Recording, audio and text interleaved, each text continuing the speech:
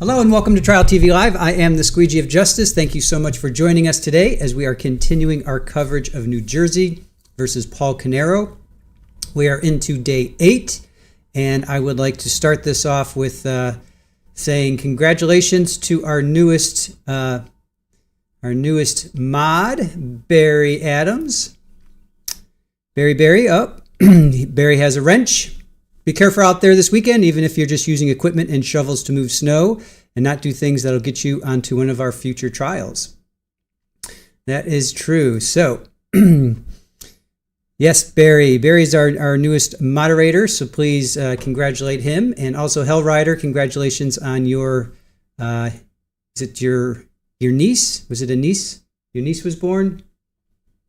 So congratulations to you on that, being an uncle. Anjali, good morning to you. Mel Stiller, good to see you. Iowa Backyard, thank you for joining us. Kimbers, good to see you. Sherry got me in the mood for some oatmeal. Good. Yeah, I had a nice big bowl as well. Terry, good morning to you. Shirley Deviant, good to see you. Thank you for joining us today. Saudi Girl, good to see you. Thank you for joining us. Allison, good to see you. Let's see. Yes, everybody's getting ready for the storm. Hopefully you guys are prepared. Red Snap, good to see you. Thank you for joining us.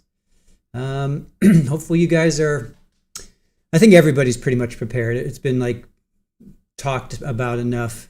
Nana, minus 22 in North Dakota. Yeah, it is bone chilling.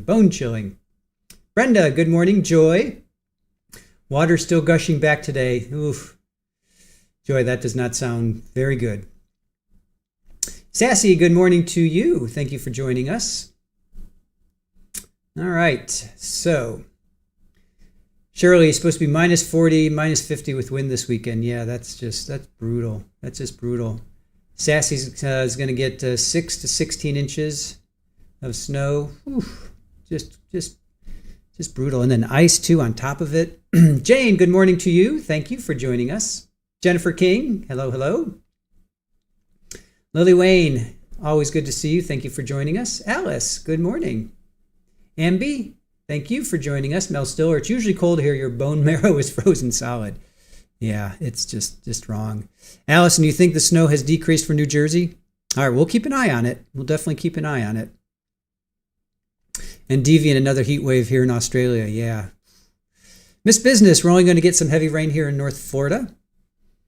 Yeah, it's going to be well north of Florida. It's going to be like Atlanta north is going to be at least right now they're saying North Atlanta, and then north of Atlanta is going to be the ice, and then above that is going to be snow. But we'll check in. We'll check into the forecast for sure. All right, let me get us over here. We've got a feed.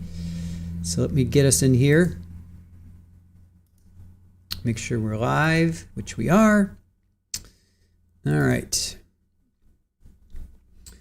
I want to show, we have a few minutes here. I want to show this.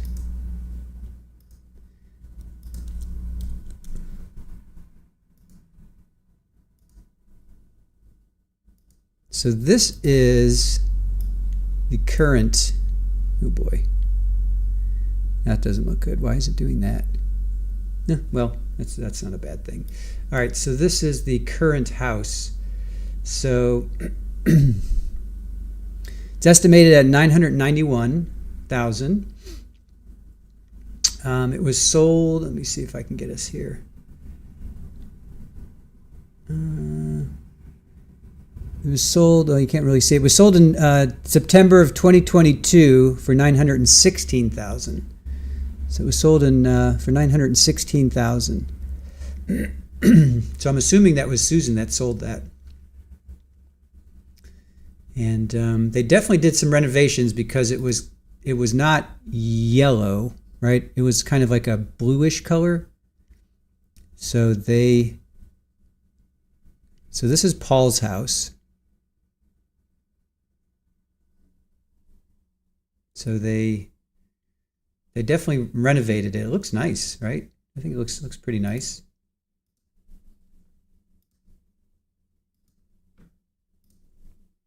I want to see the back room. Let's see.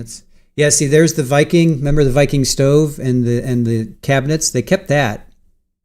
They kept the Viking stove and the cabinets. So that hasn't changed.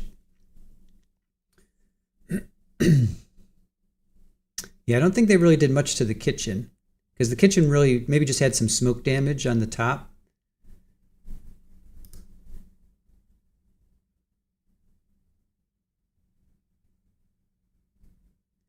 So I'm trying to find the master bedroom. I'm not sure which is the master bedroom or the basement. I wonder if they finished the basement. Maybe that's the master bedroom? I don't know. I'm not sure which one is. Okay, here's the basement. I guess they finished it, right? Because it was half finished. So that's the basement. Nice basement. That's big. Definitely have a lot of fun down there. So here's the, okay, is that the shed? I guess that's the shed.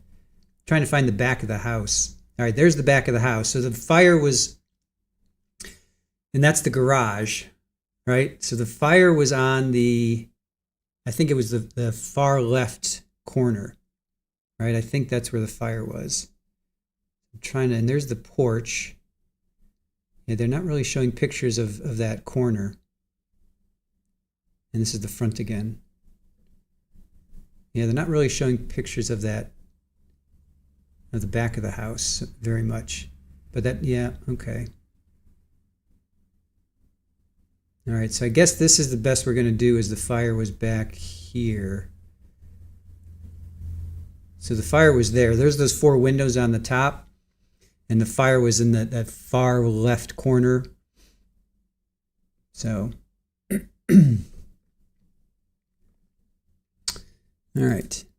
So let's get us back here. Make sure we're up to speed here. All right. So as far as the weather on Monday, we'll keep an eye on it.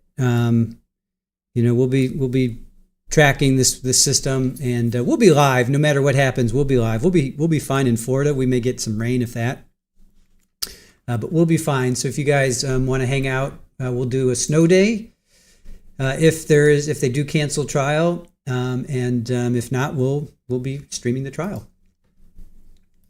So,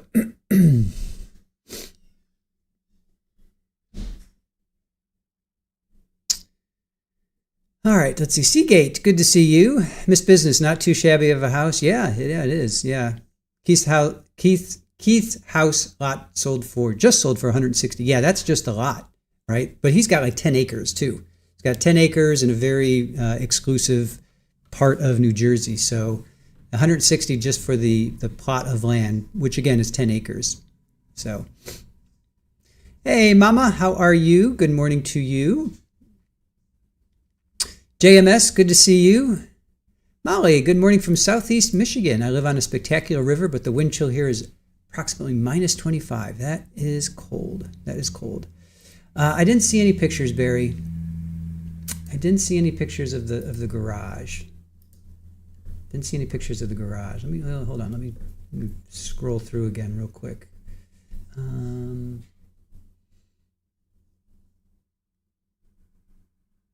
Yeah, no, not really. Oh, wait. Yeah, there is one. Okay, here's one of the garage. Let me see. I don't want to be late for court, but I'll take a screenshot. So here's the best that I can do with the garage. It looks like, yeah, this is the best that I can do with the garage. Here, let's show this. And for those new that are coming in, Barry Adams is our newest mod, so be sure to welcome him to Moddom. All right, so there's the garage, Barry. Let me zoom in a little bit. So that's actually not a bad shot of the back. So that's the garage. So the front left is where the fire was, and then the top, if you will, the top left by the porch, the top left there is where the fire started in the basement. So that's the best that they have in the garage. So not bad, right? Not bad. So, Hey, Linda, good morning to you. Thank you for joining us. Barry says it's supposed to get down to 4 degrees in Connecticut with the storm coming. Yeah. Oof. Is it 12 acres, Seagate? I thought it was 10. 10, 12, yeah. Either way, it's a lot of property. Stand for Truth. Hello to you. Thank you for joining us. So it was kind of like a grayish, I think, grayish color, and looks like they redid it to make it more obviously yellow. And they didn't have to do much renovation. It was mostly that far left, upper left, if you will, and then probably a lot of smoke. But I'm sure it still was, $100,000 worth of renovations, if not more. So, all right. So there's the house fixed up, if you will.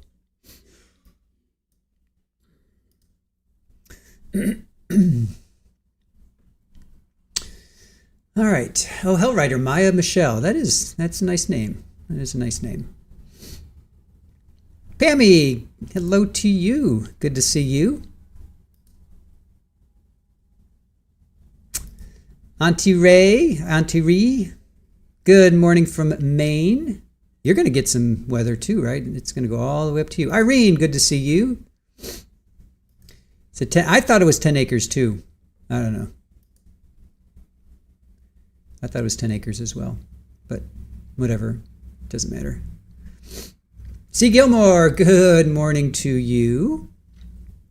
Sweetness Forever, your current air temperature is minus 23 in North Dakota with a wind chill of minus 43. Yeah, that's just brutal. Linda, you want 10 acres of land and a barn and funds to rescue horses and actually all animals. That's a nice dream. That would be a nice dream. I would like that as well.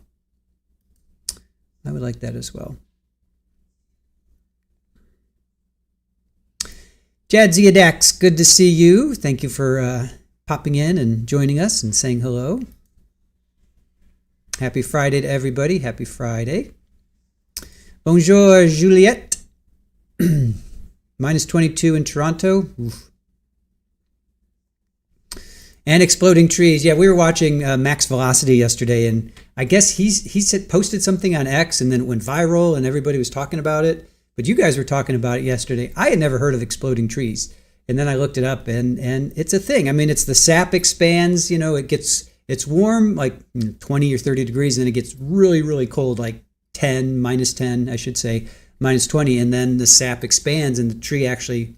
Well, you've heard trees. I don't know if you have, but I've heard trees fall in the woods or a big limb crack. I mean, it sounds like a gunshot. It really sounds like a gunshot. So I can imagine if you're, hanging out, you shouldn't be hanging out in minus 30 degree weather, but if you are and you hear that, it can be a little, disconcerting. Hey, Tosh, good morning to you.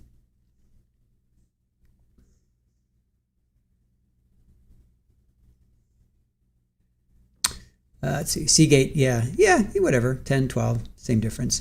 Zoos, hello from Wales. Rain here, however, we are expecting snow. All right.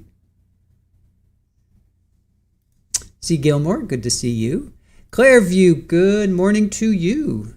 Thank you for joining us. And guys, don't forget, after the stream ends today, we're going to have a weekly recap with Clairview. So please stick around and join us for that.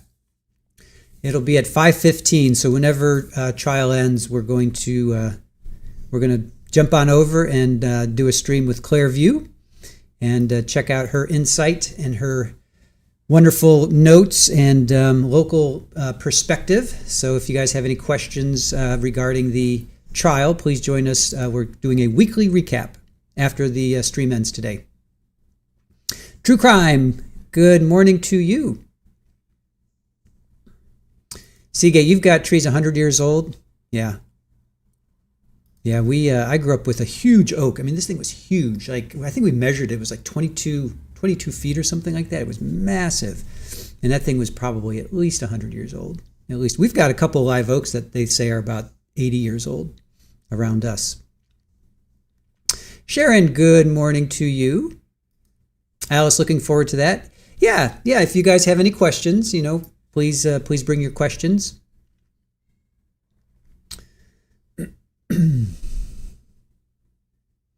Alice, when the trees explode, so do the beautiful dryads that live in them.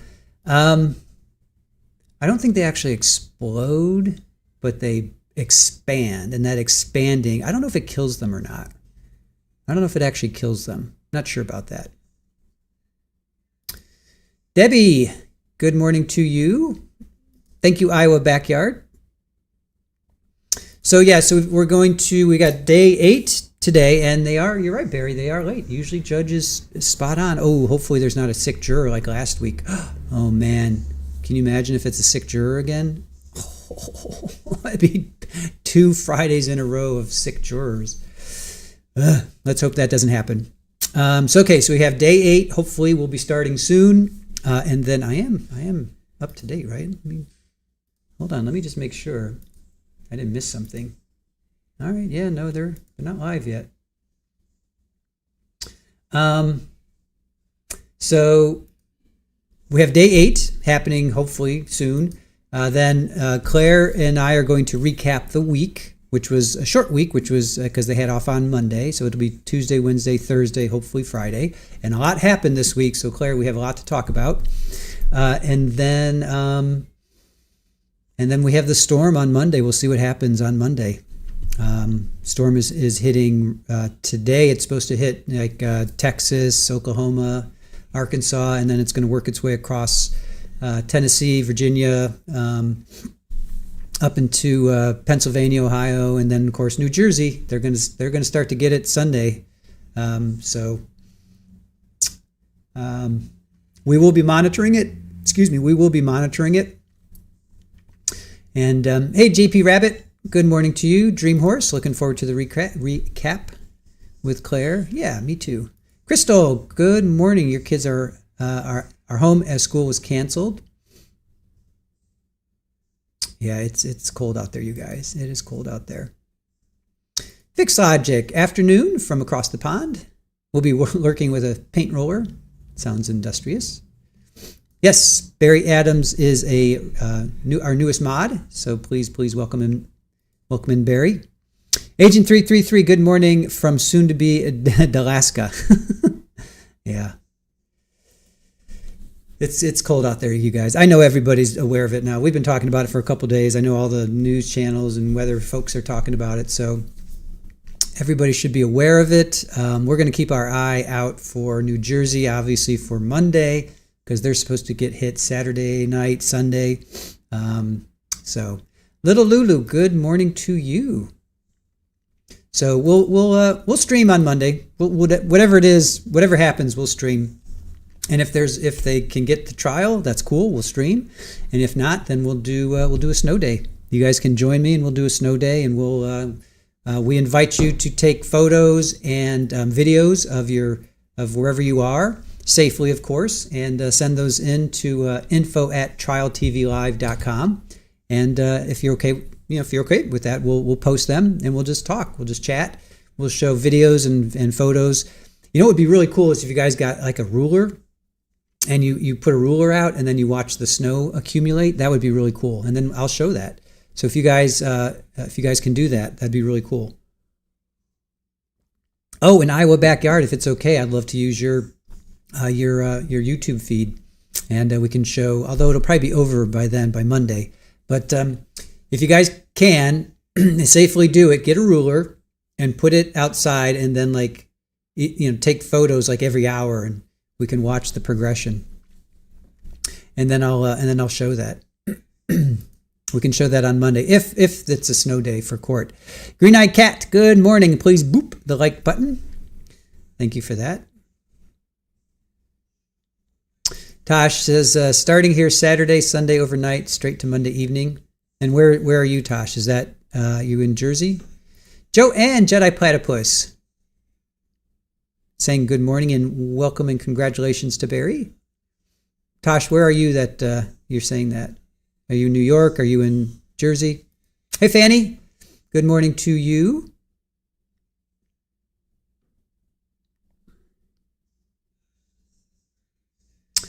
Angel Baby, good morning. You're listening from work. Temp is -19 with wind chills and -40. Ugh, that is just crazy. Iowa, definitely can use my footage anytime. Awesome. Awesome. Yeah, you guys, Iowa Backyard Cam has a fantastic channel. If you guys are not familiar with Iowa Backyard Cam, please go support them. So we'll show some of that. Oh, you're in the Bronx. Okay. All right. So it's supposed to be for you into Monday. All right. So that's going to be a real, I just cannot see them going to court on Monday then. If it's going to be Saturday night, Sunday, and then into Monday as well. Angel, you're in Fargo. Ooh, yeah, that is some cold weather. Cold weather. So, hey, Lynn, good morning. So yeah, so if you guys, if we are snowed out, if court is snowed out, I should say, we'll still stream and send us your photos, your videos safely. Obviously, don't put yourself in harm's way, but send some videos and photos of the storm, and I'll put them up here. I'll show them, and we can talk about them, and you guys can share your experiences. And I'll just get feeds from around. Hopefully, I'm sure New York City will have some news feeds, and Philadelphia, Boston, so we can just hang out. It'll be a snow day with Squeegee. And let's see.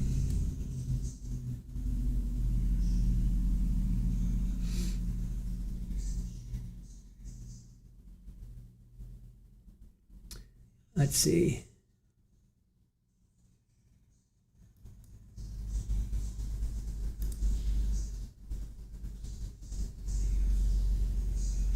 Yeah, where my brother lives in Ohio, it's 10 degrees colder than Anchorage, Alaska. So how about that? So it's 10 degrees colder in Ohio than Anchorage, Alaska. Go figure. Hey, Ann, good morning to you. Crystal, it's currently minus 16. The wind chill is minus 48. Yeah, that's probably colder than Alaska, right? Terry, good morning to you. Snow days are the best when you're a kid, right? I know, Nana. This is starting to concern me. Robin, good morning to you. Yes, Mel, I know about dryads. Sure, send that over to me. I'll check it out.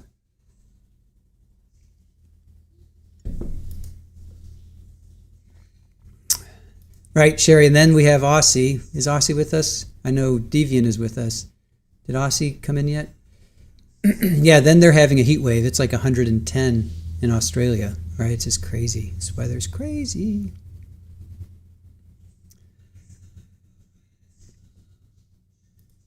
Court might not have power on Monday. That is true.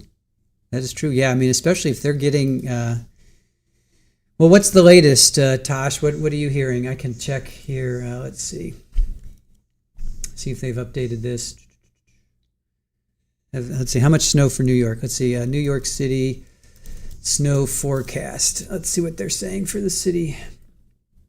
42 minutes ago, that site can't be reached. Awesome. Let's see, ABC 7. Winter storm watch has been issued for the tri-state area from late Saturday through Monday afternoon. Yep. So the area around the city, Long Island, as well as much of New Jersey, could land in the 6 to 12 inch range. But those numbers could be impacted by mixing with sleet or freezing rain, which is likely to tamp down totals the farther south you go. So 6 to 12 is what they're calling for. But then you get sleet, freezing rain. I don't see how court is going to be on. I cannot see how they're going to have court. All right, what's going on here?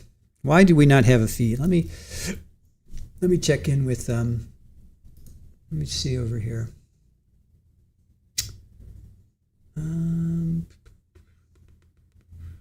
Nothing's going on the couple feeds that I'm following.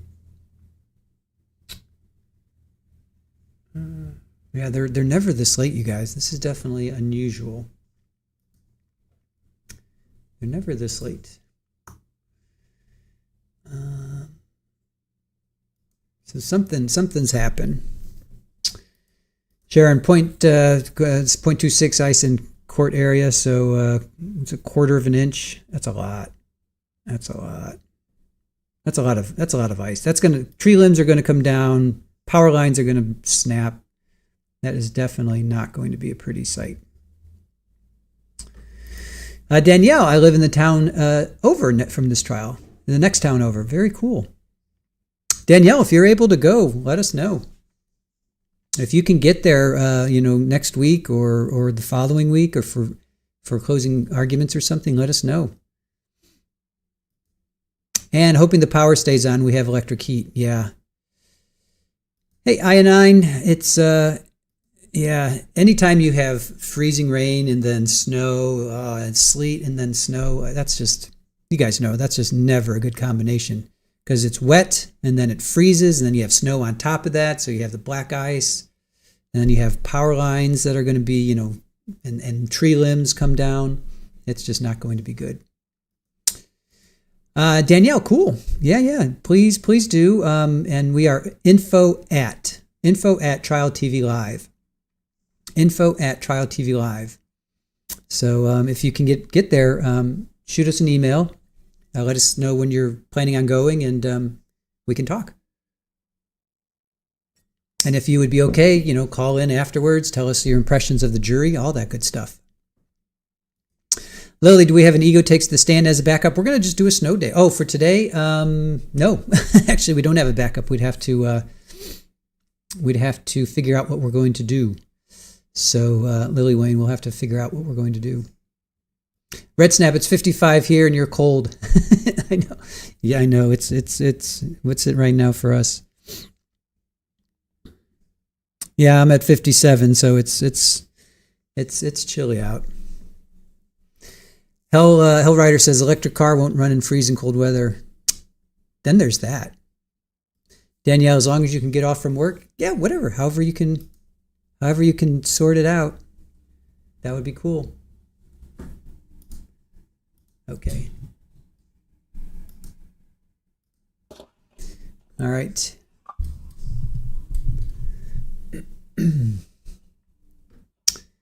Let's see. C. Gilmore is -1 in Vancouver. Hell Rider, you're loving it in Florida. Yes, my heat is electricity too. Power out, pipes freeze. Yeah, it's not. Oh, wait, I hear something. Hey, Brat, good morning to you. All right, I'm hearing some noise. Let's see if we can. All right, Courtroom Insider, nothing happening yet. Sure. Courtroom Insider says nothing is happening yet.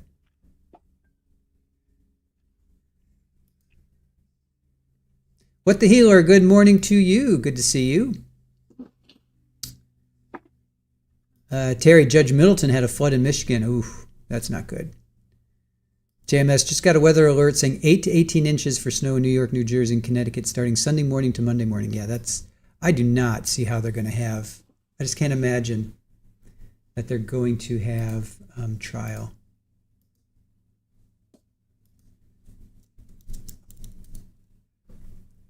All right, so we do have court. Here we go. All rise. Superior Court is now in session. The Honorable Judge Mark Lemieux presiding. Okay, good morning. Please be seated. Good morning. Brought the finder up. Make it just look like I was doing something back there. Were you guys impressed a little bit? Just a little. All right. So, all right, we're back on the record. This is State of New Jersey versus Paul Caneiro. It's indictment number 19-020283. Can we have the appearances of counsel for the record? Good morning, Your Honor. Assistant Prosecutor Nicole Wallace on behalf of the state. Good morning, Judge Chris Neck, Assistant Prosecutor for the state. Good morning, Your Honor. Monica Mascon on behalf of Mr. Paul Caneiro is present. Good morning, Judge. Andy Murray, also for Mr. Caneiro. All right, good morning, everyone. Good morning, Mr. Caneiro.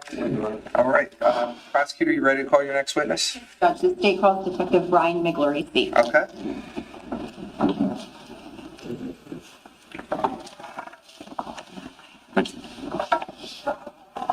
Morning, sir. Please put your left hand on the Bible, raise your right hand.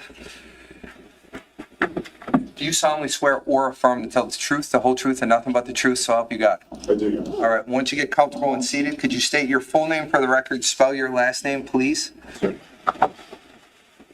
My name is Brian Migliorisi. It's Migliorisi. Okay. Prosecutor, when you're ready. Thank you, Judge. Good morning, Detective. Good morning. By whom are you employed? The Monmouth County Prosecutor's Office. And how long have you been with the Monmouth County Prosecutor's Office? Just about 10 years. What is your current assignment there? Currently assigned to the High Tech Crimes Bureau. And also I'm assigned to the FBI New Jersey Regional Computer Forensics Lab. So can you just break that down for us and tell us what your role is in each of those two different capacities? Sure. The High Tech Crimes Bureau is our new computer crimes unit. And I'm pretty much just tasked out to the FBI. My sole responsibility is at the lab, which is the Regional Computer Forensics Laboratory. So I'm an FBI task force officer to the lab. Prior to those units, what other units did you work in the prosecutor's office? The Major Crimes Bureau. And when was that? That was between 2021 to 2025. Was the majority of your time with the prosecutor's office spent in the high-tech crimes bureau? Yes. As it used to be called computer crimes? Yes, it was. What any prior law enforcement experience do you have? I was a police officer in the Asbury Park Police Department, where I would patrol division as well as street crimes unit. How long did you do that for? Just about 10 years. And did you have any other assignments over those years? My total career, about 11 years, I worked as a task force officer with the U.S. Marshals New York, New Jersey Regional Fugitive Task Force. What any relevant trainings did you undergo or certifications to be a detective in the high-tech crimes bureau? So I attended a few classes and certification courses. The first one was Celebrate. That's like a week-long course where you do a hands-on as well as a practical exam to get the certification. There was another class called In-Case Forensics, which had the same kind of breakdown, a week-long, where you obtain a certificate after you do a practical exam. There was Magnet Axiom course as well, same kind of style, so kind of week-long, practical, as well as certification course. I also went to IASIS, which is the International Association of Computer Investigative Specialists, where I received a certification in the mobile device forensics. As part of your responsibilities in the high-tech crimes bureau, do you ever conduct forensic digital extractions on electronic devices? Yes, we did. And what kinds of electronic devices would those be? Any kind of digital media, it could be cell phones, computers, laptops, micro SD cards, USBs, surveillance systems, anything that had any kind of digital media associated to it. So over the course of your career, approximately how many digital forensic extractions have you conducted? Probably over at least 500, I would say. Now, generally speaking, can you tell the jury what a digital forensic extraction is, what the purpose of it is? Sure. The main purpose of a digital forensic extraction is to collect, preserve, then analyze that data in an investigation that's going on, either be computer crimes actually had a secondary function as well, where we had investigations that kind of focused on what they call CSAM, which is child sexual abuse material. So a lot of the investigations we had with that, so we would try to preserve all that evidence that we can for digital evidence for any kind of investigation that we're on. So you can conduct electronic digital extractions in a number of different cases. Yes, we can. On electronic. What tool or tools do you use to perform those extractions? So that's changed over the year. Back in 2018, when I was in the unit, we used Celebrate primarily to extract cell phones. It's since then, there's Gray Key, Celebrate, Magnet Axiom. They all do these cell phone extractions. Okay, so we're going to get into that more in a little bit, the difference between Celebrate and Gray Key, but can you just tell us very generally, what are those? They're forensic utilities, certified forensic utilities. Okay. Now, when you perform electronic extractions on digital devices, where does that typically occur? So with Celebrate, you can actually do that inside the lab, but they also have a function where you can take it remotely as well. For Gray Key, it's a function where you have to do it inside the laboratory. Okay. And just when you say the laboratory, what is that? Where is that? Sure. It's the Computer Crimes Unit Laboratory, which is in Freehold. Now, is there an evidence locker in that laboratory? So we have a temporary evidence vault. The purpose of that vault is to maintain security of that device that we have inside the lab. A lot of devices need to be either powered on, they need to be charged, as well as some may have to go into a Faraday box. And the Faraday box, what that does is you put a device inside of it, primarily mobile devices. It blocks out cell phone signals, Bluetooth, Wi-Fi, so that way nobody can remote in and wipe that device. So just to be clear, there's a evidence vault in the computer crimes unit laboratory, is that right? Correct. It's a temporary vault, so that way we can do the forensics and keep an eye on the evidence securely in the lab. And then there's also a main evidence vault. Correct. Yes. And when you log things or take items of evidence, specifically electronics, and you put them into either of those vaults, is there any paperwork that goes along with that? Yes, there's. Can you tell us about that? There's a evidence property receipts that are filled up from the detectives to me. Okay. Can you take us through the process of how you conduct an electronic forensic extraction? Sure. So the biggest problem with computer forensics is that it changes frequently. We're always behind the game when it comes to cell phone forensics. We have to play catch up to the manufacturers of cell phones, the manufacturers' operating systems. So it's hard to fully explain all of it, but back in 2018, the way that we did our forensics then is different than what they do now. So in 2018, there was primarily two different operating systems, the Android operating system and the iOS, which is Apple. Each one would celebrate, you could get a different level of extraction. The Android, you could get a basic extraction, which would be called a logical extraction. And that's like if you were to just open up your phone, you see what you get, that's all you get in that extraction. Then you would have the next level, which would be the file system, which would be stuff inside the logical, as well as some additional data, databases, file structures, and potentially you can get some deleted information from a file system extraction. The top one for the Android would be a physical extraction, which would be getting every single 1 and 0, every piece of data inside that chip is and then you parse the data out. Android is different than Apple iOS. iOS you could only get at the time would celebrate an advanced logical. The advanced logical is, like I said, you literally just open the phone, you see what you get. There was the utility grade key, which gave us that next level, which is called a full file system extraction. And it gives us that logical extraction, as well as it gives us additional databases, file structures, and potentially some deleted data. In forensic communities, we try to get that top level extraction so we can get all the data that we can and properly represent that device. Okay, so there's Celebrite and Gray Key, right? Correct. And are those essentially tools to help conduct a phone extraction? Yes, they are. So the first step of a phone extraction, does that entail extracting the contents of the phone onto something else? Yes, it does. What is that something else? It's called raw data. So we extract that data from the device and we'll put it on a forensic drive, and it's called raw data. Now, is there a next step in the process after you get that raw data? Yes, we will then take that raw data and process that in a forensic utility, usually be Celebrate or Magnet Axiom. Can you just look at the raw data yourself and understand what it is? No, we cannot. Okay, so you said you process it in what? In either Celebrate or Axiom. Okay, so each of those, Axiom and Celebrate, when you say that you process it, what does that mean? So processing, what that does is the forensic utility will take the raw data, it'll parse it out, and then put it in a format that you can understand and see. It categorizes items, creates timelines, it'll build file system structures so you can see it, you can go through the evidence clearly. And is there another step after that occurs? Yes, after we have it parsed out, you can see the evidence. We then create extraction reports from that.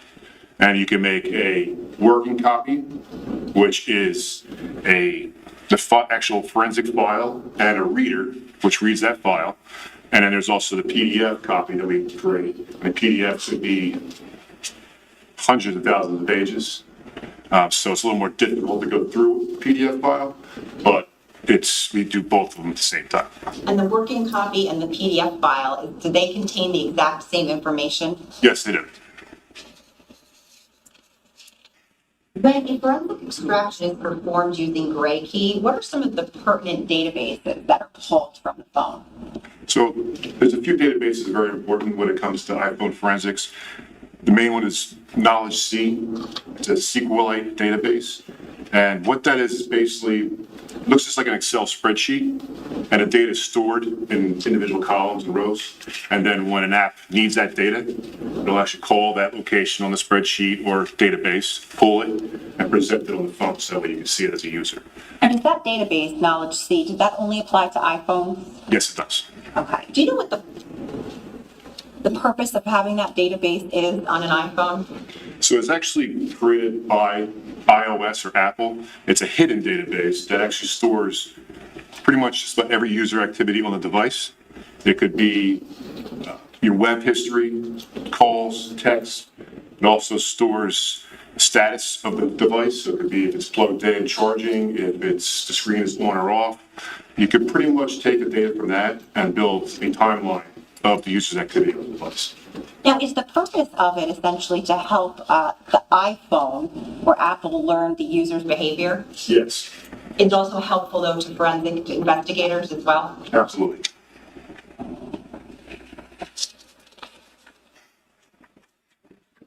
I want to draw your attention back to November 20th of 2018. Do you recall that date? Yes, Did you respond to the Ocean Township Police Department? yes, I did. What was your purpose in responding there? To assist with cell phone extractions. Do you recall what time you arrived? It was late afternoon, early evening, and I'm not sure the exact time. What, if anything, did you take into your possession? There were cell phones, a couple of extractions I did at the Ocean Township Police Department, but there was also a phone that I took back to our computer crimes laboratory. Okay, a couple of extractions that you did at the police department. Whose phones were those? Susan, Marissa, and Kate Caneiro. That's the last name of the Caneiro. Okay.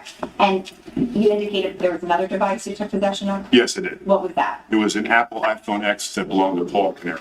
And who did you take possession of that from? Detective Catalona. When you took possession of that iPhone, what did you do with it? I took it back to the computer crimes laboratory and put it in a Faraday box so it could be properly secured. The next day, November 21st of 2018, did you perform a forensic examination or extraction of that phone? Yes, I attempted to extract the device, yes. Now, was the phone password Can protected? we just take a break for 5 minutes? Everyone can hang out for a minute. Jurors, can you go into the jury room for a second?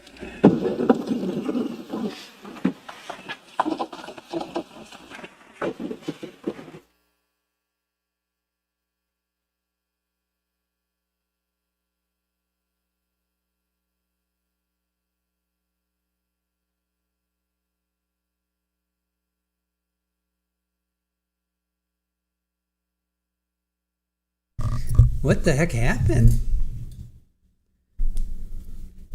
That was weird.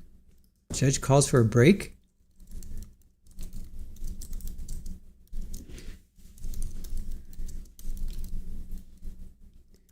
What the heck? He doesn't look too happy, right? But then he kind of smiles.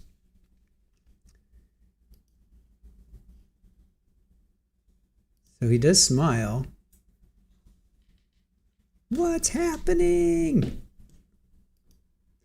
I don't know. He just called for a 5-minute break out of nowhere. They were just talking about iPhones extraction. They just barely got started. Maybe a juror was falling asleep. I mean, they literally just started. I mean, we just got to, he just got to the extractions of Paul's iPhone, Susan, Marissa, Caitlin.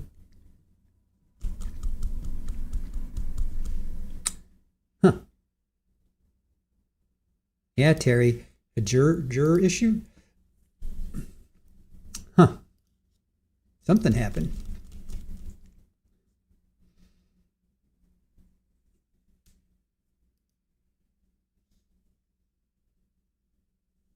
Yeah, Lily Wayne, all of a sudden, judge just said, can we take a 5-minute break? And he called them to the bench, sent the jury out and called the lawyers to the bench, but they were just literally just talking about, he just collected Paul's iPhone and Susan, Marissa, Kate's iPhones. That was very, this odd day already. They started late and now this is, yeah. They started, about 15 minutes? They started about 15 minutes late. 20 minutes late. Hey, Jenny G. Good morning. Stella, good to see you. Thank you for joining us. Schmoopy, yeah, Paul isn't listening, so I don't know if they're still, he should be allowed to listen to anything. Yeah. Allison, the issue is Judge Lemieux is the head judge of the courthouse. Oh, Joanne, thank you for that. Thank you for the 5 Trial TV Live gifted memberships. Awesome. Mama, you got one. Mama of a Medic, you got one. Weekend Warrior, Wilma, Jenny, Bonnie, awesome. Come on down, new members. Thank you, Joanne. Appreciate that.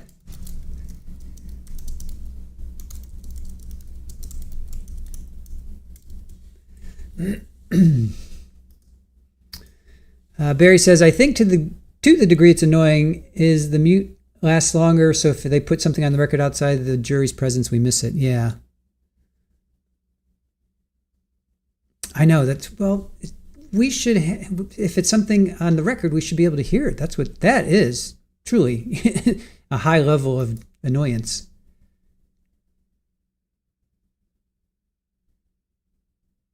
Hey, Raj, good morning to you. Sigi, hey, maybe change of plans for the day weather. Why would they go for like 15 minutes and then all of a sudden do that? That's odd, right? That's odd.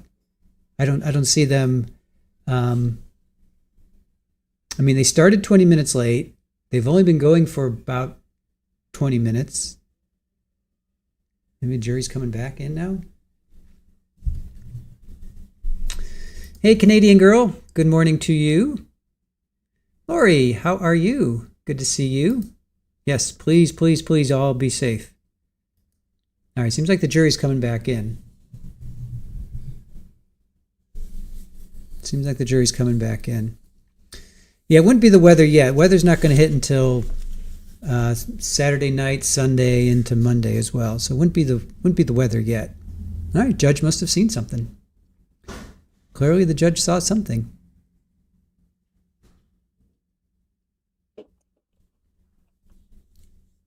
All right, seems like they're coming back in.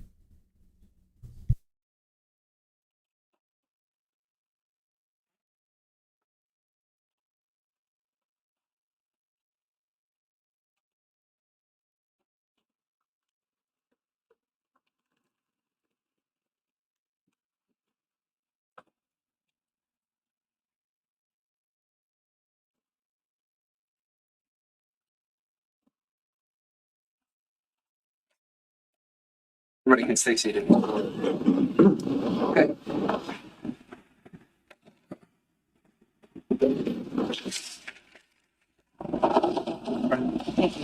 Detective, did you perform an extraction on that cell phone, the iPhone X, the next day on 11/21/18? Yes, I did. Okay. And where did you perform that extraction at? At the computer crime lab. And what tool did you use? Celebrate. Now, once that extraction was complete, what did you learn? The Celebrate showed that the Apple iTunes backup file was encrypted. What did that mean, encrypting? So Celebrate, when it would extract a device, especially with Apple iPhones, it would utilize a backup file, which would be like if you were to lose your iPhone today and you go to the store, you would use that backup file to reinstate into the new phone. So that way it looks like your old phone.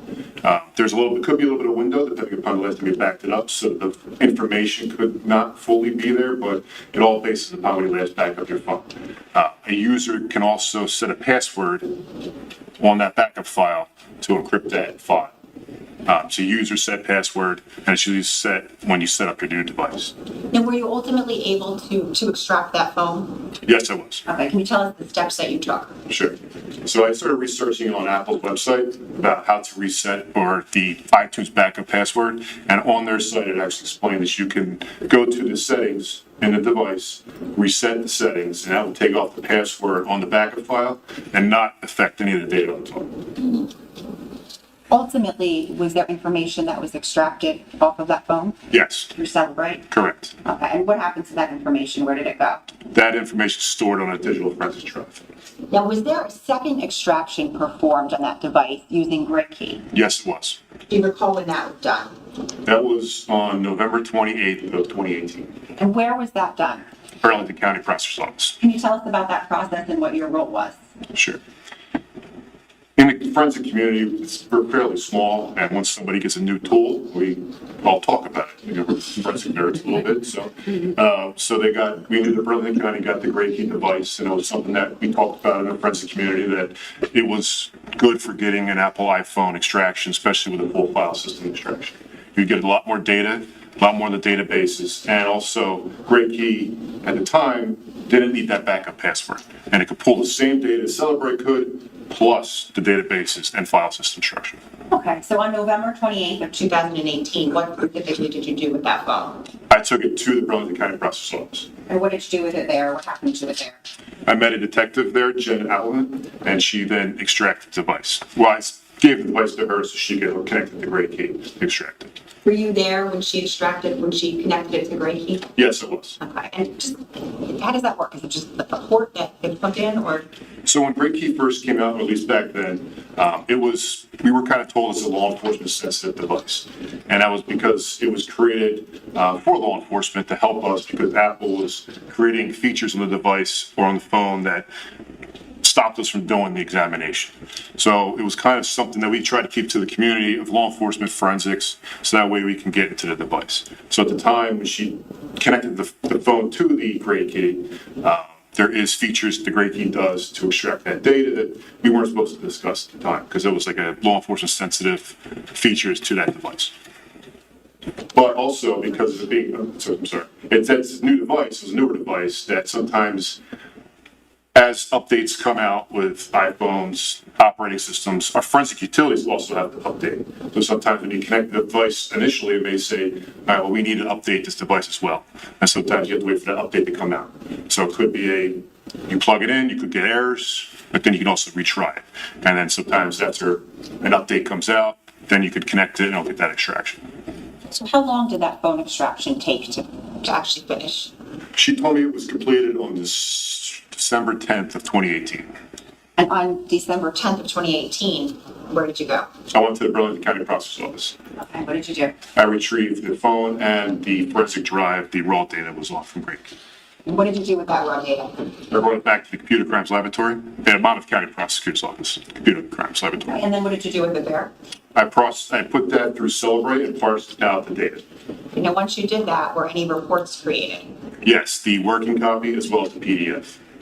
Are those two, when you say the working copy, where was that stored? So that's stored all in a digital. So the other issue that happens in that time era of 2018 is that these phones started getting really large in data size. And originally, back then, we could extract the device, put it on a CD-ROM, DVD, a single layer Blu-ray, and give it to the detective in like 2 hours. But these phones started getting so large in data that it took a lot of time, and we ran into a problem with how we're going to store that data. So we had to use forensic hard drives instead of doing CD-ROMs or Blu-rays. The PDF, where was that stored? It had to go on a forensic drive. Okay, was it ultimately put onto something else for purposes of a trial presentation? Yes, it was. What was that? It was on a external hard drive. Okay, and was the PDF also printed out into binders? Yes, it was. Okay, and do you recall how many binders? It was extensive. It was, I'm going to say that it had to be well over 500,000 pages. The phone itself was right around 246 gigs of information, so that's a lot of data.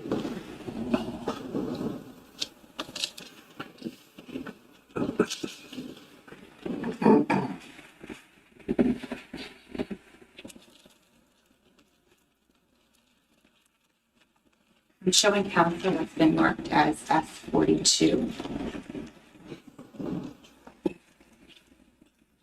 Phone, the phone itself, 420. S138, evidence property receipt, and S423, evidence property receipt. May I approach judge? You can. Detective, I'm showing you a couple of different items here. Let's start with item 420. Yes. All right. First, can you just tell me if you recognize any of the writing on there? I do, yes. What is that? This is Paul Caneiro's cell phone written on the evidence bag. Okay, and is there an evidence number on there? Yes, there is. What is that? 18-0861 Okay, and what's inside of the bag? inside the bag.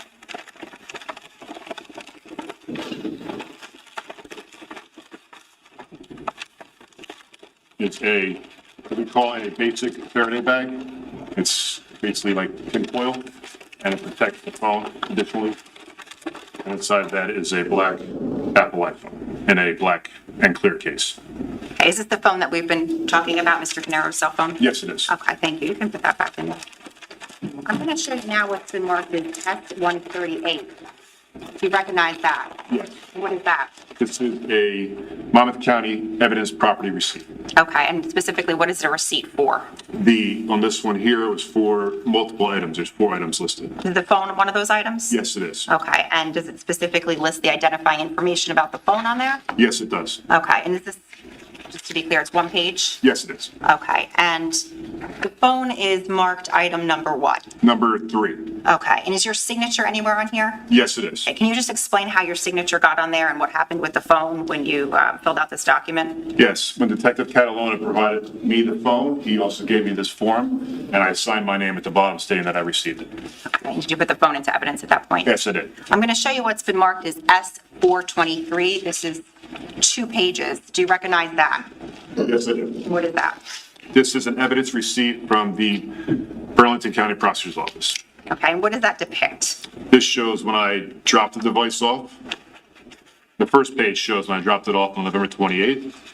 And the second shows December 10th, 2018, when I received the phone back from Burlington County Prosecutor's Office. And finally, I'm showing you what's been marked as S421. Do you recognize that? Yes, I do. And what is that? This is a USB that contains the PDF and working copy of Paul Caneiro's extraction. Thank you.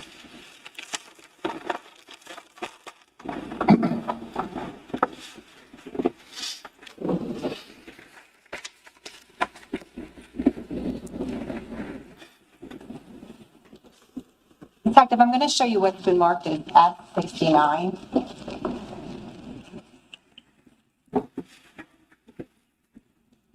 And this is S69 is going to consist of 4 binders, but I'm going to ask you if you recognize these. I'll go grab the other 2.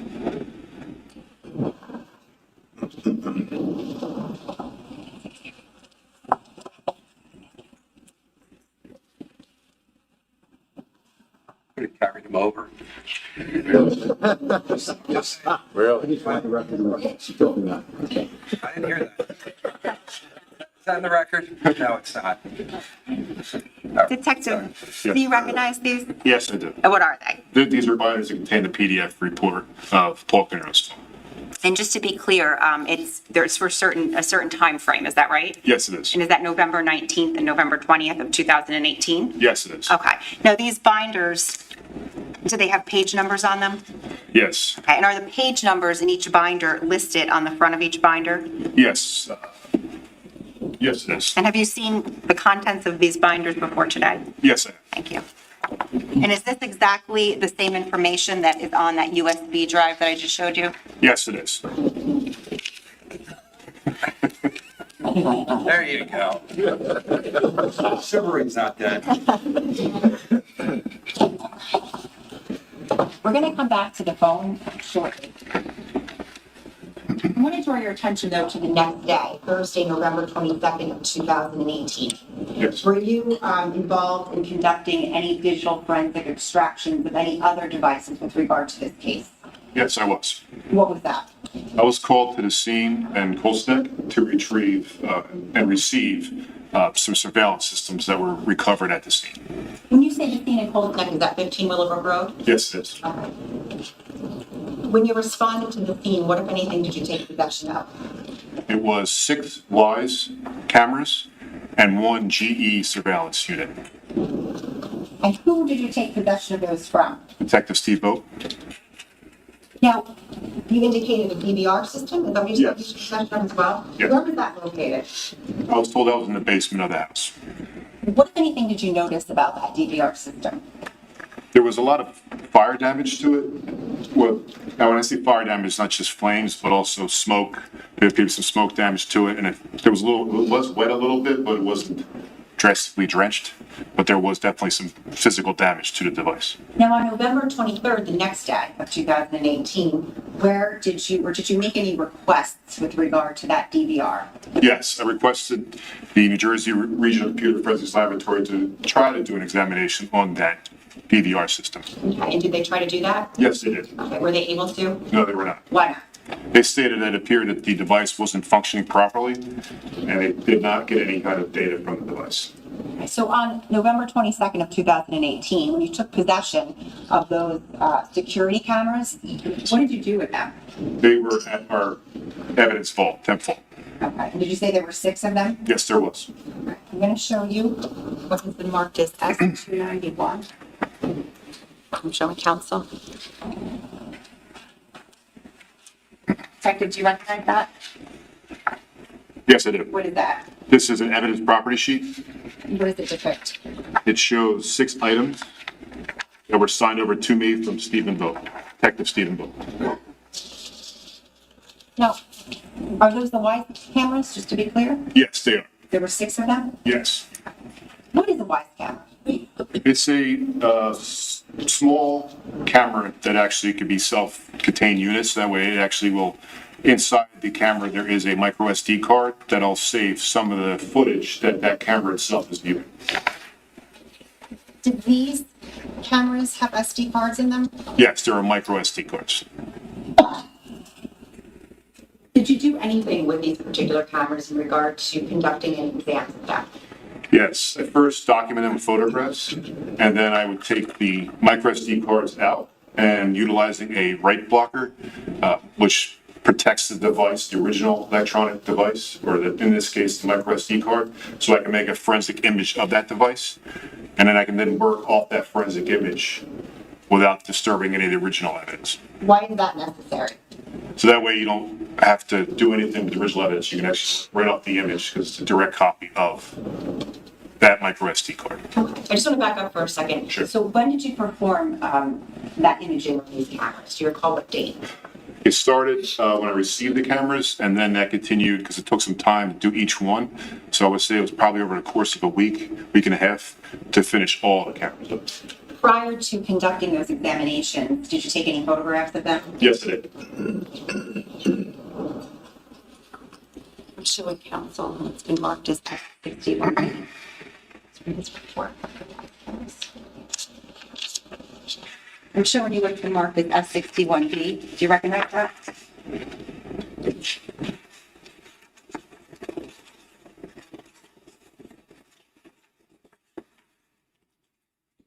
Yes, these are the cameras. I'm sorry, the pictures I took of the Wise cameras.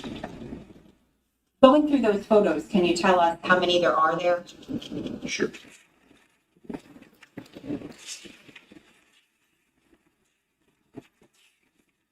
Six. Where did you get them from, or where were they located? The cameras. There was one that was in a sunroom. There was one that was in the kitchen. There was 3 that were in a garage, and then the other one was in the office.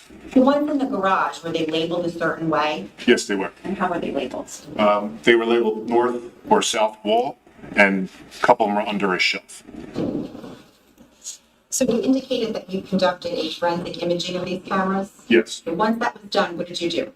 I then parsed that data in Magnet Axiom, so that way we can view all the camera footage and stills that were located on the cameras. Was there anything that you did to ensure that the data that you extracted off of those cameras was in fact the same data as was on the cameras? Yeah, so when I create the forensic image, it creates what they call a hash value, which is like a digital fingerprint. And what that does is it confirms that it takes the value of the hash of the initial device and then our image. And if they compare those 2 numbers together, if they match, they give a verified image or verified copy of the device or the original media. Did you do that for each of the 6 cameras? Yes, I did. Okay, once that was done, and I think you indicated you ran it through Magnet Axiom? I did. Okay, and what, if anything, was the result of that? It produced over 100,000 video clips and still images.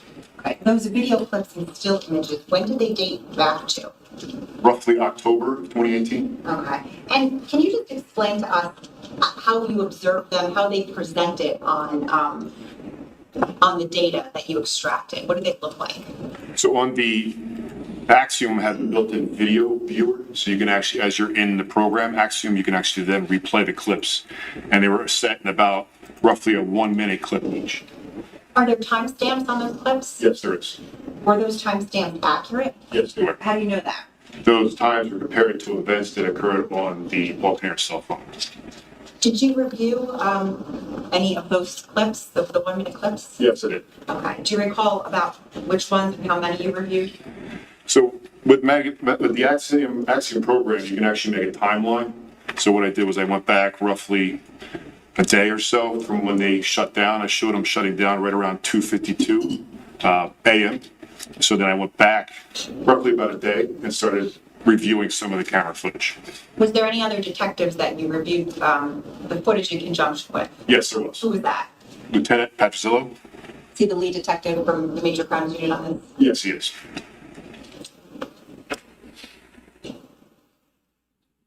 I want to draw your attention specifically to the kitchen camera, timestamp 3:50 p.m. What, if anything, of note did you review on there? There was a phone call that occurred.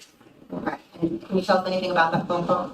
The camera was set up inside the kitchen, and you can overhear the phone call over the camera system. Okay. And who was speaking? Keith Caneiro.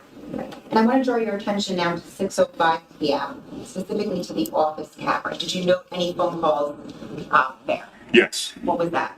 Keith Caneiro was on his phone, and he actually had some of it on a speakerphone as well. You can hear a conversation through the camera. Okay. Now, were each of those phone calls, were they essentially in 1-minute clips? Yes, they were. Okay. And for purposes of trial, were those clips put together so they would just flow simultaneously without stopping at the 1-minute mark? Yes. Did you review that? Yes. And when you reviewed it, was it fair and accurate to the phone calls that you reviewed prior to them being clipped? Yes.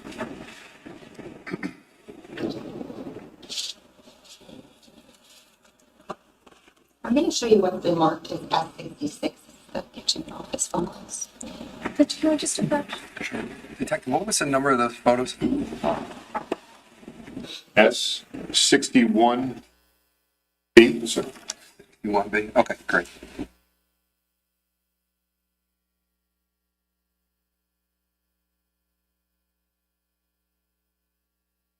So interesting. Now we're going to get the phone call from Paul's perspective. But I think this is before the phone call of Keith saying, "Where's the password? Where's the password?" I got to double check when that call came in. I think that call came in at 8, I think, or maybe 6. I got to double check that.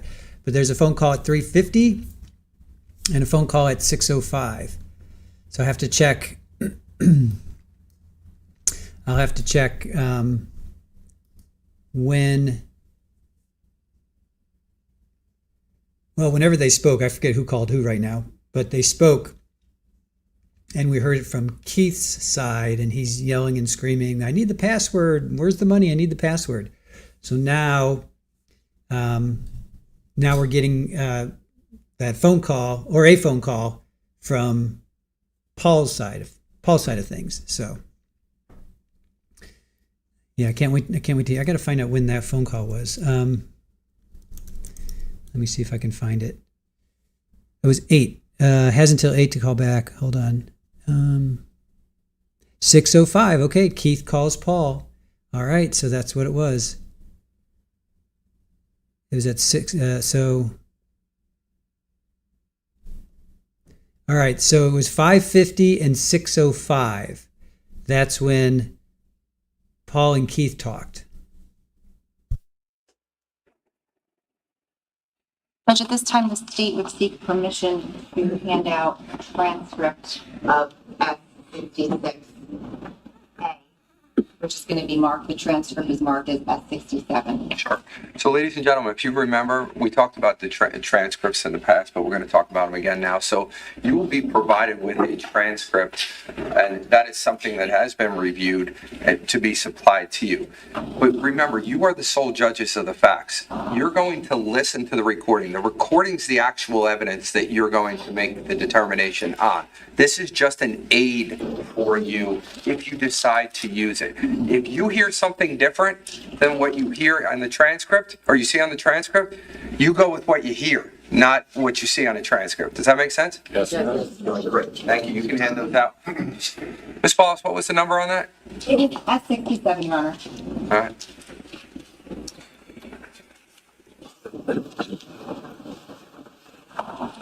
Ms. Mansalon, just confirm you don't have any objection to the transcripts, right?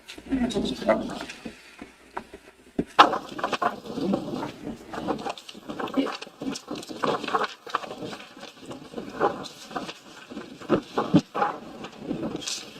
Judge, I have a copy for the court. That'd be great. Thank you.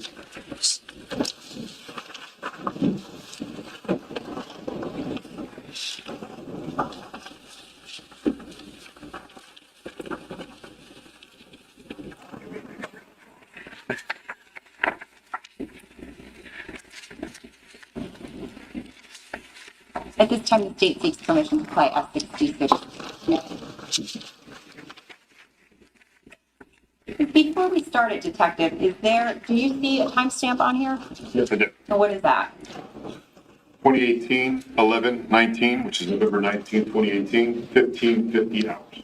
Is that military time? Yes, it is. What is that in regular time? 3:50 p.m.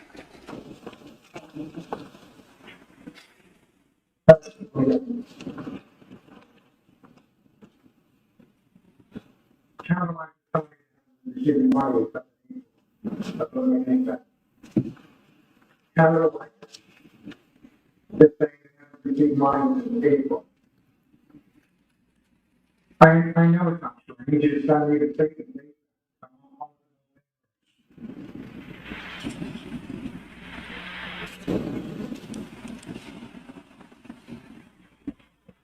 I need to access the money.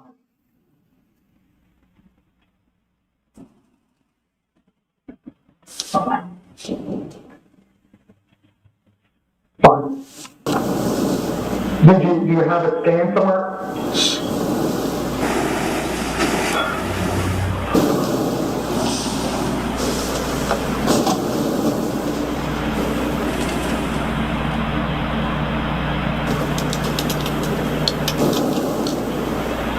Do you have a scanned evidence? Can I log into it and grab it? Do you have the online access? I'll just go online and see it. You don't have the online access?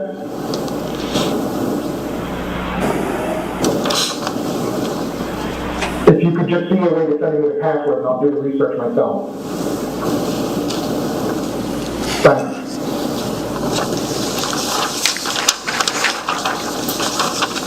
Detective, did that fairly and accurately portray what you initially watched when you watched this particular call? Yes, it does. But at this time, the state would seek permission to play S66B. 66B? Okay. Transcript off left. The other ones, the transcript for that is S68.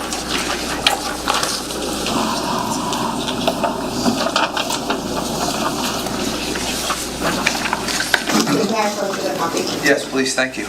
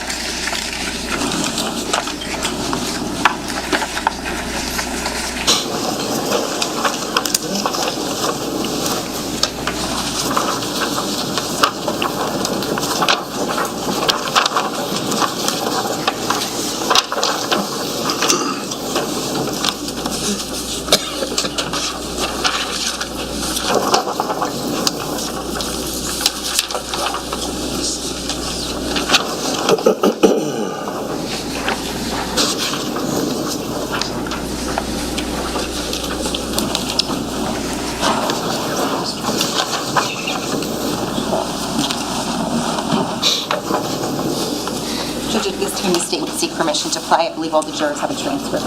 Go ahead. Before we start, Detective, is there a timestamp on here? Yes, there is. What is that? 2018-11-19, which is November 19, 2018, 18:05:01. And what is that in non-military time? 6:05:01 p.m.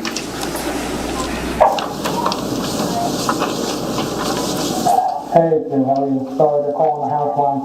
I'm looking for Paul. I know he's taken, but I need to talk to him. Yeah, that's fine. Thanks. Yeah, please. I'm on my mobile. Thanks. Yeah, thanks. Bye.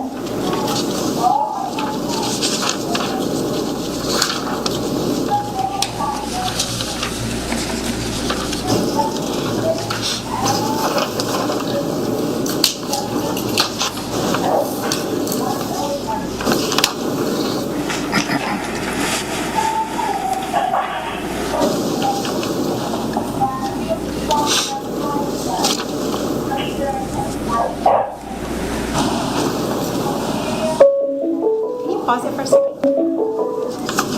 Detective, what's the timestamp on here? 2018-11-19, 18:06:01. Okay, what do we just hear? A phone call. Okay, thank you. Hey, I just spent the last hour and a half on the phone with the insurance company. They're saying they haven't received any money and that they took a loan against my account and they're taking another one in October, which is just in October. I need to know, show me where you're sending the checks in online. You're writing them out online. I need to know where they're going.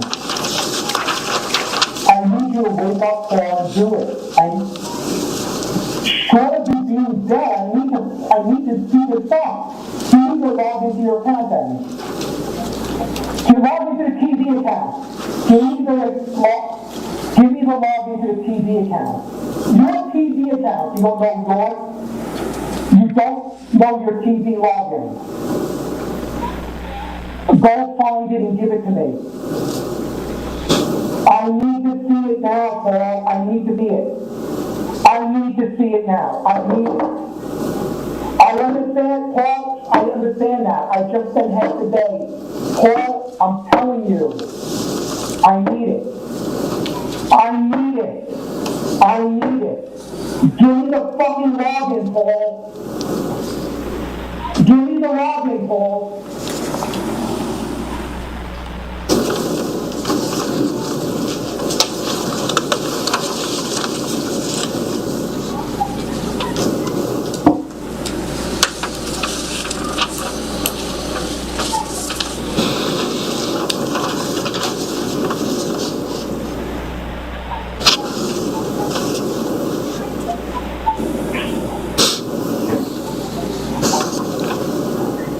Paul, just give me the login so I can see where the money went. They get on your computer and tell me where the money went. Paul, somebody else could read it to you there. I need to know where that money went.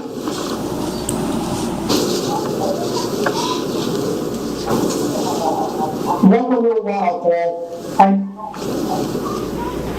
I understand you're saying you need to wake the fuck up, Paul. Paul, I'm telling you, I just spent half the day looking for this. I need to know where it went. Paul.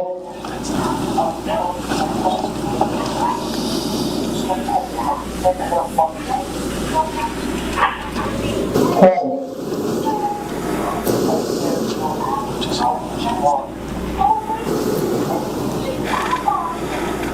Are you sure it went to the right place this time?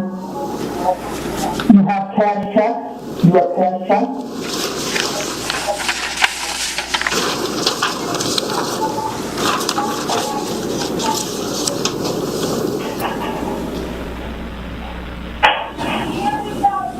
Paul.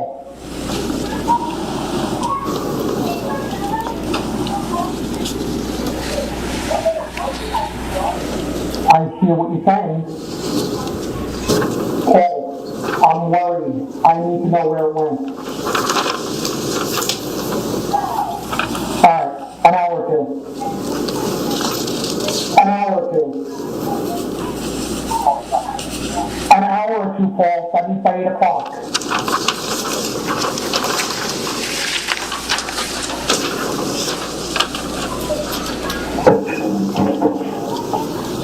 Can we call, oh, I'm sorry, can we just go back to get the timestamp at the end of that? At the end of the phone call, what is the timestamp there, Detective?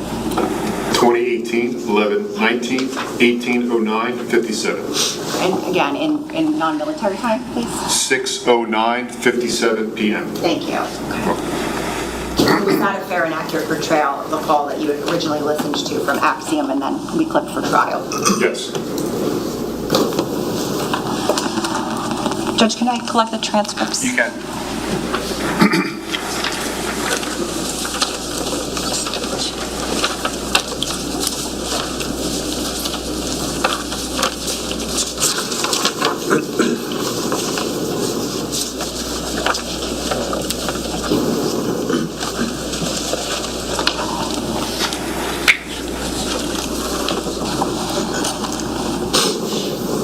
Detective, I'd like to go back to the phone extraction that you conducted. On 11/21/18, did you take any photographs? Yes. Okay, specifically was that of Mr. Caneiro's cell phone? Yes, it was. I'm showing counsel what's been marked as S61A. This is his staff phone.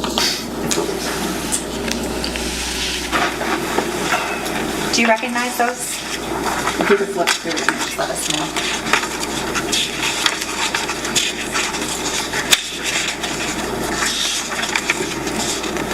Yes, I do. Okay, what is that? These are photographs that I took of an overall of Paul Caneiro's cell phone, as well as the active apps that were going on with the device. Judge, permission to publish S61A.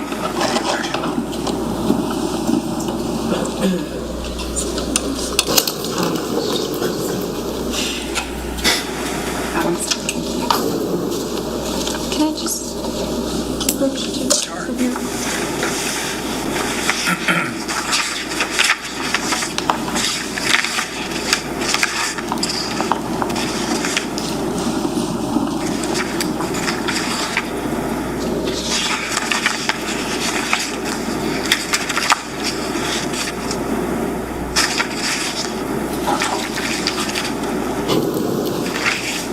Judge, can I have a moment? Sure.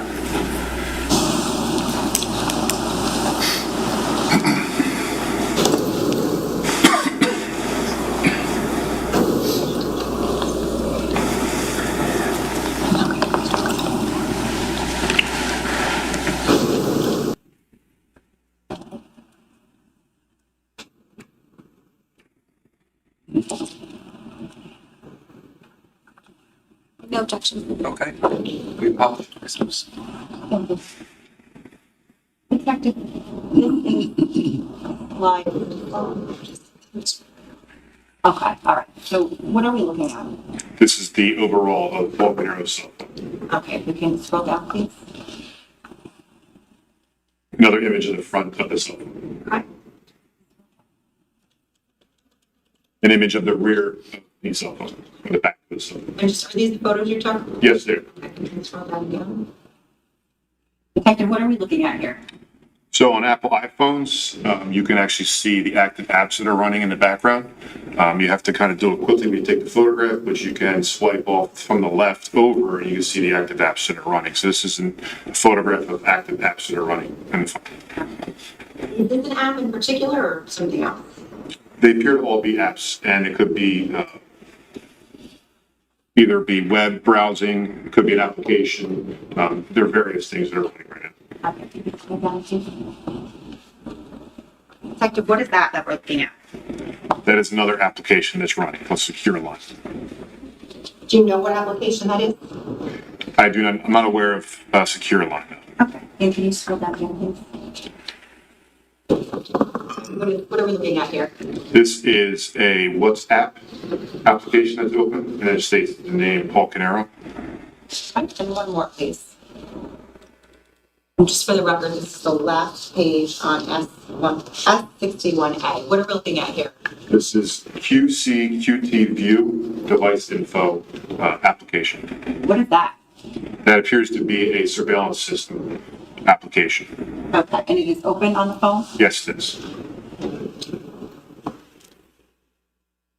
When you downloaded the material from the phone, was this something that was already open, or did you open this yourself? This is already. Thank you.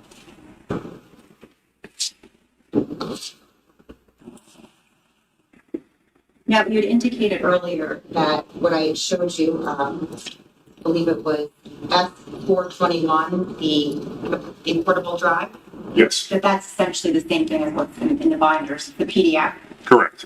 Okay, and you reviewed some of that PDF? Yes, it is. Okay, Judge, the state seeks permission to publish certain pages from that PDF. Any objection? No. Okay, go ahead. Thank you. If you could please have page 1. Detective, what are we looking at here? If you could just tell I'm us. sorry, Ms. Wallace. Did you say the number for this? I apologize. It's S421. 421. 421. Okay, great. Thank you. Detective, what are we looking at here, this first page? This is the Celebrate Extraction Report initial page, which provides the pretty much the initial settings or information of the device. Okay, and again, is this page 1 of the 4 binders? There's thousands of pages? Yes, it is. Okay. So under summary here, where it says examiner's name, whose name is next to that? Detective Brian McLeary. Okay, and notes. Gray key extraction. Okay, and is that because this was extracted through Gray Key? Yes, it was. I should have asked you before, but when you initially extracted it with Celebrate, Yes. is the same information from Celebrate on the Gray Key? Yes, Gray key actually obtains the same information Celebrate does, and then some. It adds the file system with it as well. So you get database files and some other file structure information, and you could potentially get some deleted information. Okay, if you can see under where it says source extraction, time zone settings, Yes, one above that, decoding start date time, do you see that? yes. Okay, what does that mean? That is 7/21/2025. That's when this portable case was created. The case file was created? Correct. Okay. And if you can just go up a little bit, you see where it says device information? Yes, Is there a serial number on there? yes, there is. Okay, and is that the serial number that matches the phone, essentially? Yes, it does. Is there a phone number listed on there? Yes, there is. What is that? 732-500-7902. Okay, whose phone number is that? Paul Caneiro? And where it says Apple ID, it has it twice. Do you see that? Yes. Okay, what is the email address next to those? The first one is pcaneiro@squareone.com. The second is pcaneiro@mac.com. We just saw the live camera calls, the first one being at 3:50 p.m. and the second one being at 6:05 p.m. Do you recall just seeing those? Yes. Okay, did you see those phone calls specifically? Did they match up with the call logs in here? Yes, they did. If we can please go to page 362.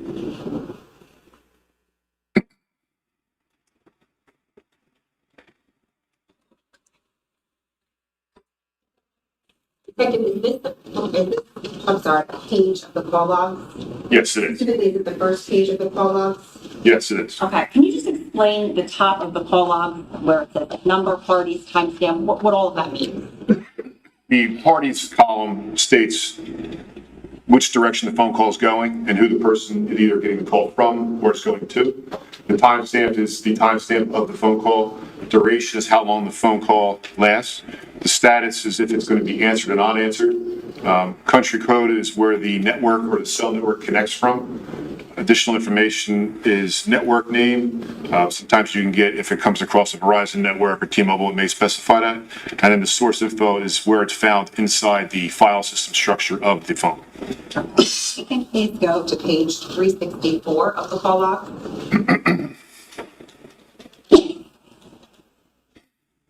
And Detective, I'm going to ask you, as we scroll up, are the calls going forward in time or backward in time? Backward in time. Okay.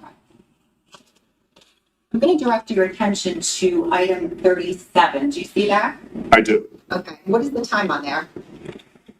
11/19/2018, 3:03:50 p.m. UTC -5. Okay. UTC. So, cell phones, when they extract into a UTC, which is Universal Time. Then the program will then convert that time to the Eastern Standard Time, which would be -5. And that's the current time at that time of the phone call. So the time that we're looking at there, so this would be 3:03 p.m. Yes, That's the accurate time, is that at right? that time, yes, it's Eastern Standard Time. Okay. Who is that call indicating that it's from? It's from 1732. Is there a name? I'm sorry, yes, Tiffany Riviere. Okay. Does it indicate whether the call was answered? Yes, it does. Okay. And does it have the duration of the call there? Yes, 57 seconds. Okay. I'm going to direct your attention to item 36 now. Do you see that? Yes, Okay. And what are we looking at here? that is a incoming phone call from Keith Caneiro. What is the time? 11/19/2018, 3:49:49 p.m. UTC -5. Does it indicate if it was answered?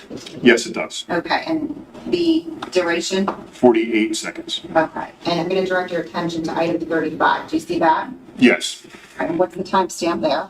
that one is 11/19/2018, 3:53 p.m. UTC -5. And who is that? What is that?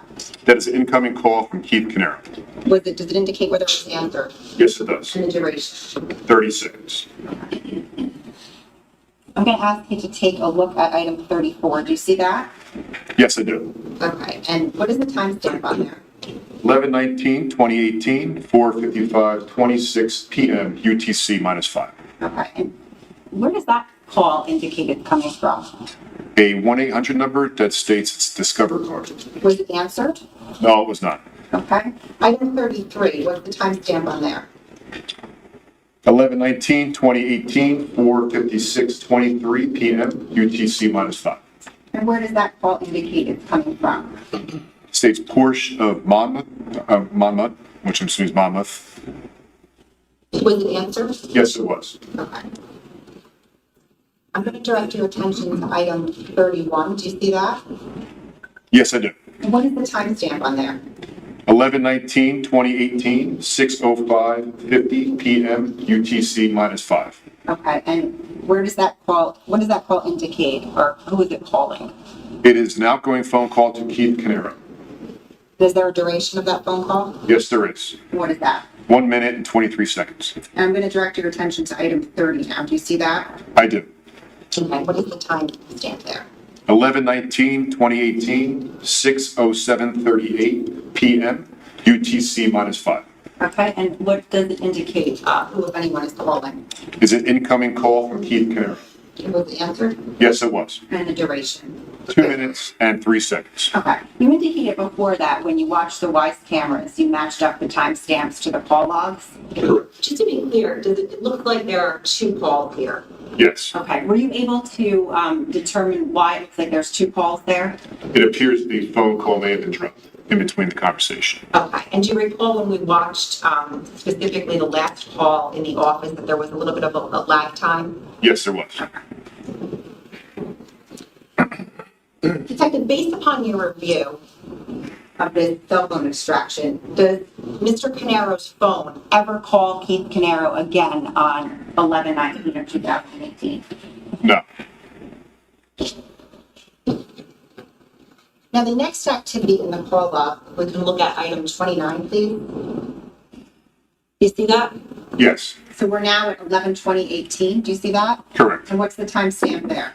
4:57:48 a.m. UTC -5. 4:57:48. What does that reflect? It's an incoming call from Central Station Alarm. Was that call answered? No, it was not. Okay, I'm going to come back to this page shortly. I'd like it if we can go to page 564.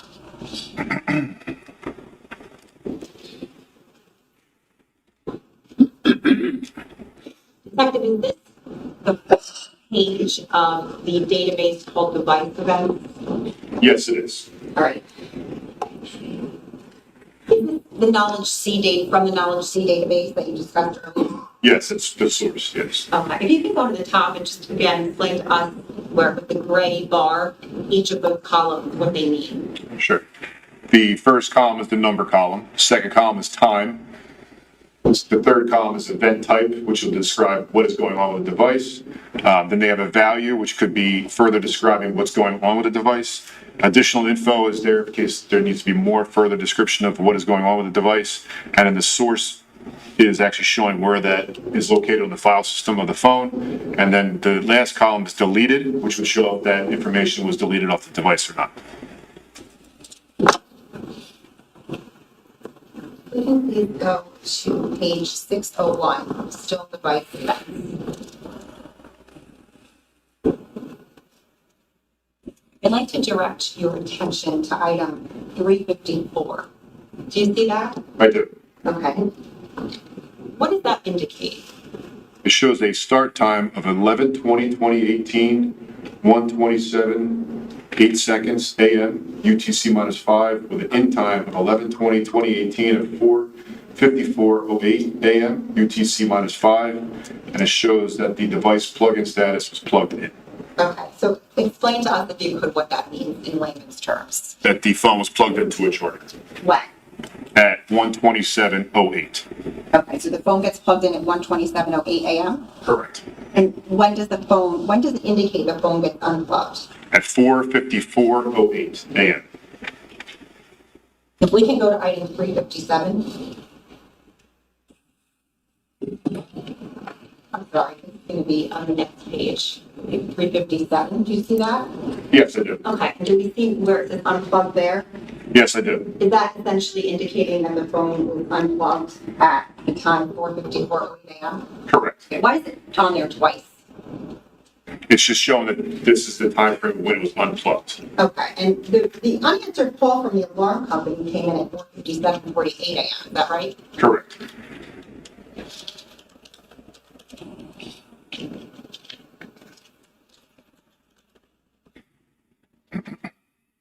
You see where it says display on off? Yes. What does that mean? That means the screen of the device was turned either on or off. And if we can just go back to the previous page. Okay, if we could just scroll up. All the way up. Okay, do you see where it says display on off and there's various times there? Yes. Okay, what does that indicate? That the user of the device is turning on and off the screen. Between the time frame of 1:27:08 a.m. and 4:54:08 a.m., is the screen display on, off, or something else? It is off. Okay. Is it off the entire time between 1:27:08 a.m. and 4:54:08 a.m.? Yes. Any other activity on the phone in terms of apps or any other databases that you saw taking place between that time frame of 1:27:08 and 4:54:08 a.m.? No. Now, in between that time frame of 1:27:08 a.m. and 4:54:08 a.m., while the phone is plugged in, do we see any text messages from Keith Caneiro? If you recall. Not that I recall. Okay, if we can please go to page 1564.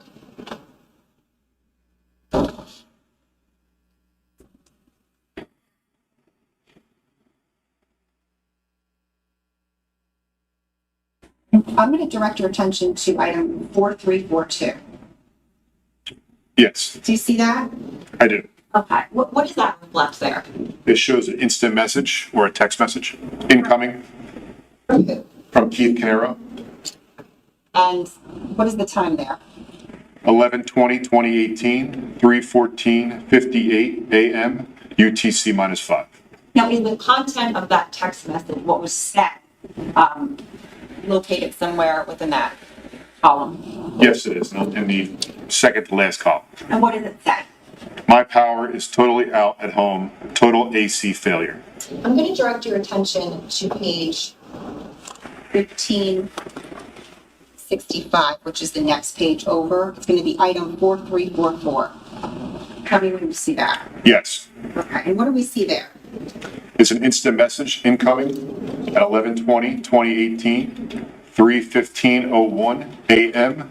UTC -5, and it's coming from Keith Caneiro. And what does the content of that message say? I used the manual switch in the basement, but nothing is working. We can go to item 4346. Just tell me when you see that. Yes. What are we looking at there? An instant message incoming, 11:20/2018, 3:17:59 a.m. UTC -5 from Keith Caneiro. And the message was, I'm not even sure what to do. Okay. And finally, if we could go to item 4348, and just tell me when you see that. Yes. It's another instant message incoming, 11:20/2018, 3:13 a.m. UTC -5 from Keith Caneiro. The generator says AC failure, going outside to see if the generator is in the right mode. And that's at 3:18, 3:13 a.m. Correct. Thank you. I just want to show you what's been marked as F70. I'm showing counsel.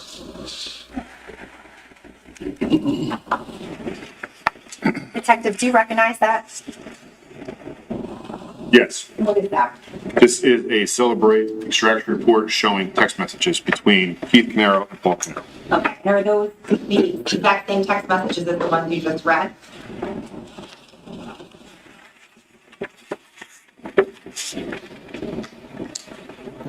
Yes, they are. Okay, why does it look a little bit different? So part of Celebrate is you can actually, when you create the report, you can make it look like a text message bubble, so it's a little more easier to understand or easier to read. Now, on those text messages, does it indicate what time they were quote unquote read? Yes. And what time was that? It says here, There's a light on the side there. If you oh, thank you. 11:20/2018, 3:14:58 a.m. UTC -5.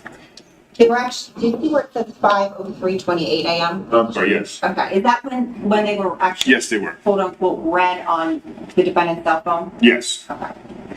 I can take that back from you.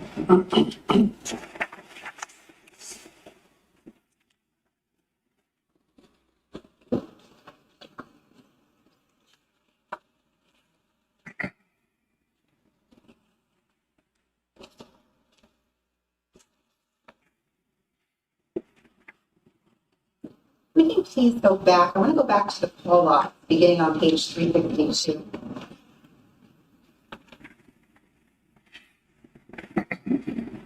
We left off, I believe it was 4:54:08 a.m. with the phone being unplugged. Do you recall that? Yes.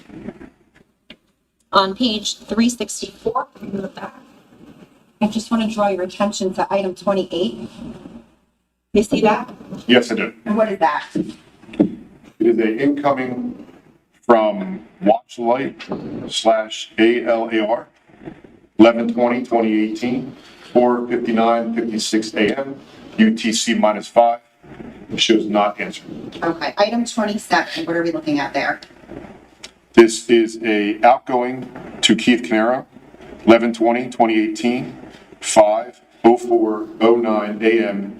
UTC -5.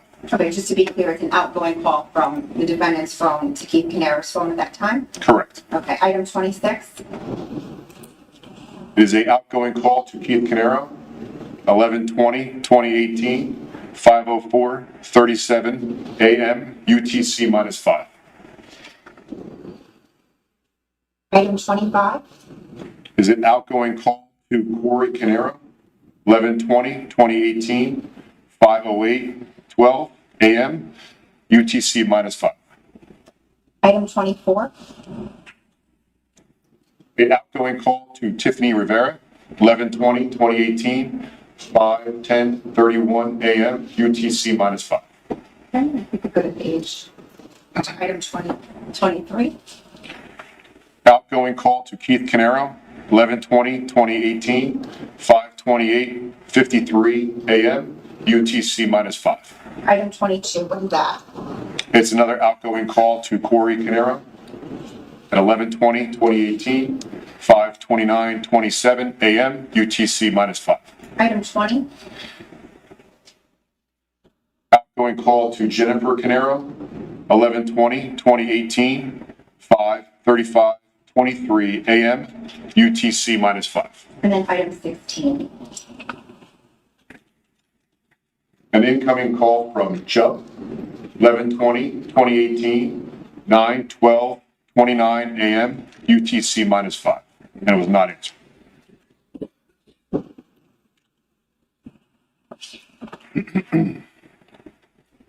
Detective, during the course of your investigation, did you receive some information that was requested for the contents of Keith Caneiro's Google Cloud? Yes, it did. And just, if you could summarize, what is the Google Cloud? Ultimately, it's a cloud service where you can store data. A lot of times people store their photos, or they'll back up their devices, or their email will be stored in this cloud service. Now, were you provided with Keith's Google Cloud from Google? Yes, it actually was such a large data set that it crashed Google servers, and they had to split it in half and send us in 2 parts. So when Google sends that production to you, is there anything that you have to do to verify it? It's verified by Google, and they said as a certification that this is the results that they have on their servers. Can you describe how that looked, how it was set up? Yes, each drive had probably hundreds of zip files, which are compressed files, and inside those compressed files was additional files. So you have to decompress those files to see the other files that are inside those files, the compressed file. Was there any program that you used to help you better see or manage those files? Yes, I use the Axiom program because that's a utility that's used to unzipping files, parsing out the data so you can see it clearly.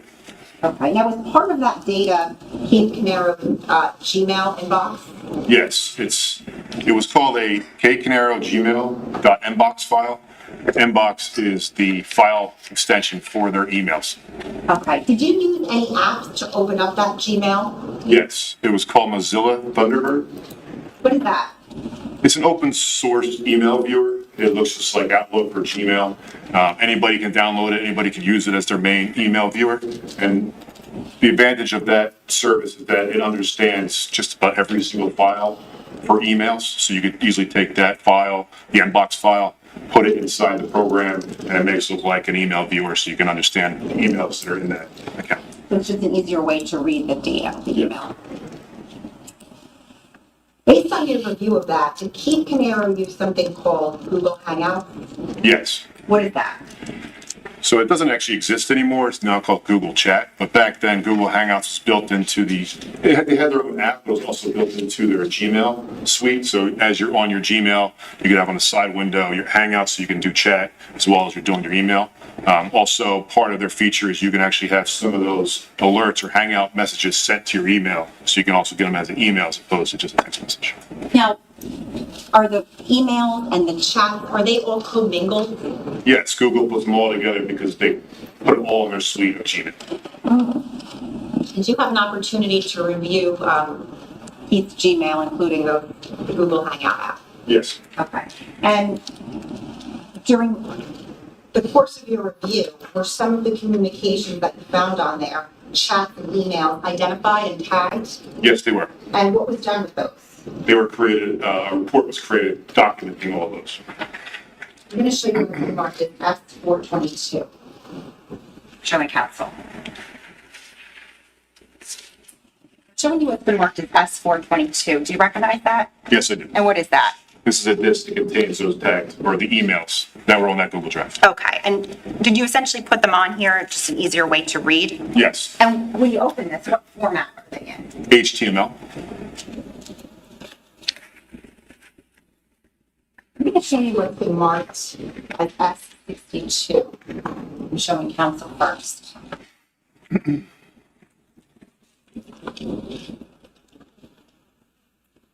Do you recognize what I'm showing you here, Detective?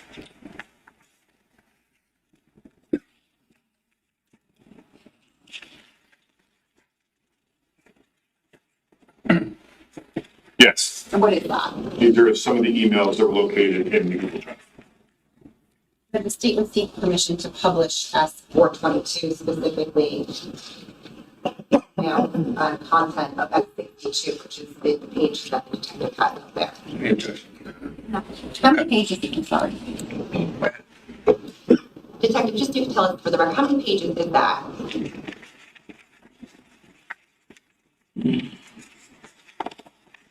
5 pages. All right, if we can publish.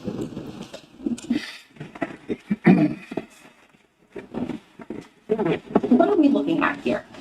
This is the HTML index that shows all the emails that were tagged in that response from Google Drive. So the email is in front of you, S-62. Do you see it on the screen? Yes, I do.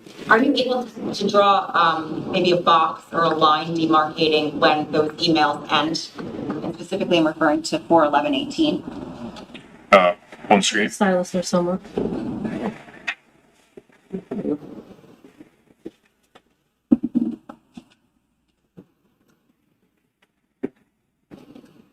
And if we could just, for example, can we click on the first 4/11/18 that we see? Detective, do you see that up there? Yes, I do. Okay, and what does that reflect? This is the exhibit that I have in front of me. This is the email that was from the Google Drive response. Okay, I'm going to ask if you can read that to us. Actually, let me ask you first. That's from who? Keith Caneiro. Okay. Are any of these, to your knowledge, were any of these forwards to another email? Yes, they appear to be forwarded from Keith. Okay. If you can please read this for us, it's a little bit small, but you should read from what's in front of you, as long as it's the same thing. I figured out why there are payments missing. I selected the wrong payee from my list and made them but to Pacific Lending, the servicer for student loans, instead of Pacific Life. I changed the name of the account to Trust so that this will not happen again while the account is still open. The BRBR is a break, is a line break, it's an HTML characters to show that. I asked Ron for the numbers, and I'm going to go over all the payments today at TD. Break. I am selling off some of my investments today, and once the transfer is completed, I will make a single payment plus interest to the trust policy. Break. There's some characters there. I'm sorry about that, and we'll make it right. Break. Let me know when you create a new trust account with Bonnie so we can set up the direct deposit from payroll. I can pay the balance of the existing trust account and close that account. You can go to the next one, please. Oh, can you just remove that red mark? Yeah. I found the right, it's a little button. Oh. Thank you. Yep. If you can please read that. Sure. I didn't sleep most of the night trying to sort this out. I know you were stressed, and I'm sorry. I am stressed out more than I've ever been. Break. I understand your decision, and I am not upset. I know I failed you on this, and I am sorry and embarrassed about this. I have had my head up my ass, and now things are clear. Come on the next page. We are going to separate and move on with our lives. We talked about divorce, and I am sure we can work something out without strife. And finally, the fourth page. I don't know where I will live. And was that the content from that 4/11/18 date? Yes, they were.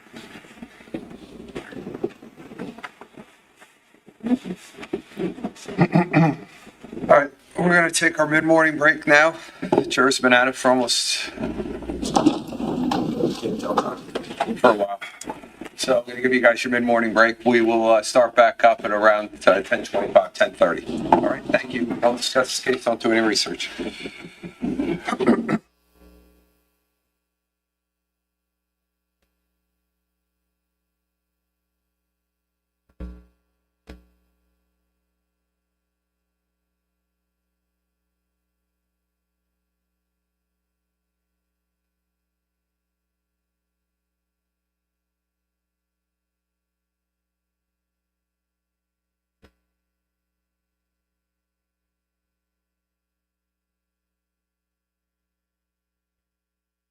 Please don't speak to anybody. You're in the middle of being on the stand, okay? Yes, Your Honor. All right, thank you. But have a good break. Yeah, Brat, I heard that too. We're going to separate, and we talked about divorce. I don't know where I will live. So interesting, right? I thought that was the email, but he was saying it may have been Google Hangouts or chat, but was that the email? I figured out why the payments were missing. I made them to Pacific Lending to serve for student loans instead of Pacific Life. I know I failed you on this. I had my head up my butt on this, and now it's clear. I thought that was the email, not this chat. Maybe I got that wrong. Either way, but anyway, yeah, we are going to separate and talked about divorce. I don't think he says Susan. Let me see if I can hear. I don't think he said Susan. Let me go back to that. The content from that 4/11/18 date. Yes, they were.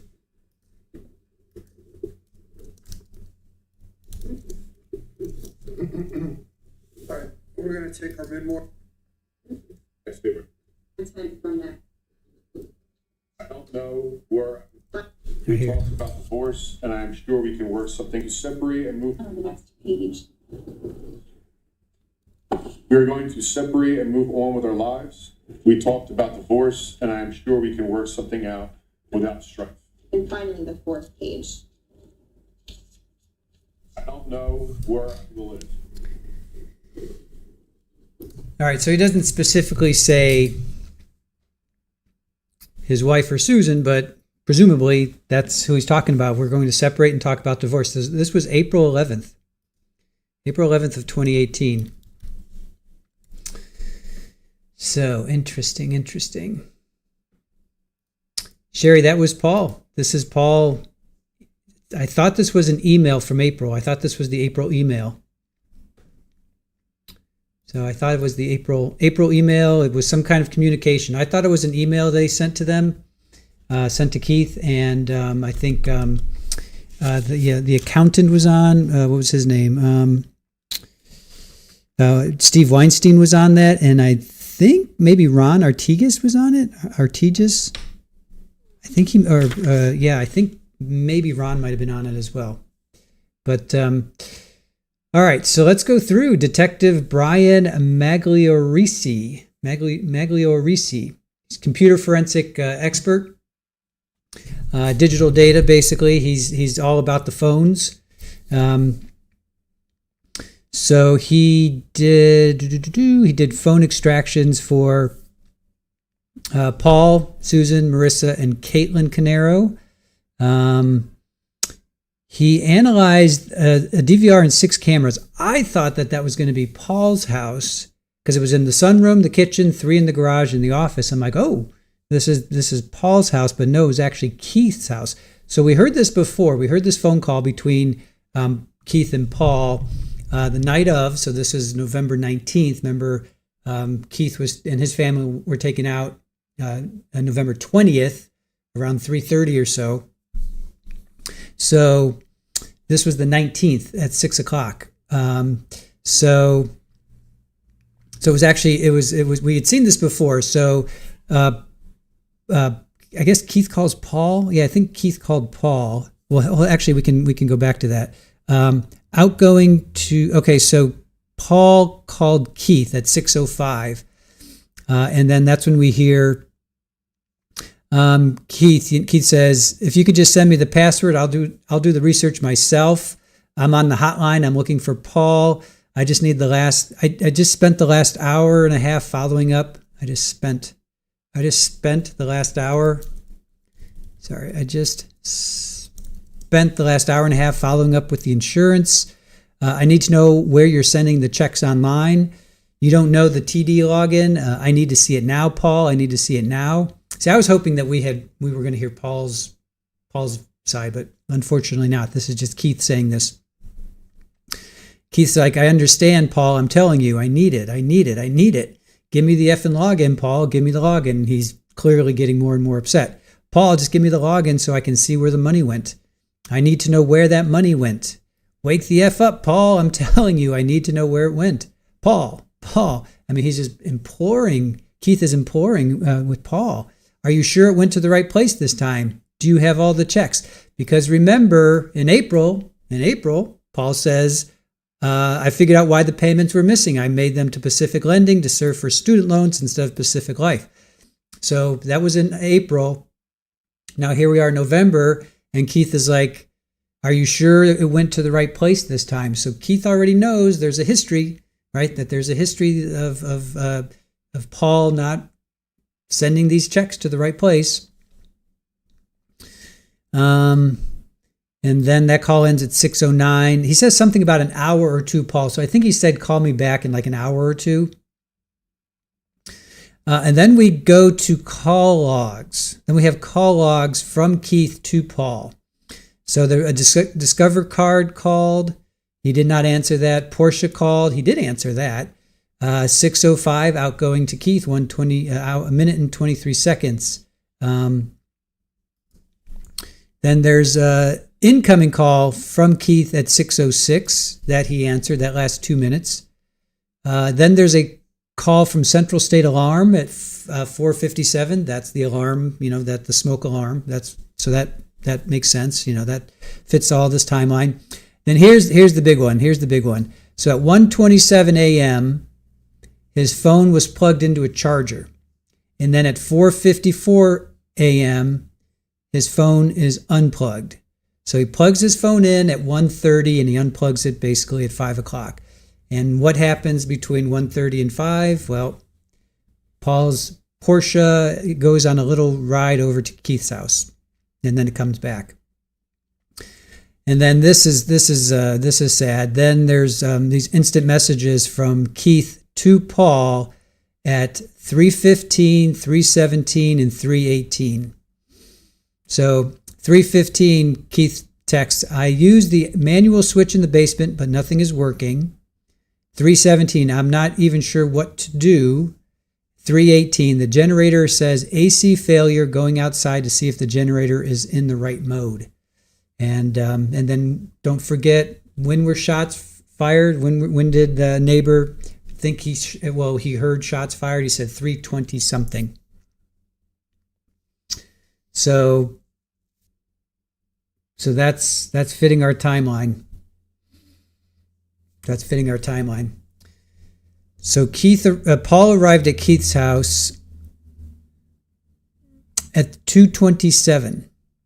At 2:27, and then at 3:15-ish, that's when Keith is texting Paul. 3:15, 3:17, and 3:18. And then there's an incoming call at little Lulu, member for 6 months. Time flies. Great to be here on the best channel. Thank you, little Lulu. That's really sweet. Paul was laying in wait. So Paul cuts the line, pulls out the. There's a little Lulu. Thank you for that. So Paul cuts the line, pulls the what do you call it? Pulls the electric the box, right? Pulls. Oh no, what did I do? Shoot! Oh, doggone it! I think I just screwed up my chat. I literally think I just screwed up my chat, you guys. I can't pull up chats now. Okay, maybe I can. Okay, good. Okay. All right. So yeah, he cut the lines probably around 3:05, 3:10. Like, how long does it take you to wake up out of a dead sleep? 5 minutes, 10 minutes, whatever. And then to get downstairs, you kind of wake up, you're groggy, you're like, oh, okay, power just went out or something happened. So he went down to the basement. So Keith gets to Paul's house. I'm sorry. Paul gets to Keith's house around 2:30, cuts the lines probably around 3. I sorted it out. Yeah, thank you. Paul gets to Keith's house around 3:30. 2:27. So 2:30, Paul gets to Keith's house probably around 3 o'clock. He cuts the power, and then Keith wakes up, goes downstairs. 3:15, he texts I use the manual switch in the basement.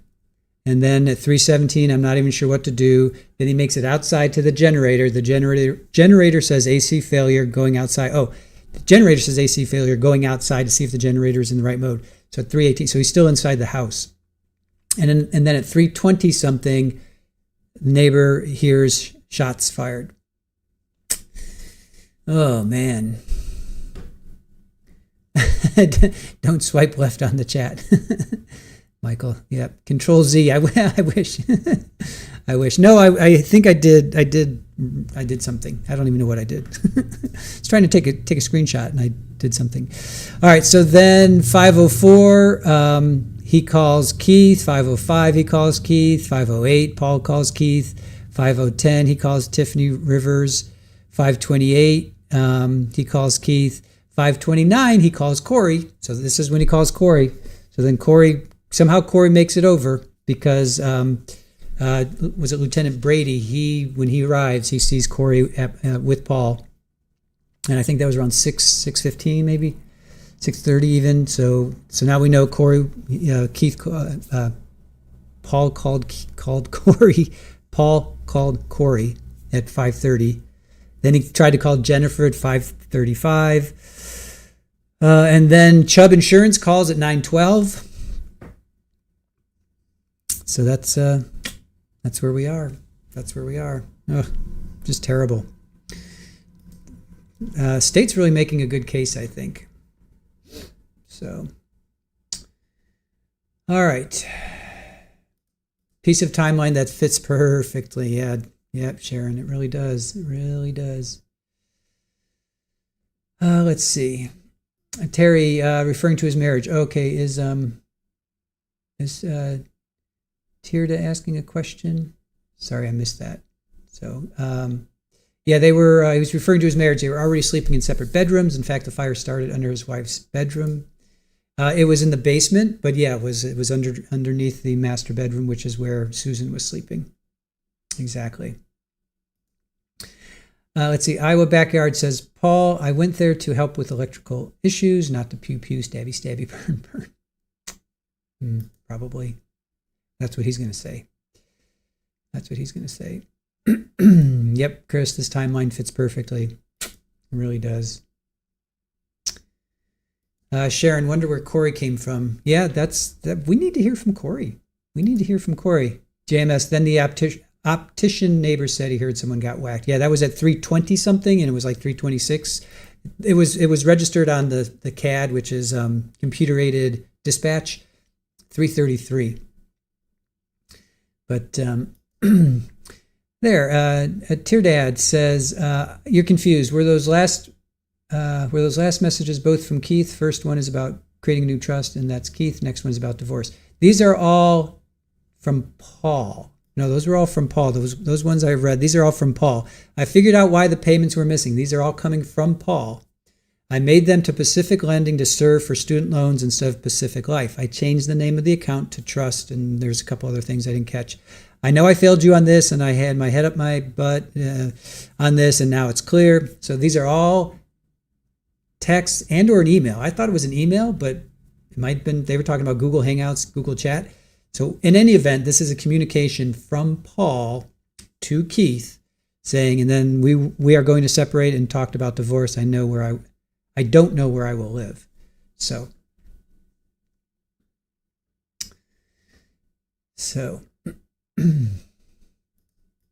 sure, no problem, Jenny. Okay. All right, I hope that makes sense, you guys. Does that make sense to you guys? Let's see. Terdad, why would they have the law enforcement officer read those two messages back to back if they are from two different brothers? They're not. Yeah, they're not. This is all coming from Paul. It's all coming from Paul.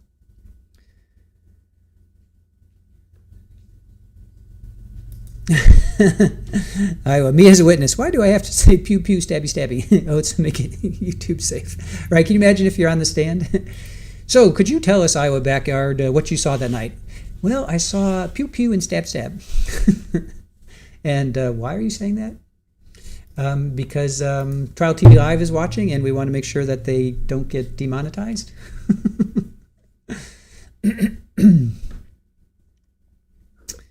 All right, Elizabeth, how are you? Paul may have chatted about it and then sent the email to formalize the amounts. That's true. Yeah, that's true. I'm almost positive that it was an email. Red Snap. I know it was an email. So I don't know where.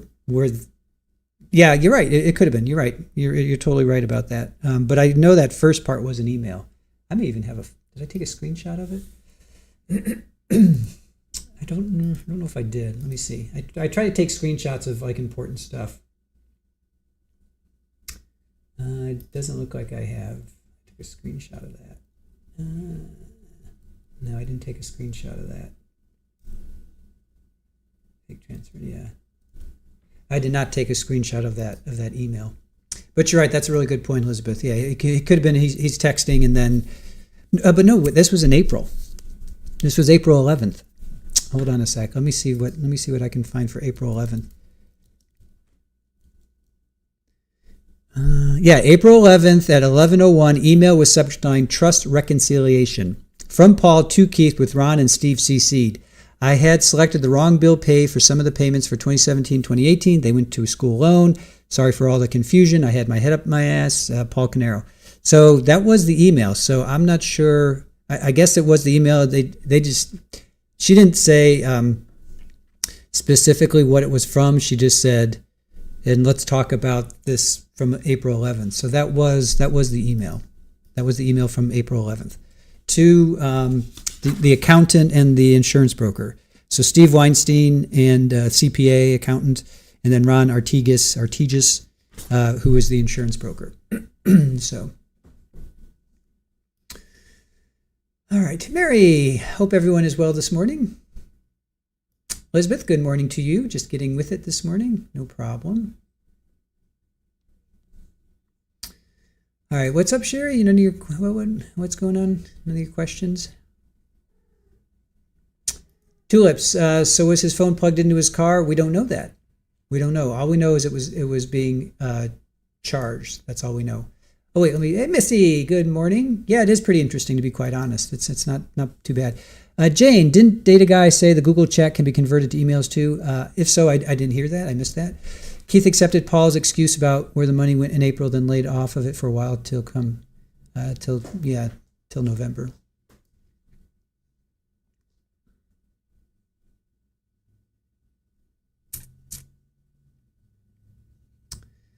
All right, Crazy Mary Joe. Timeline coincidence. I choose not to buy into coincidences. Yep.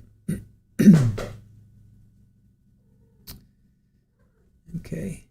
All right, Sherry, you're asking a question I didn't see, so if we missed that. Jenny's saying, yep, 127 to 440. I think those numbers are about right. Let me just double check that. But that sounds about right. Where was it?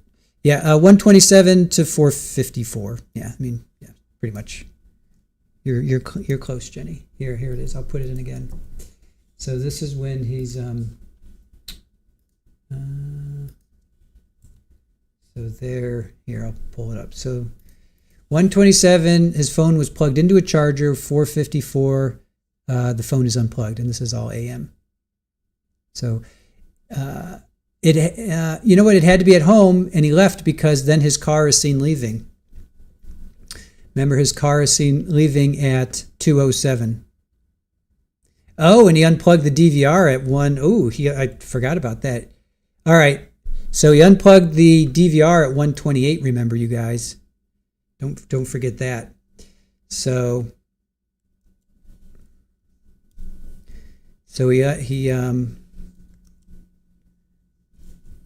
So 127, his phone is plugged into a charger. 128, he turns off the DVR.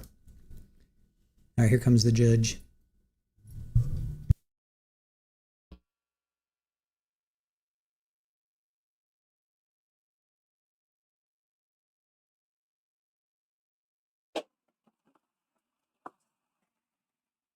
Rich, can I just get the witness? I thought he was in the back. I guess we all need the witness back.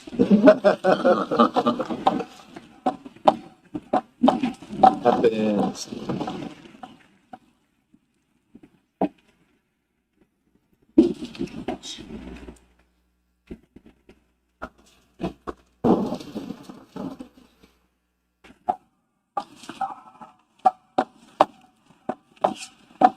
up, sir.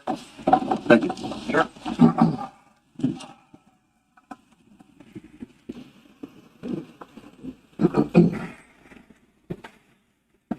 Detective, you're still under oath. Yes, Your Honor. Thank you. Whenever you're ready, Ms. Wallace. Thank you, Judge. Detective, two things I just want to clarify first. So S62, what you just read, that corresponds to the April 11th, 2018 date. Yes, it did. Okay, and that said from Keith Caneiro, is that right? Correct. Is it your understanding that that was just a message from the defendant forward that was sent to Keith and then Keith forwarded it to somebody else? Yes. Okay, and then based upon your review of this case and phone records, is it your understanding that Mr. Caneiro's cell phone never left his house that evening at all or during that time frame? That is correct. Okay. Now I'm going to show you what's marked as S63.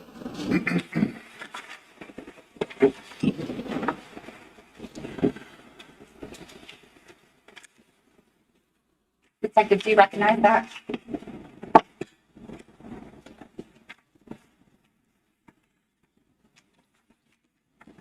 Yes, these are the emails that are inside that Google Drive response. Okay, could you please have S422 again?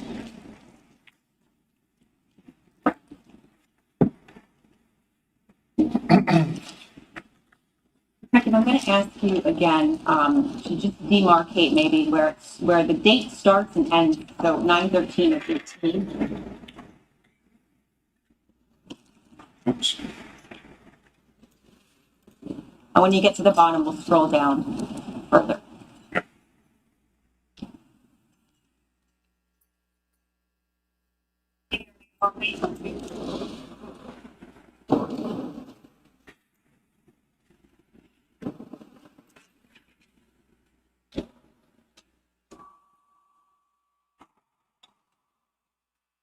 We can just scroll back to the top where we started 9/13/18.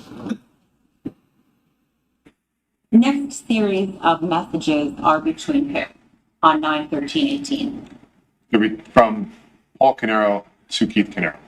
Back and forth, essentially. Correct. Okay, so between Keith Caneiro and is Keith Caneiro's name listed where his messages are? Yes. And then whose number is 732-500-7902? Paul Caneiro. Okay.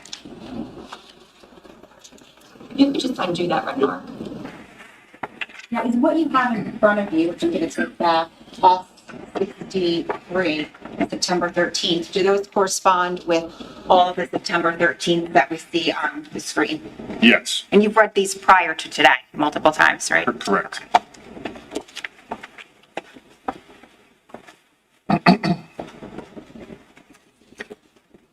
Detective, if you can, I'd like you to read these for us, but indicate who is speaking first before you read each one, and we'll click into them. So starting with the first, September 13th, 18. From Keith Caneiro, did you talk to the Terminex people? From Paul Caneiro, yes, they aren't budging. From Paul Caneiro, I will explain when we talk. From Keith Caneiro, is it worth it at $850? From Keith Caneiro, yes or no, based on the business. From Paul Caneiro, I can't stay tonight, I have a dentist appointment. From Paul Caneiro, no. From Keith Caneiro, what did Weinstein say about the number? From Paul Caneiro, they are still interested. From Keith Caneiro, but they aren't budging. From Keith Caneiro, so it would be $400K each, minus the car expenses, etc. From Keith Caneiro, I'm still in. From Paul Caneiro, they want us to let them know what the numbers are like. From Keith Caneiro, what do you mean? From Paul Caneiro, at the end of the year. From Paul Caneiro, I'll call you from the car. From Keith Caneiro, what are the projections? Can't we work off that and see what it would be like? From Keith Caneiro, okay. From Paul Caneiro, different topic. From Paul Caneiro, T-Mobile is out of stock on the V2 routers, and they found one for me at a store in Shrewsbury, and it's on hold for me. From Keith Caneiro, cool. From Keith Caneiro, I'll take the one if you need the two. I'm not picky. From Paul Caneiro, do you want me to head down that way for lunch? From Keith Caneiro, where is that exactly? From Paul Caneiro, we are getting another one. From Paul Caneiro, when they are in stock. From Paul Caneiro, I can't wait. From Keith Caneiro, is that the mall? From Paul Caneiro, no. From Paul Caneiro, by the Grove. From Keith Caneiro, I guess we can meet there. Alberano, I bought lunch last time at Chinese, so I'm not buying shit today. Bring dollar signs. I'm sorry. From Keith Caneiro, bring dollar signs. From Paul Caneiro, we can get it after lunch. From Paul Caneiro, let's meet at your house. From Keith Caneiro, okay, let's meet here. From Paul Caneiro, I don't have a lot of money. From Keith Caneiro, me neither. From Keith Caneiro, Doug is giving you cash. We can split lunch. From Keith Caneiro, what did Weinstein say about the $850K? From Keith Caneiro, so they are basically giving us one-time revenue. From Keith Caneiro, or a bit above that. From Paul Caneiro, he thought it was good, but we could get more next year. From Paul Caneiro, I'm packing up now. From Keith Caneiro, time/money calculation. From Keith Caneiro, I'm curious to see what the numbers would be at the run rate and if it is worth going in that direction. From Paul Caneiro, yes, the growth of the business. From Keith Caneiro, IDK, abbreviation for I don't know. From Keith Caneiro, I would have to see the projected. From Keith Caneiro, so we ended up giving them wrong numbers at first based on pest pack. From Paul Caneiro, because pest pack runs 2 reports with the same name with different options. From Keith Caneiro, so the net result was that we give them inaccurate information, and that is why the number didn't jump up after the first offer. From Paul Caneiro, the number went up 100K. From Keith Caneiro, from 750 to 850. From Paul Caneiro, yes. From Keith Caneiro, okay. From Keith Caneiro, have them put their offer in writing to me so I can see what the PCs are.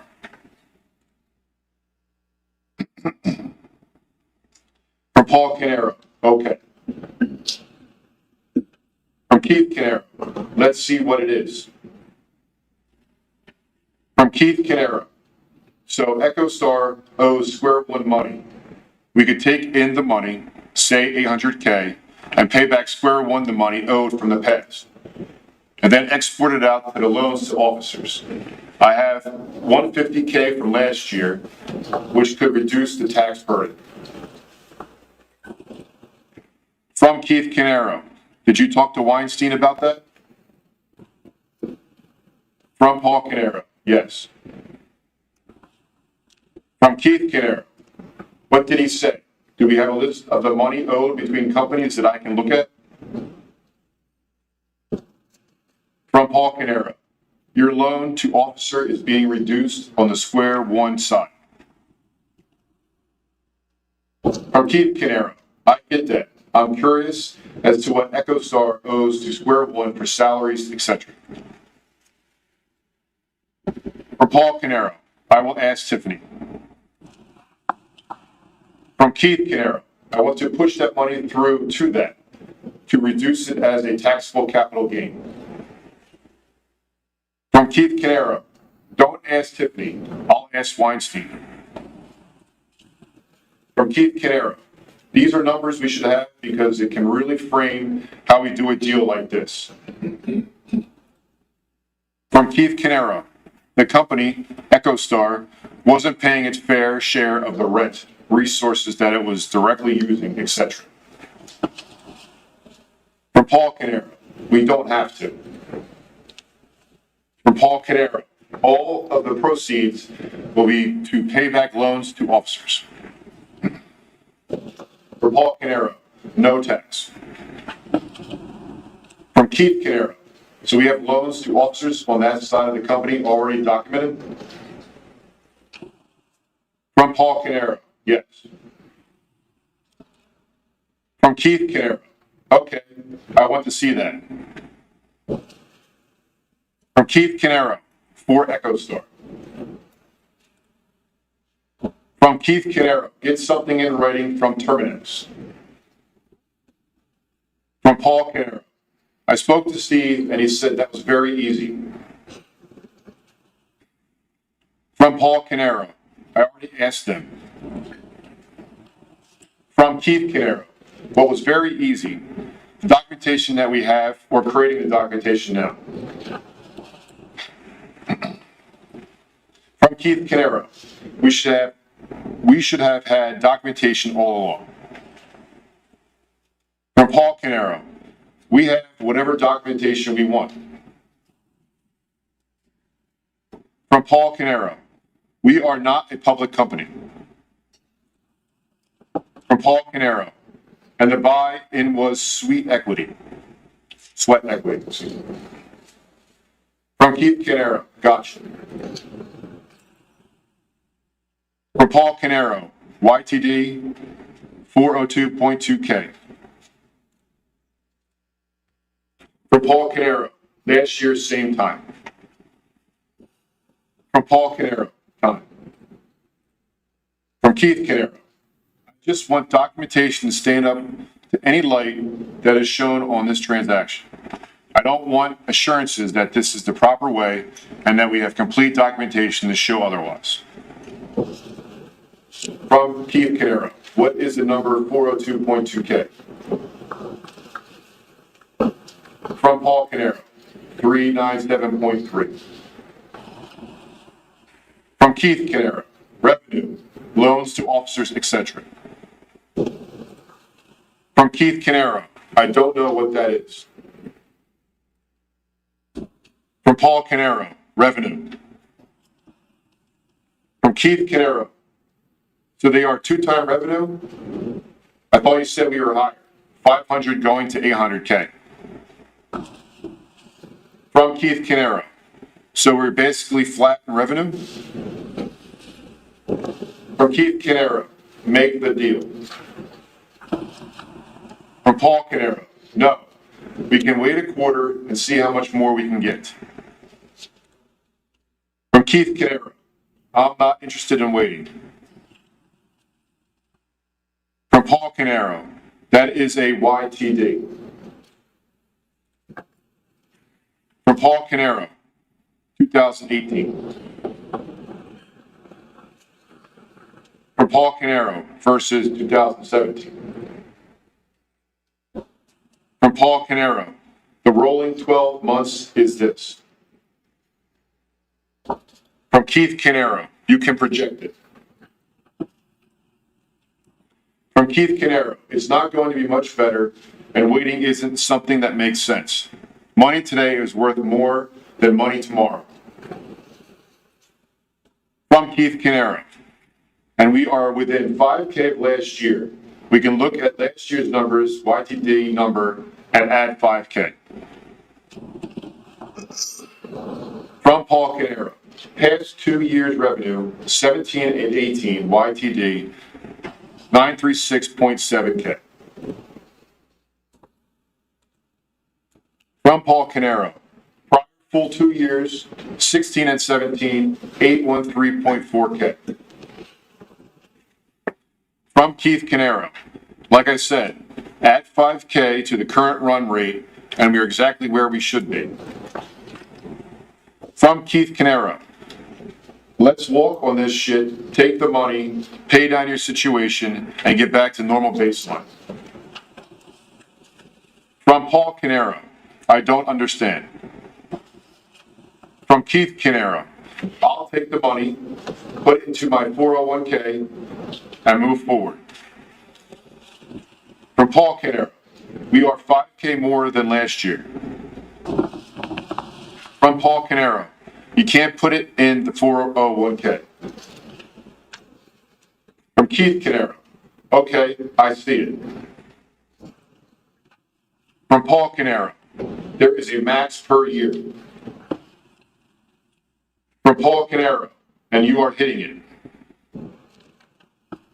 From Keith Caneiro, what do you mean? I have to pay back the loans? I can get a shit ton of it here. I'm sorry, there. From Keith Caneiro, then I'll pay down my loan to my insurance policy. From Keith Caneiro, and I'll put it into the kids 529. From Keith Caneiro, but I have to plan for the future. From Paul Caneiro, rolling 12 months. From Paul Caneiro, August 31st, 2017 to September 1st, 2018, 583.6K. From Paul Caneiro, August 31, 2016 to September 1st, 2017, 552.1. From Keith Caneiro, this isn't what they are looking at. From Keith Caneiro, they are looking YTD estimate. From Paul Caneiro, yes it is. From Paul Caneiro, no. From Keith Caneiro, what is the J-D YTD number? From Paul Caneiro, rolling 12 months. From Keith Caneiro, so why isn't the number higher than 850K? From Paul Caneiro, for 2017. From Keith Caneiro, give me 2017 final number and a 2018 estimate number based on the run rate, not the 2016 through 17 rolling number. From Keith Caneiro, give me a solid 2017 and an estimate 2018. From Keith Caneiro, what is EBITDA number for the trailing 12 months? From Keith Caneiro, I see what you're selling. Excuse me. I see who are saying LTN. From Paul Caneiro, 586.3K. From Keith Caneiro, so we are like 1.2 times revenue, which isn't terrible. From Keith Caneiro, look, 1 hour and 5 minutes in. From Paul Caneiro, that is only money collected. From Paul Caneiro, do you want me to see what was billed? From Keith Caneiro, so it is 850 plus the receivables. From Keith Caneiro, Doug is here. From Keith Caneiro, you on your way. From Paul Caneiro, that was a number they are most interested in. From Keith Caneiro. Yes, send me what you sent them and I'll read it over. From Paul Caneiro. I am sending it. From Keith Caneiro. Doug is here. From Paul Caneiro. This is a number from June 31 of 17 to July 1 of 18. $626,785.05. From Keith Caneiro. So they are at 1.2 times roughly. From Paul Caneiro. We are almost done with another quarter. From Paul Caneiro. 1.4. From Keith Caneiro. 1.4 isn't bad if you watch that video I sent you. From Paul Caneiro. It was 1.2. From Paul Caneiro. At the end of the quarter, we should be higher. From Paul Caneiro, closer to 700K. From Paul Caneiro, I'm leaving now. From Keith Caneiro, okay. Is that the extent of the screen of the messages from 9/13/18? Yes, it is. I'm going to show you what's been marked as S64.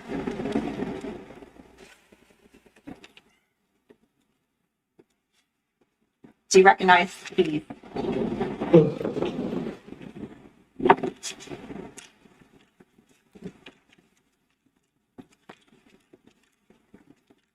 Yes, these are the emails that correspond to what we have on the screen. Okay, so specifically what date on the screen? 9/17/2018. Thank you. And I hate to make you read more, but I'm going to ask you to read starting with the first 9/17/18 email the same way that you did with the two in the front. From Keith Caneiro. I need to know where we are at with this ASAP. From Paul Caneiro. I made the offer and I am waiting on a callback. I'll follow up with him later. I can't talk on the phone. From Keith Caneiro. What about the other people who you said were good? From Keith Caneiro. We're actually putting the 300 AD out. I'm concerned here. From Paul Caneiro. I reached out and nothing yet. I'll post the ad today. It's ready to go. From Keith Caneiro. So you spoke to the guy and made him an offer? When? From Keith Caneiro. When did he say he would get back to you? From Keith Caneiro. She is questioning the utility of the third person. Exactly what I was trying to get ahead of. From Paul Caneiro. Over the weekend. Today, he's getting back to me. From Paul Caneiro. I have to go back inside. I'll talk to you later on my break. From Keith Caneiro. Break? From Keith Caneiro. What the fuck are you doing? From Keith Caneiro. This is total bullshit. You have time to email me when you need money for your insurance, but you don't have time to follow up with me. I'm fucking dealing with an issue that affects our only large client. From Keith Caneiro.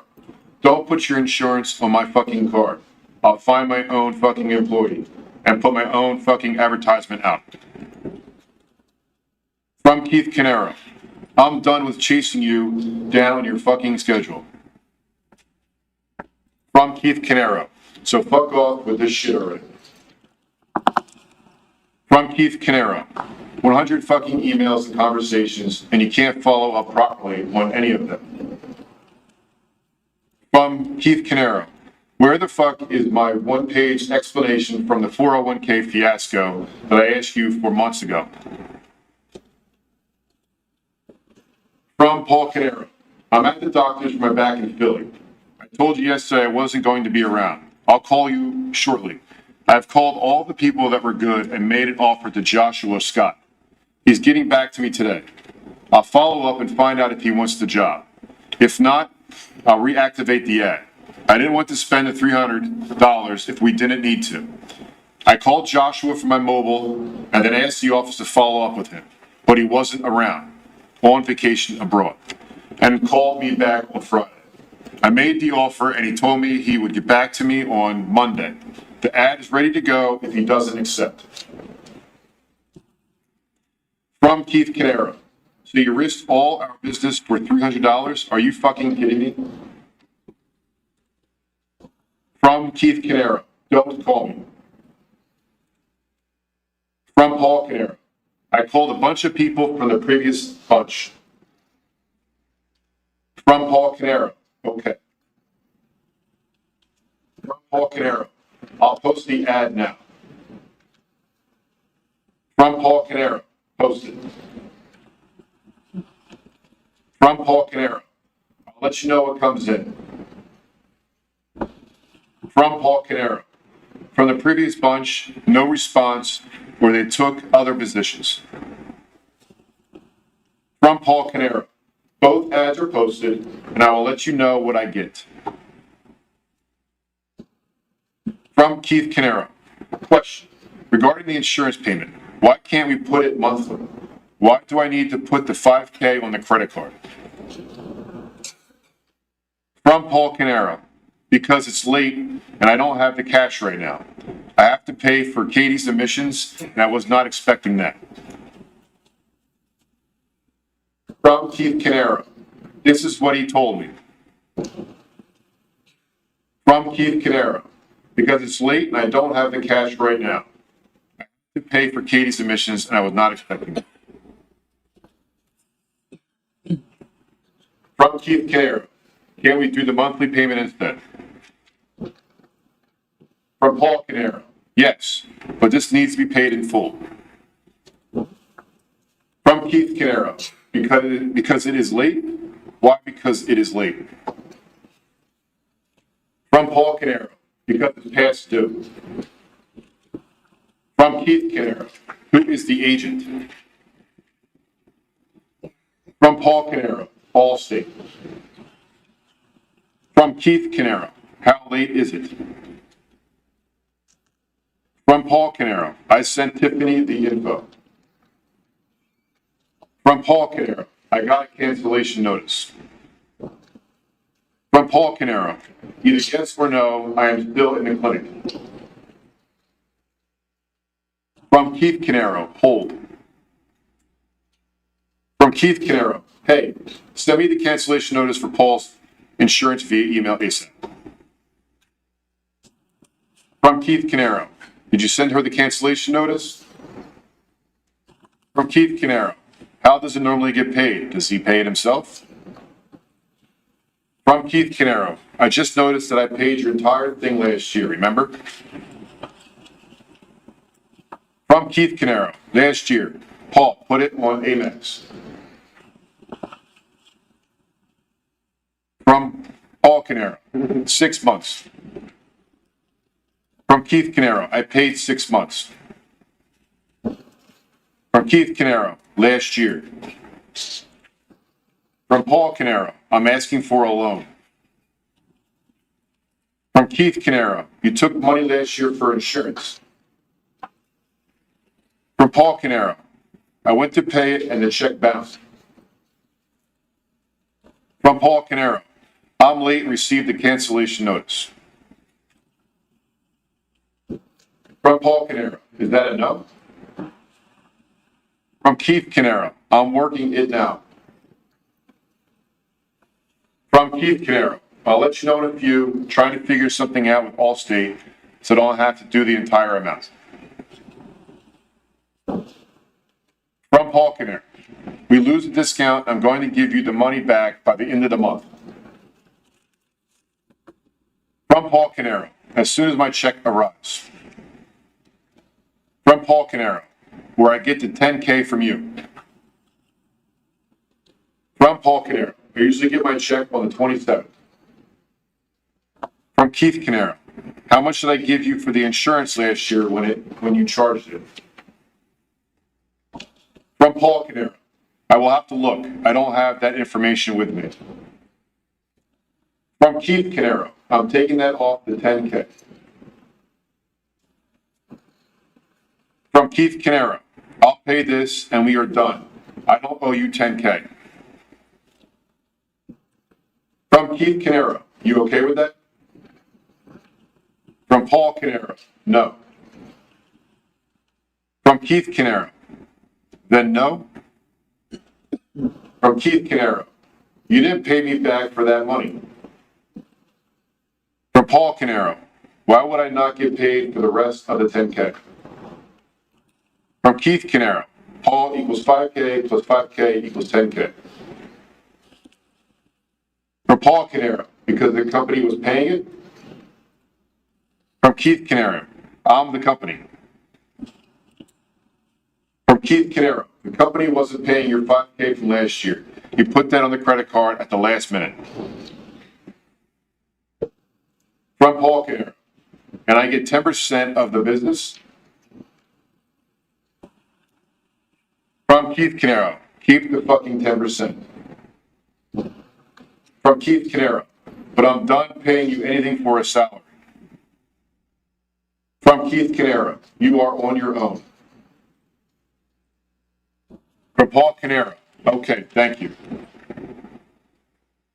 From Keith Caneiro, that's your W-2 since 2011. We are done at this point.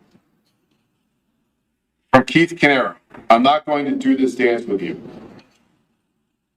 From Keith Caneiro, so you are okay with me paying the 5K in the business because it is business, quote unquote? From Keith Caneiro, when I look at it, that I could have spent that 5K on something other than your insurance. From Paul Caneiro, and I worked up until the end of 2012. From Keith Caneiro, you aren't entitled to anything. You should have just been happy that I was trying to help you out since your accident. From Keith Caneiro, so? From Paul Caneiro, okay, thank you.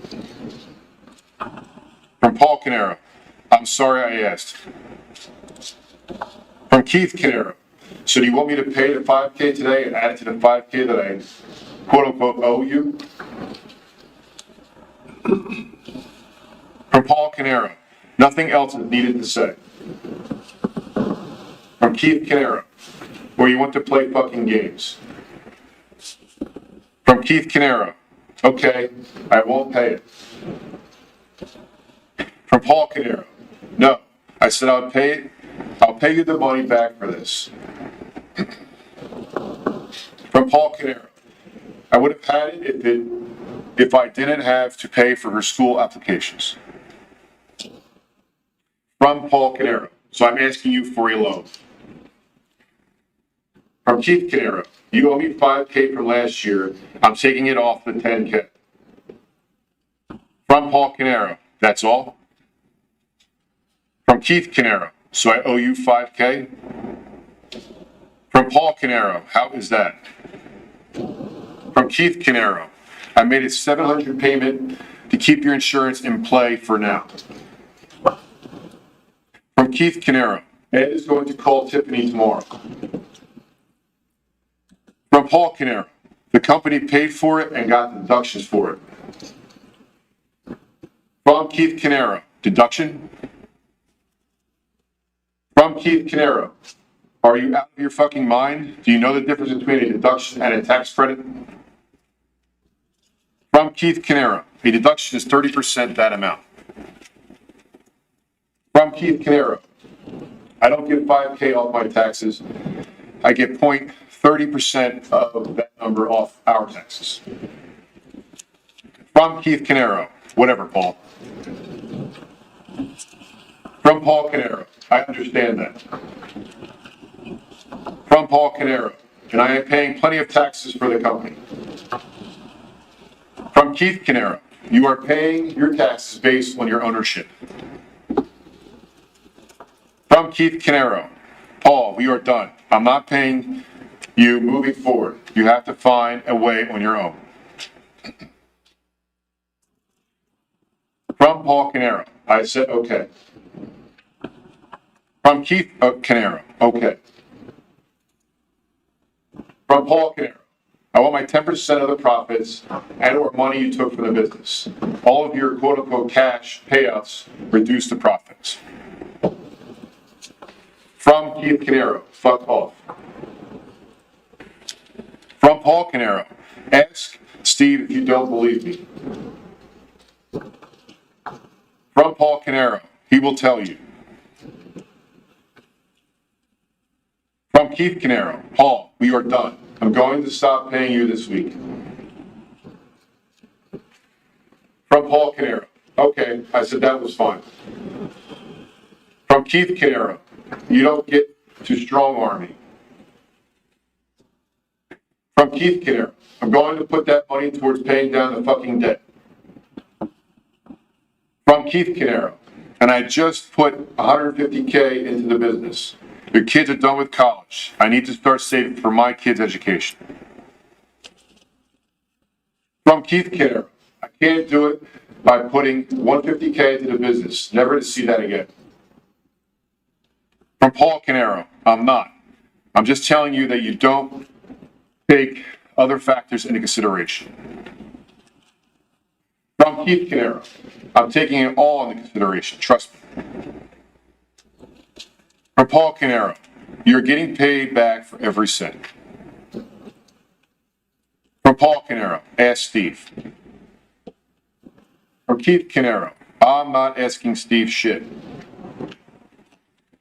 From Paul Caneiro, the entire 401k loan is paid back to you as an expense each pay period. From Keith Caneiro, and if you would have just been mindful about how difficult my situation is, or even thought once how I did for you, we wouldn't even be having this conversation. From Keith Caneiro, I'm paying taxes on it. From Keith Caneiro, it was a loan on the books.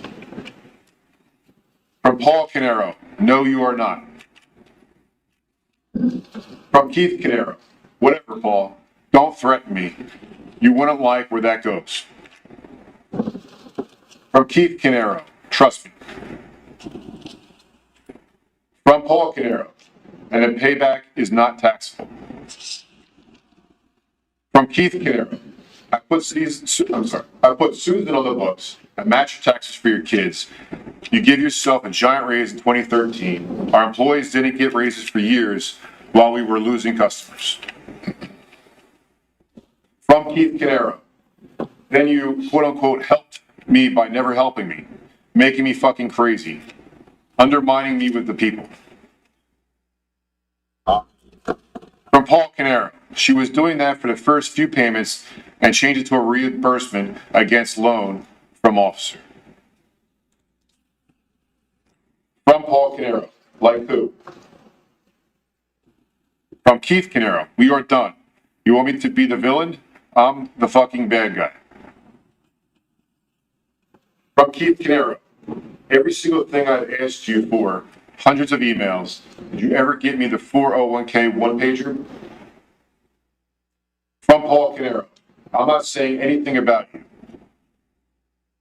From Paul Caneiro, I am just pointing out things which you may not have considered. From Keith Caneiro, saying you don't have to say shit, you just have to ignore every single thing that I quote-unquote asked you to do. From Keith Caneiro, I have considered it all.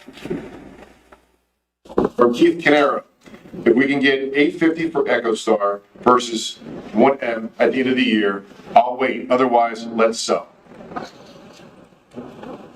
From Keith Caneiro, I want to put the money off the table before some other screw up, taxes, 401k, etc. Cost me another $100K. From Keith Caneiro, like when Tiffany forgot to pay my taxes properly, cost me $150K tax lien on my house. From Keith Caneiro, I'm done. I want out. If I could get a decent job in the marketplace, I would just fucking walk. From Keith Caneiro, you will get your percentage as a bonus at the end of the year. From Paul Caneiro, as for the paper, I've been focusing on getting the transition from creative planning to paychecks with almost zero cost. I made creative planning eat all of her costs, of their costs. From Keith Caneiro. They're lucky I don't get a fucking lawyer and sue them. From Keith Caneiro for their general incompetence. From Keith Caneiro. They should have checked those numbers from day one and audited them over time to ensure that they were correct. From Keith Caneiro. That's called assurance. Something they don't even fucking understand. From Keith Caneiro. Would have been really helpful for me to have a one-page document so I could figure out where things really fell apart. Apparently you don't think it was necessary after I asked you 20 times. From Paul Caneiro. That's up to you. The damages won't be substantial considering that we didn't pay any penalties, just timing of the payments to the employees' accounts. I agree with you on that, but Paycheck was the one who dropped the ball with the adjustment. From Keith Caneiro. Yes, they dropped the ball. It wasn't creative. Who didn't figure out that the money they were getting wasn't correct until 2 years later? From Keith Caneiro. But Paychecks is at fault. From Keith Caneiro. And the damages? I had to take $150K out of my 401k. I paid fucking bonus based on wrong numbers. From Keith Caneiro. I'm done. This is water under the bridge. From Paul Caneiro.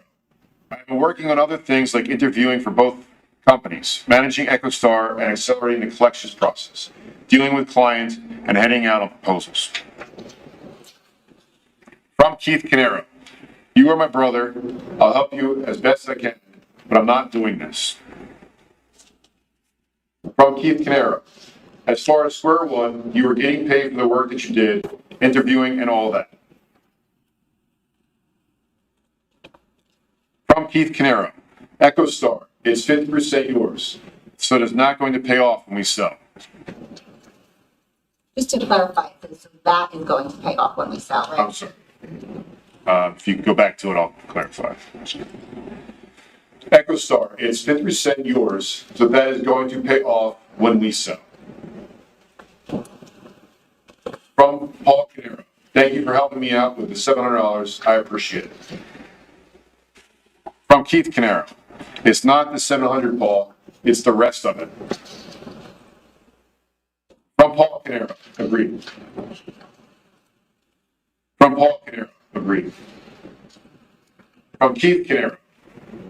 You never even offered to pay me back the $5K from last year's insurance bullshit. But because it was from the company, but the $10K that you let me years and years ago, that is something I should dig into my pocket for now.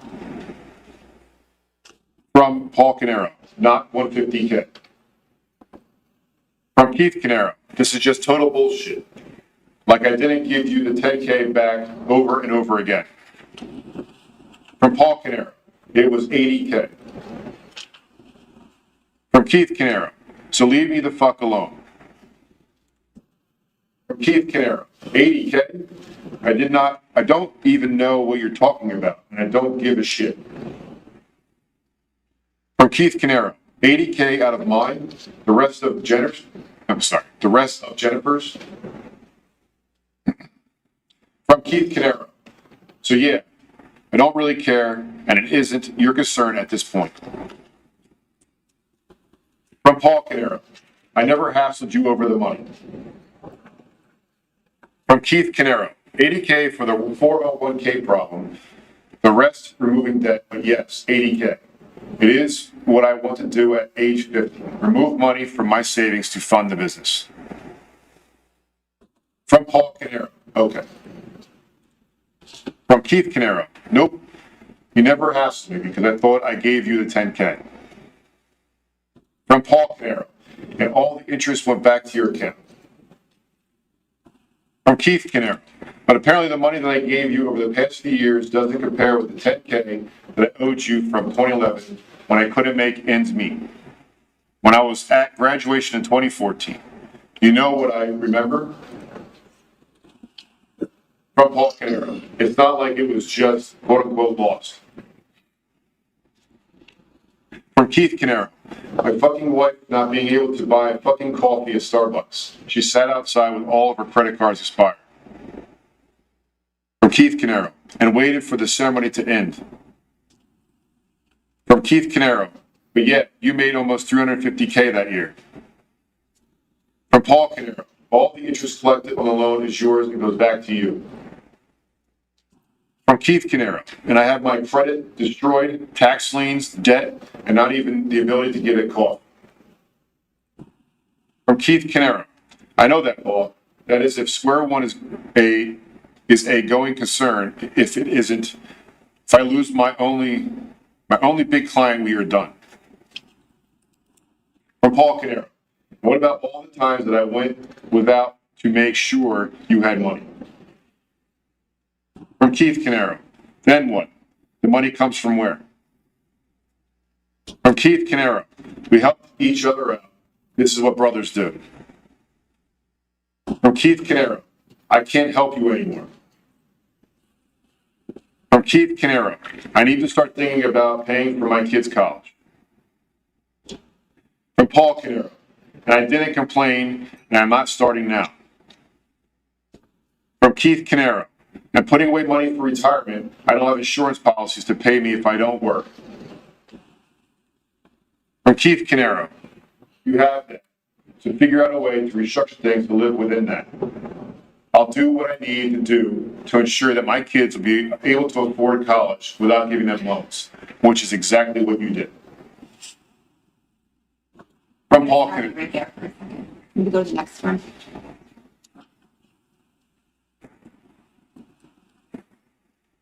Okay, go ahead. From Keith Caneiro. So I just want the same for my family. From Keith Caneiro. Okay, nothing I can do there. From Keith Caneiro. Because that money is something that I can use to pay for my kids' college and towards my retirement. From Keith Caneiro. At this point, from Paul Caneiro. I know that and don't expect anything less. From Keith Caneiro. And I'm sorry that you had an accident, and I have supported you in as many ways as possible, but I can't do it anymore, and we have to move forward. From Paul Caneiro, and I get it. From Keith Caneiro, so let's take the EchoStar cash and move forward. From Paul Caneiro, thanks, end of discussion. From Keith Caneiro, okay. From Paul Caneiro, I'll think about it. Is that the extent of September 17th of 2018? Yes, it is. Last one, and it's much shorter. I'm showing you what's been marked as F65.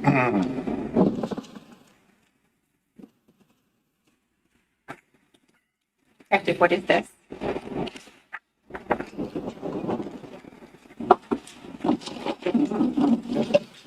Appears to be the emails from the Google Drive on 11/5 of 2018. Thank you. Please go to the first one, 11/5/18, and report a fund of F65. From Keith Caneiro, hey, can you check with Block to see where he is at with that information? I want to start reviewing it before the meeting. From Keith Caneiro, I also want to see if we can do something to get cash for EchoStar. From Keith Caneiro, in case Duke doesn't renew. From Paul Caneiro, okay. From Paul Caneiro, how are you feeling? From Keith Caneiro, tired. From Paul Caneiro, rest. We can talk tomorrow. From Keith Caneiro, I'm thinking that if shit really goes sideways, I cash out my 401k and insurance and get rid of my mortgage. From Keith Caneiro, even if I lose money doing that. From Paul Caneiro, relax. From Paul Caneiro, please. From Keith Caneiro, that's me relaxing. I'm planning ahead just in case. From Keith Caneiro, I have OCD. I can't help it. From Paul Caneiro, go to sleep. From Paul Caneiro, I'll talk to you tomorrow. I'm almost asleep. From Keith Caneiro. Okay. From Keith Caneiro. Let's see if we can a call going with the people interested in Echo Star tomorrow. Even if it is 900, I would do it. From Paul Caneiro. Fucking relax. From Paul Caneiro. Go to sleep. From Paul Caneiro. We don't need to do this tomorrow. From Paul Caneiro. We don't know what the future is. From Paul Caneiro. Really relax. From Paul Caneiro. We can talk tomorrow. From Keith Caneiro. I know what the future is. They're going to cut 2 people. I'm going to have to kill the new guy that we just hired, okay? Is that the extent of the conversations on 11/5/18? Yes, it is. I have nothing further.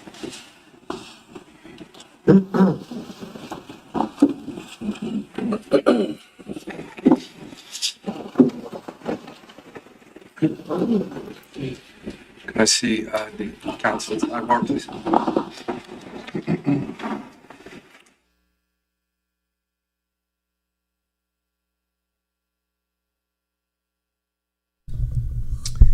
All right, so I'll wait till the lunch break. Then I'll go back and I want to hear what I missed.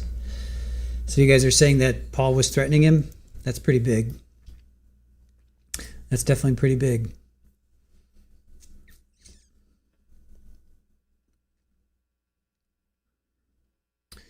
So that's all these text messages between Keith and Paul in September 13th. I think the 17th. I didn't catch the last one, the date.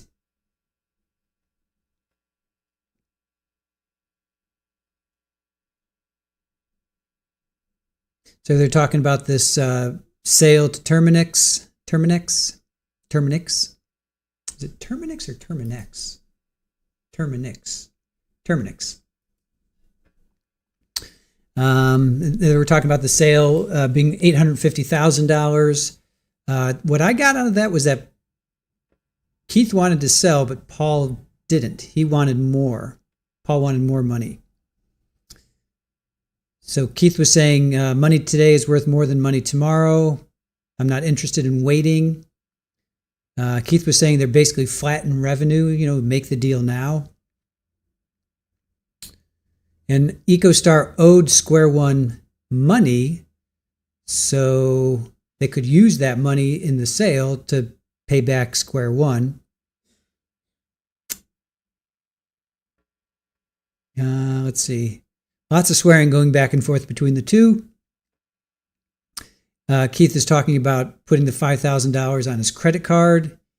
Paul's saying he's got to pay for Katie's admissions and he doesn't have the money right now. How much are admissions? Are admissions that long? That long? Listen to me. That much? A college? How much? I mean, I know colleges, it varies, but what are average? Let me see what's, nowadays, let me see what it is.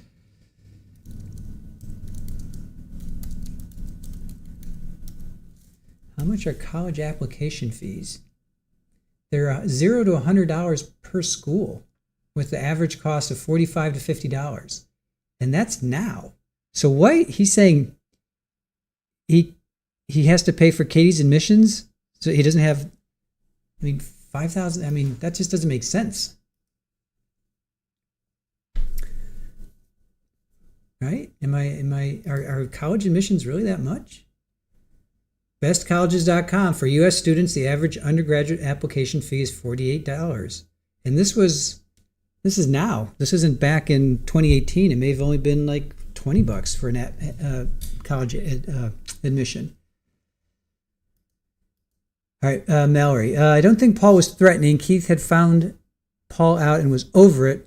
Keith told Paul he was off the payroll. I got that. Paul kept trying to manipulate, and that's when Keith went off and told Paul to F off. I got that. I will rewind it when I got up, just to make sure I didn't miss anything. Yeah, no, I got all of that. Let's see. I made the offer. I'm waiting for Monday for them to call me back. Paul says, "Are you effing kidding me? Why do I have to put $5,000 on my credit card?" Keith says it has to be paid in full because it's late. Let's see. I just noticed I paid your entire thing last year. Remember?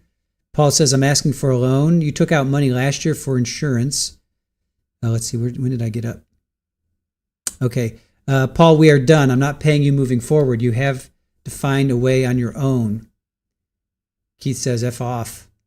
I just put $150K into the business. I need to start putting money into my kids' education. So Keith says you owe me $5,000 from last year. Yeah, Paul, we are done. I'm not paying you moving forward.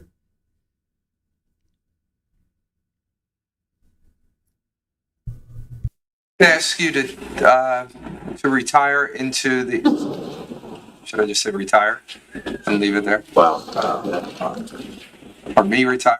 No, we're going to just take a 15-minute break. I got to deal with a legal issue here, and I don't want you to have to sit out here while I'm doing that. So go take a break, and we'll come back as soon as we can. Thank you so much. Hopefully it's 11:45, no later.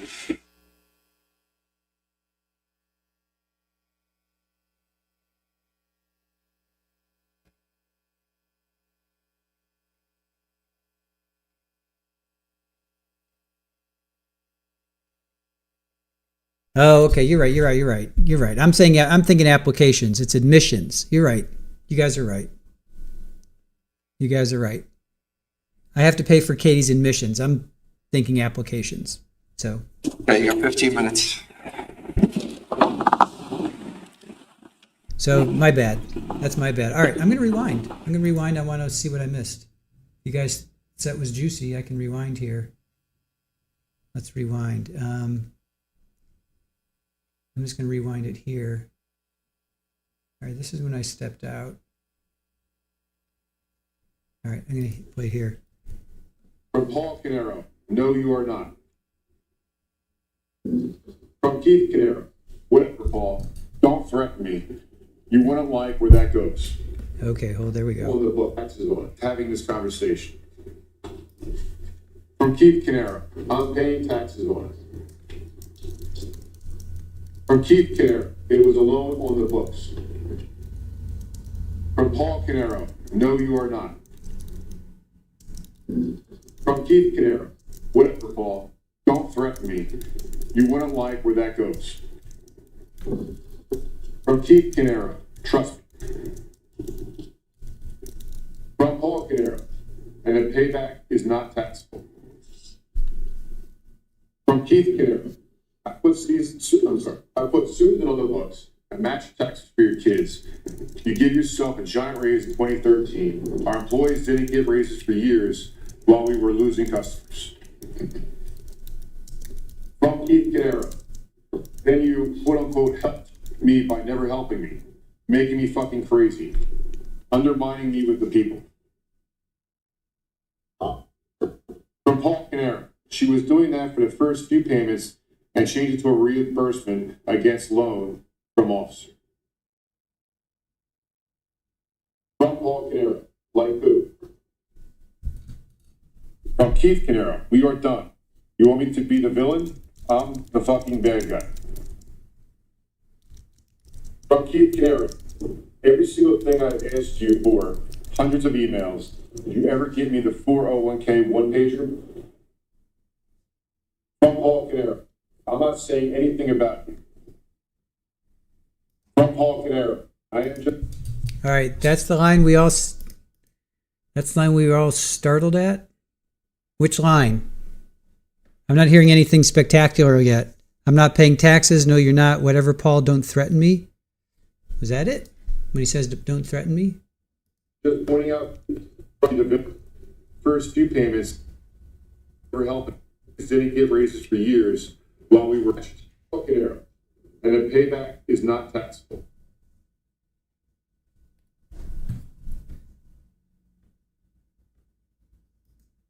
Don't threaten me on the books, taxes on it, having this conversation. From Keith Caneiro, I'm paying taxes on it. From Keith Caneiro, it was a loan on the books. From Paul Caneiro, no, you are not.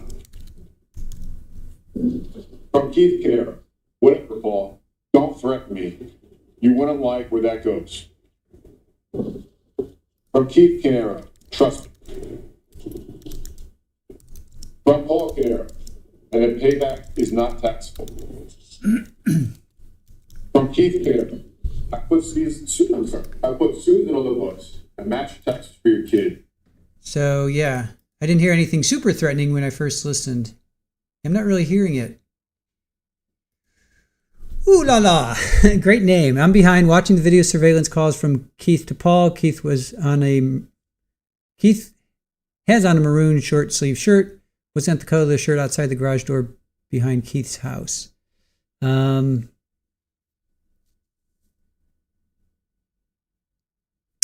I'm not sure. I can't answer that. All right. Robin, no, they're just taking a break. He said he had something to deal with. Judge said he had something. I think they said they had something to deal with. Clairview, sounds like Keith wasn't too happy with how Paul did things. No, certainly not. Theodora says Keith sounded fed up and would not take any more from Paul.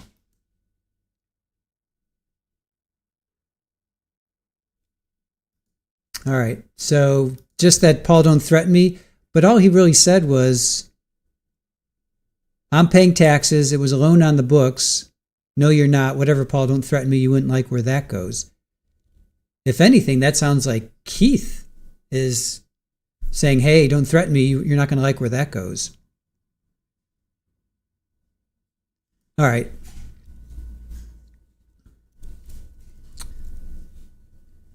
All right, unless I'm missing something else.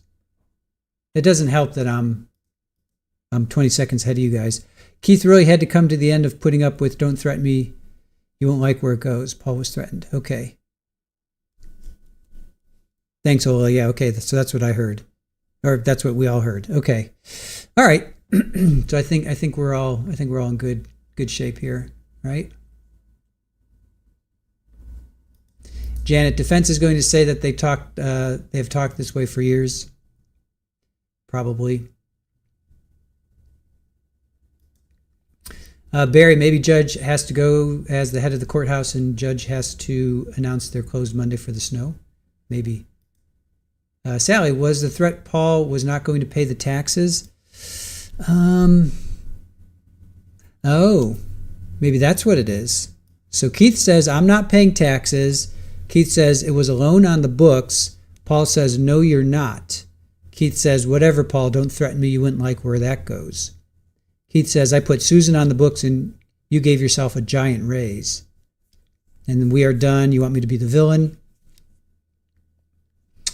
Maybe that's it, Sally. Maybe Keith is saying, hey, I'm going to pay taxes. And Paul's like, no, you're not. That could be. Yeah, Barry. Yeah, I mean, they're going to break for lunch anyway in an hour, so you might as well just, it must have been something more pressing.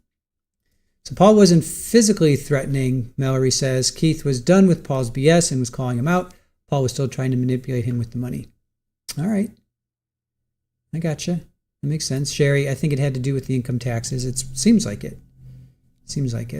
Irene, yeah, their taxes were definitely very dodgy. That's what we were talking about. Yeah, I wonder if the IRS is knocking on Mr. Caneiro's door right now. Well, he's going to be in jail, so I guess it doesn't matter. Jad Ziadax, and a payback is not taxable. Payback as in loan or payback as in revenge. I would think, I don't think it would be revenge. I think it would be with money.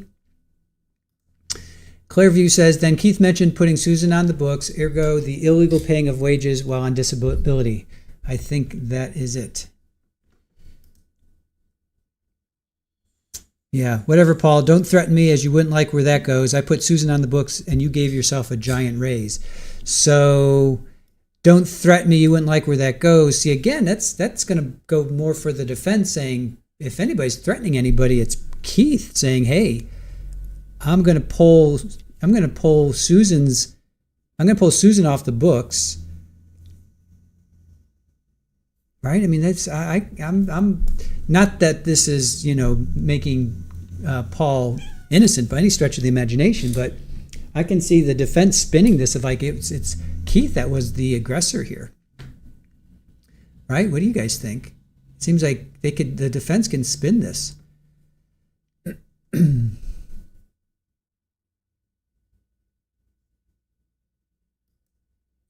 Hellrider, Paul was told by Keith he is done, so Paul lost his Kool-Aid and did what he did. Yeah.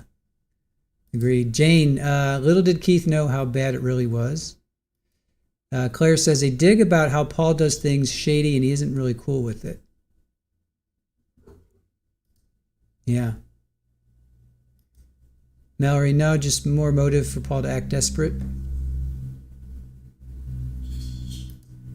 Irene, yep, lots of tax dodging stuff going on. Plus they lived larger than life, but always complaining about money. Agreed. Jadzia says, I wonder if that comment about payback revenge not being taxable was a veiled threat. It sounds like more like Keith was going to say, I'm not going to pay Susan's salary anymore, Susan/your salary of like $200 and some odd $1,000. That's the way I'm viewing it right now. I put Susan on, whatever, Paul, don't threaten me. You wouldn't like where that goes. I put Susan on the books, and you gave yourself a giant raise. We are done. You want me to be the villain? And then, okay, so then Paul gave Keith $10,000 because Keith says the money I gave you over the last few years doesn't compare to the $10,000 I owed you from 2011 when I couldn't make ends meet. And Keith said you made almost $350,000 that year.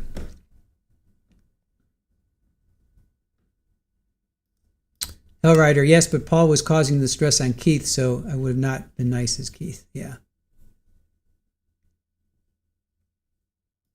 C. Gilmer, threat could be exposure to income tax fraud. Could be. Claire says it could also be a spin for prosecution about Paul not wanting to be exposed for what he was doing. Paul, wouldn't the IRS still come after Paul's wife? I would think so. I would think so. I don't think they're out of the clear. If I was Susan, I would definitely be concerned.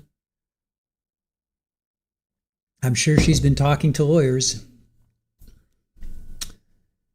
Sharon says Paul could only show so much income for Social Security disability to continue. Raj, Paul was the one painted into the corner, not Keith. I agree with that. Yeah, Brad, if you can't make ends meet on $350K, you're spending way too much money. Sally, IRS will be knocking on Susan's door. If they're not already. I don't know. I don't know how that all works. Mallory, yes, Brad. Keith's threats to take Paul off payroll, taxes, etc. becomes Paul's motive. Yeah. I agree. Jad says, if defense makes a point of Keith threatening Paul, they're attributing a motive to their client. If defense makes a point of Keith threatening Paul, that is true. That is true. That is very true. And they were about to lose the golden goose, the Duke Foundation, Janet. Yep, that is true as well. For sure. Barry, Pepperidge Farm and the IRS, remember. And Raj, yep, IRS will never let go. Yep. Kimberly, how much was Paul spending on the mistress? Well, Giselle said that she she paid for her apartment, but not 100% sure about that. She said, there was the Audi and then there was these trips. They went to Columbia twice. They went to North Carolina, New York, Boston, and somewhere else. I forget where else they went. That Paul paid for all those trips. So unless Paul was paying cash, we really don't know.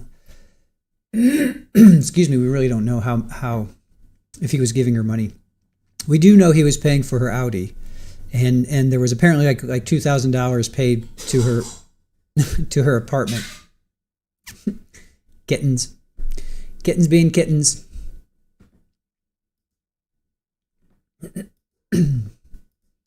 So, Janet, you didn't believe her? Yeah. Jenny, I didn't find her credible either. Cindy, I did not believe her either. Yeah.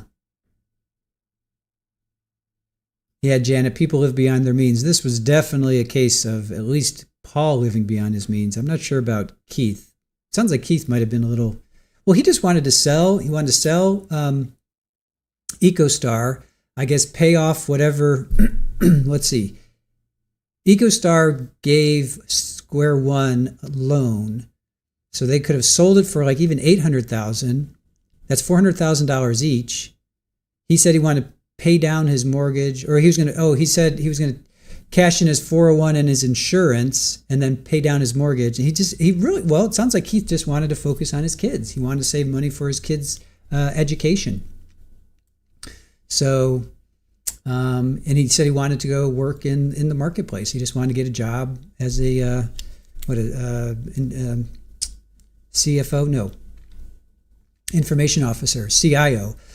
Yeah, he probably could have gotten a pretty decent job, maybe not even being chief information officer, but working in IT somewhere, and probably would have been able to make $100,000, $200,000 a year in the city. Would have been a nice gig for him.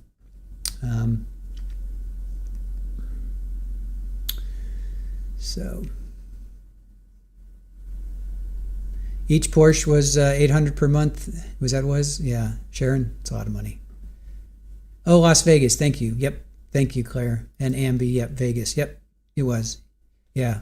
New York, North Carolina, Boston, and Vegas. Yep. So if they went to Las Vegas, they're probably, hitting the slots and all that stuff. And then Colombia, she said they went there to go see her family. So we'll see. Hellwriter says, I think Keith wanted Paul out of his wallet. I think so too. Claire, it appears that Keith was looking for a less stressful life. Agreed. Secure the kid's future. Yep. Lose the ties to what others do and the risks. Yeah, 100%. Yeah. I think Keith was he was over it. He was over it. He's over being a business owner. He was over the stress. Yep. His kids were getting old enough now. He had to start to think about their college. He just wanted a 9-to-5 job, make $150,000 a year, have a nice, a nice life insurance, and have a 401k half paid for by his employer, and call it a day. It's not a bad way to go. I've done both. I've worked in the corporate America. I've owned businesses, and there's pros and cons to both. I mean, right now with YouTube, I don't have that blanket, that you get, that financial blanket and, security, if you will, from working at a large corporation. So I get it. I understand. All right. Looks like Judge Lemieux is coming back.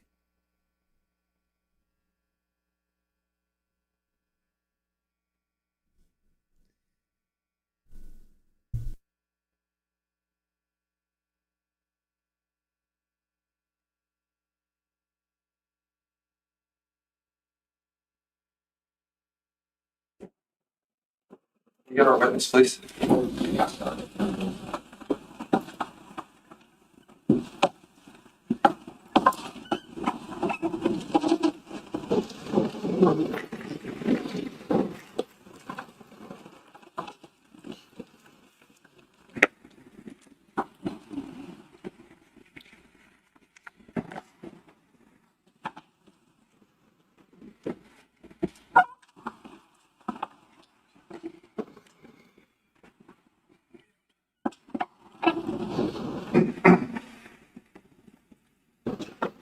Pass along.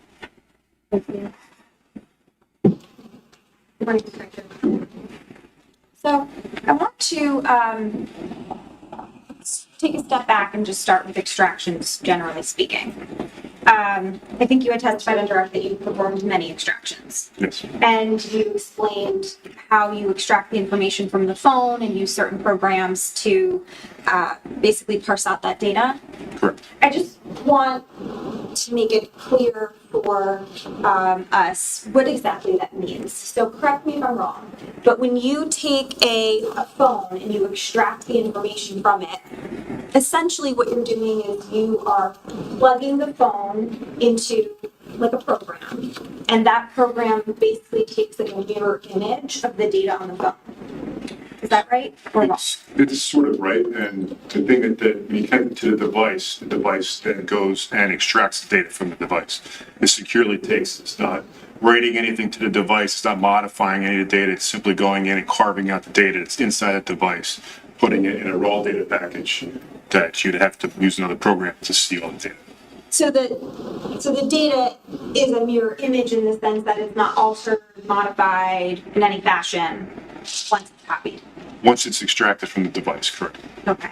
And the data that's extracted from the device is essentially it's raw data, right? Correct. And when we look at a cell phone, you know, there's a lot of data inside of this rectangle, right? Absolutely.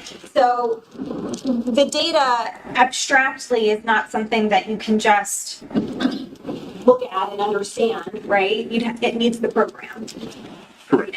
Correct. And one of the programs that you mentioned, I think, was like Celebrate. Yes. And so there's something called Celebrate Reader. Yes. And again, tell me if I'm wrong, but Celebrate Reader is a program where it takes that data and it puts it into a program where the user can interface with it and understand what that data means. So there's one level that's missing there is that there's a Celebrate physical analyzer where we take the raw data first and parse it out. So we have that in front of us. So it parses all the data out so we can see it as examiners. And then we make the extraction reports. When we make the extraction reports, that's when the working copy has that reader file included with it. So that way we give it to defense or we give it out to detectives so they can open it at their computers or wherever and they can review the data. You're referencing the PDF? There's a PDF, there's a working copy, there's two versions. The working copy is a reader file, like you described, and then there's the forensic file that's associated with the extraction, that's the data. And then that reader accesses that data and parses it out so you can see it. Okay, so the reader program is set up so that when the user clicks into the program, it sorts the information somewhat similarly to how information is sorted in the phone. For example, it says, you know, text messages, and then you can click into the text messages.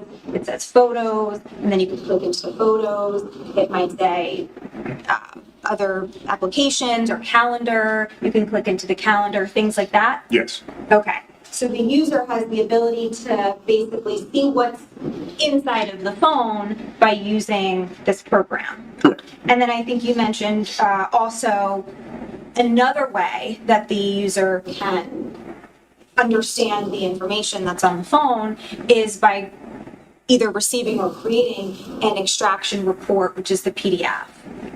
So when the detective has, or as an examiner, when I extract that data, I put it to that cell. In this case, we put it to the Celebrate physical analyzer so I can then have the data in front of me.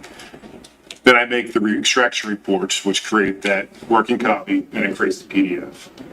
But I guess what I'm saying is, as the detective, you're not the only one who can make an extraction report, correct?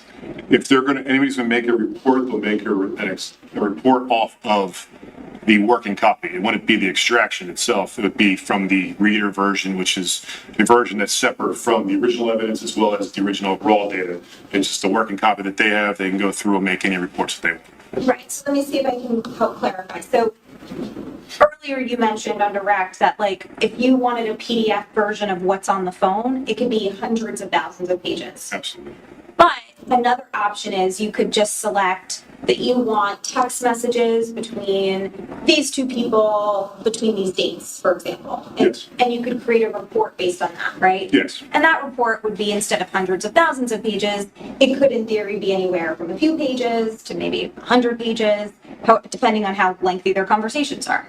Yes. Okay, so you can create separate, and when I say you, I mean you as the detective or you as a user of the Celebrate Reader, can create these extraction reports that parse out certain information so that the report isn't hundreds of thousands of pages. Once it parses out, it's just representing the data that's in the reader and a report. Okay. And you select. That was a technical term. Colloquially, I mean, like pick out information. So pick out text messages between these two people, Yes. or pick out text messages between everyone on this specific date, or a call log, or something to that effect. Yes, Okay. Now, extractions are a useful forensic tool for law enforcement, correct? absolutely. And I think an obvious reason, if you agree with me, is because it helps law enforcement understand what and ascertain what is on a person's in a person's phone, which is essentially indicative of like what's going on in their life at the time. Absolutely. And law enforcement, you don't just do extractions or phone extractions of a suspect's phone. You do extractions of witnesses' phones and victims' phones, and it's not exclusive to a suspect, correct? Correct. And in this case, there were numerous extractions done, correct? Yes. And the extractions that were done in this case included Paul Caneiro and Keith Caneiro. Correct. Also, you mentioned that you did an extraction for Susan Caneiro, Caitlin Caneiro, and Marissa Caneiro. Correct. And you also are aware that there were additional extractions done for Tiffany Rivera, Sophia Caneiro, Giselle Restrepo, Elisa Caneiro. Is that right? I wasn't, on some of the extractions I did not do. I am aware of the ones that I extracted, yes. The ones that you didn't do, were you still aware that they were performed? I was told there was other extractions performed, but other detectives in my unit did Okay. do this. And did you ever review that content or no? No. Okay.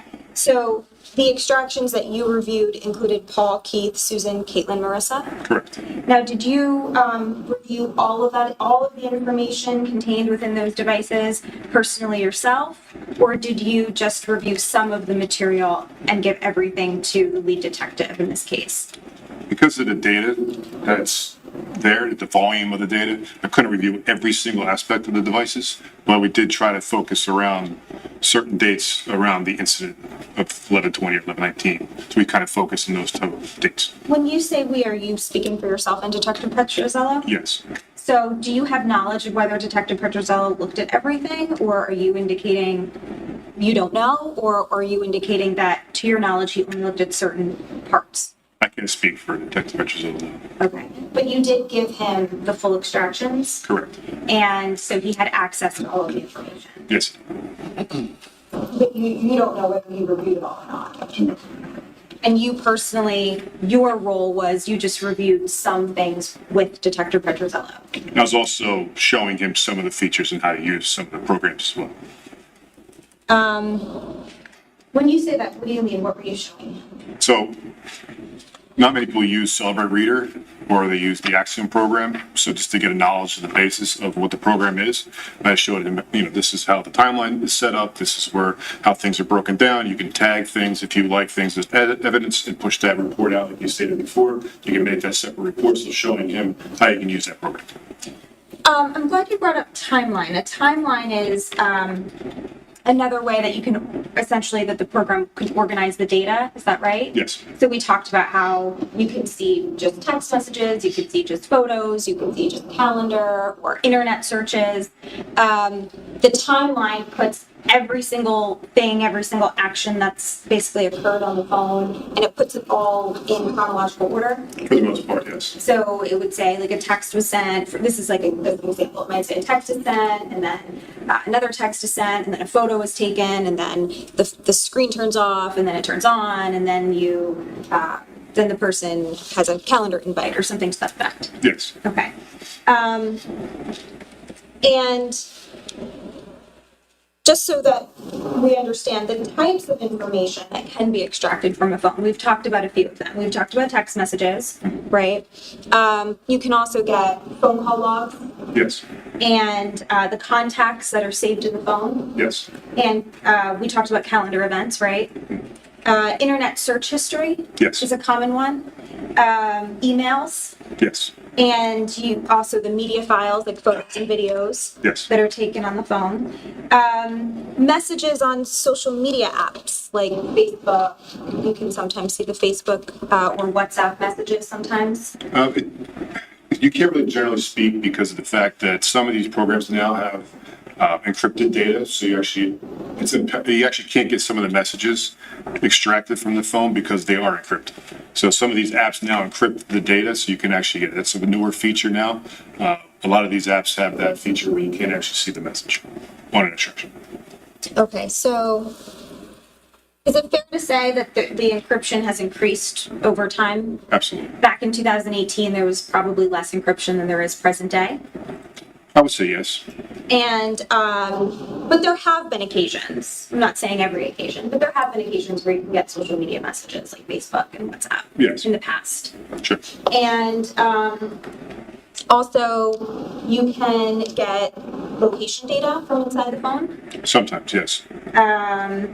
metadata, and I think you called it, what is it, like C data or something? What did you call The it? knowledge C Knowledge database. C database. That's actually not metadata, that's actually a database that's inside an iPhone that stores the data of the user activity in the script. Okay, right, yeah, no, metadata is separate. I'm saying you could also get metadata from the phone. Potentially, yes. For example, like the date and time that a photo was taken. Correct. But the knowledge C, that tells you things about the actions of the phone itself. It tells you a lot of user activity. Could be phone calls, text messages, device status. It has a lot of data inside that database. And one of the examples, I think, an example is when the screen is turned on or turned off. Correct.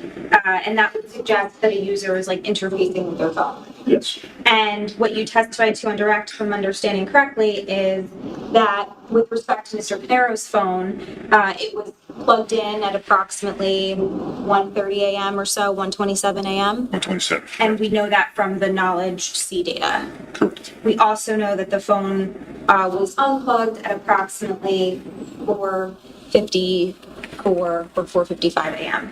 454, correct. 4:54.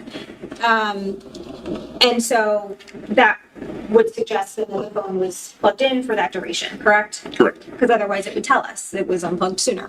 Correct. And I think the prosecutor elicited this on direct, but just to be clear, in addition to that information, in conjunction with working with the FBI, it was determined that and confirmed that Mr. Caneiro's phone was at the location of his home during those hours as well. Yes. And so there's no indication that that phone ever left the house during the time. No. The timestamps in an extraction, right? We just talked sort of about metadata. If an extraction, like let's say you get the PDF report, or if you're looking in the reader, either way, when it tells you the date and the time of a phone call or a text message, are those reliable? Yes. Okay, so when we, when the prosecutor was showing you an extraction report with some messages earlier, and they were referencing the dates and the times, those are accurate. Yes. Okay, and how do we know that? That pulls from those databases, especially the knowledge C database, it actually pulls that data from there. So it's a timestamp that the cell carriers as well as the phone will actually timestamp the phone calls, put in that database. So when the Celebrate parses out that data, it pulls out that whole call data sheet. So then you see the exact time. Okay, so you would trust the date and time in the report? Yes, out of most extractions I've done, I've always seen that time come out. Okay, and then the extractions you've done in this specific case, they're accurate? Correct. So, just to put it into context, with respect to investigations, the reason why, again, this information that can be extracted from a phone is helpful is because if you wanted to look at whether it's a suspect or a victim or a witness, if you wanted to look at their phones, you can ascertain relevant to, let's say, an incident, who was in contact with who?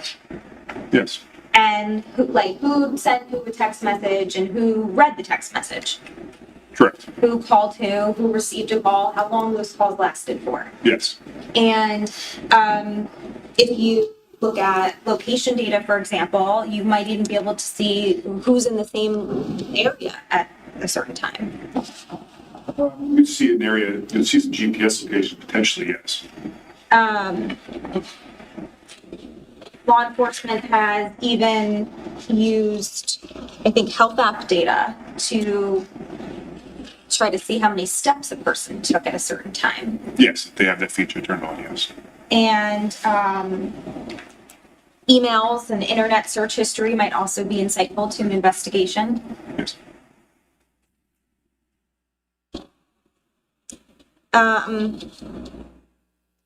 Now, you mentioned that you were trained in Celebrate, Yes, and Celebrate has different levels of certifications, correct. and it has beginner, intermediate, and advanced. Yes, The highest level is the CCNE Celebrate Certified Physical Analyst. yes. Do you have that certification? Not currently, no. Okay. Which ones do you have? At the CCO and the CCPA. So it's a Celebrate operator and the physical analyzer. In the advanced. Okay. And types of extractions, I think you talked a little bit about Yes. those. There's a logical file system, physical, and advanced file system. So to really go into the different kind of extractions, you have to talk about the different operating systems. And it's really the difference is Android operating system. As I stated, we can get 3 different kinds we're used to in 2018. A lot of things have changed.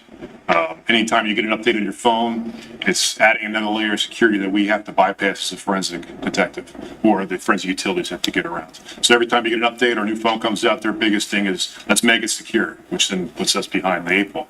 We then have to catch up to those security features. So a lot of these extractions do change over time, what we can and can't get, depending upon phone manufacturers and operating systems.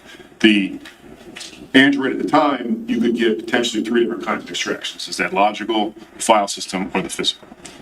And then for Apple, for Celebrate, it was just the advanced logical. And if you got to the gray key, you got the full file system. Okay. And so for Mr. Caneiro's phone, for Mr. Paul Caneiro's phone, you were ultimately able to get both of those? I was able to the full file system, correct? Okay. All right. And you said that on that one, you can even find some deleted items. Potentially, yes. And just again to put it in context, if you can ascertain what a person deletes off their phone, that also can be insightful to an investigation, right? Absolutely. If someone sends a text message that says, "Oh, I don't know, I'll meet you in 10 minutes," and then deletes it, that might be indicative that they have something to hide. Sure.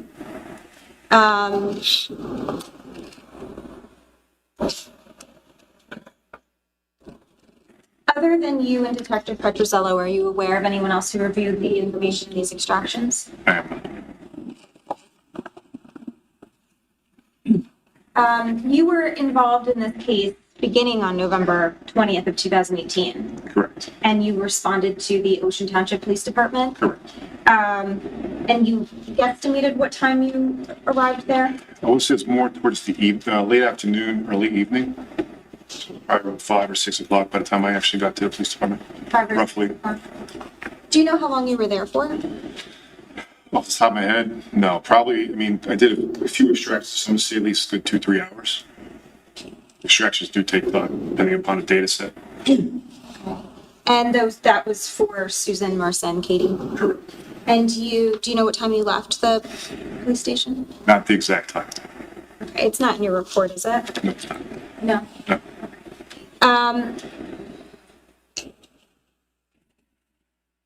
So you did review the extractions for Katie, Susan, and Marissa, correct?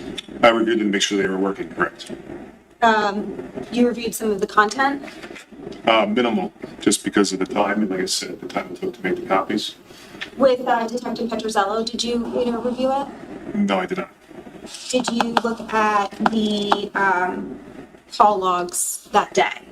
I Or provided the information that day? as the report states, I provided the extraction to the detectives so they can review it themselves. Okay, so sorry, I'm just trying to understand. So even though you performed the extraction for Susan, Katie, and Marissa, you didn't look at the information? All I make sure is that it works, that the extraction completed, and then make those reports, and then the reports then give it to the detective. So they review. So you extracted the information and gave it to Detective Petrosello? That was Detective Weisbrot. He was at the Ocean Township Police Department. You gave the extraction report? It should state that in my report as well. So you did not personally review the information on Katie, Marissa, or Susan's phone? Like I said, it was solely just to make sure that those extractions were working, and I made those working copies and gave them to the detective. So no, right, okay. And you gave them to Detective Weisbrot? Correct. Do you have any knowledge of whether Detective Petrosello ended up with them at all? I have no idea.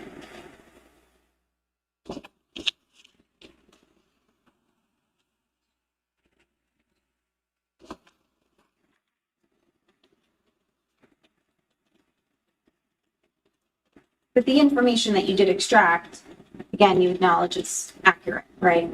Yes.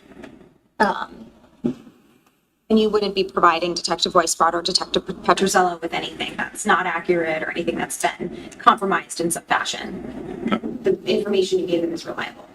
It's the data from the device, yes.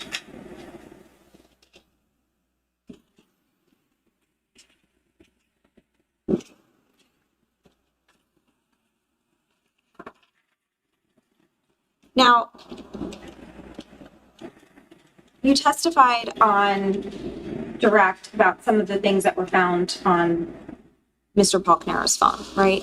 Yes. I think the prosecutor was showing you some calls from that day, some text messages. Yes. I want to talk about what was not found on Paul's phone. So, what we don't have on Paul's phone are any incriminating internet searches, for example. No, not that I'm aware of. Okay. So, in other words, in some cases, right, internet searches can be helpful because a suspect might be Google searching, how do I bury a body, or how do I get away with murder, or something to that effect. We've seen that before, right? Sure. Okay. And a lot of times the internet searches can be helpful to kind of uncover a person's motive or a person's plan, because sometimes people try to Google how to assist in committing a crime, right? Sure. Okay. In this case, there was nothing like that on Mr. Caneiro's phone. Not that I'm aware of. There were no searches about how to get away with arson or how to get away with murder or anything like that. There were no communications between Paul and Keith where Paul's threatening Keith or that are threatening in nature. Not that I'm aware of. And there were no photographs or videos in connection with what happened here from Paul's phone that were in any way helpful to the investigation. What is it, videos? Like of the crime or something like that. No. And there's no communications in his phone where he's conspiring with another person. No.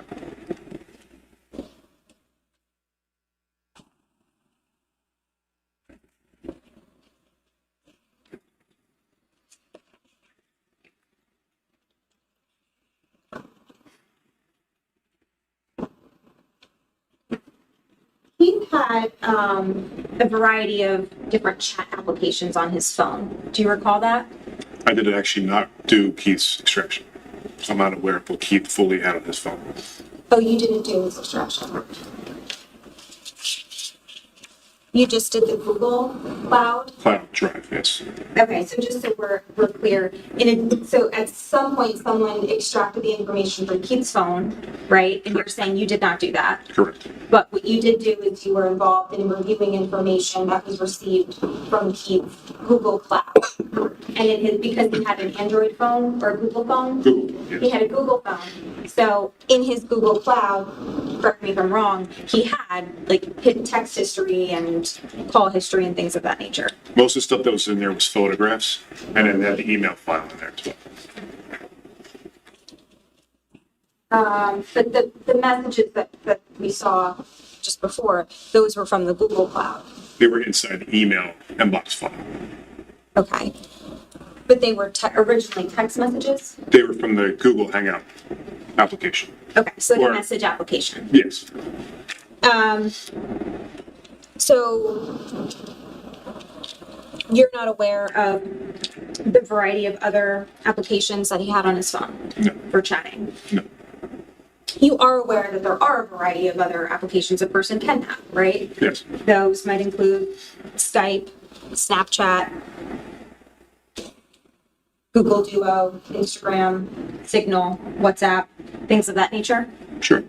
And like you said, a lot of times those applications are encrypted, so you can't actually see the information. Yes.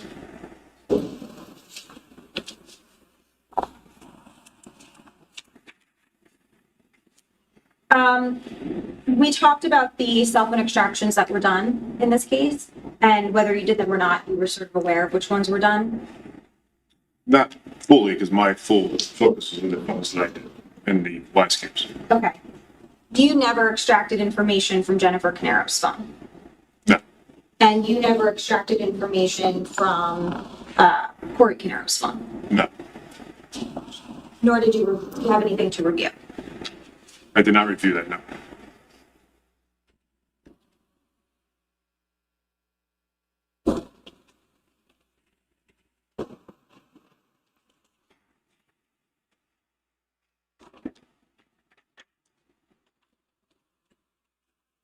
Now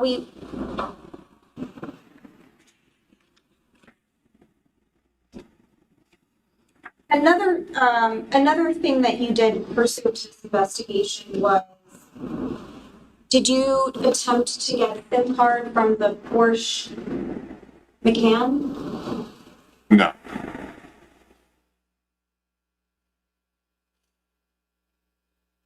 Were you involved in discussions with respect to that with Detective Petrozello? There was discussion, but I never made actually to the Ocean Township location. I was at the police department. Okay, so you weren't involved in that at No. all, in that aspect of seeing if information could be extracted from the SIM card? No.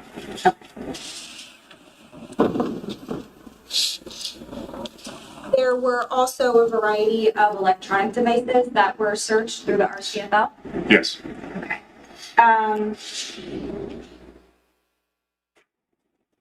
No, just.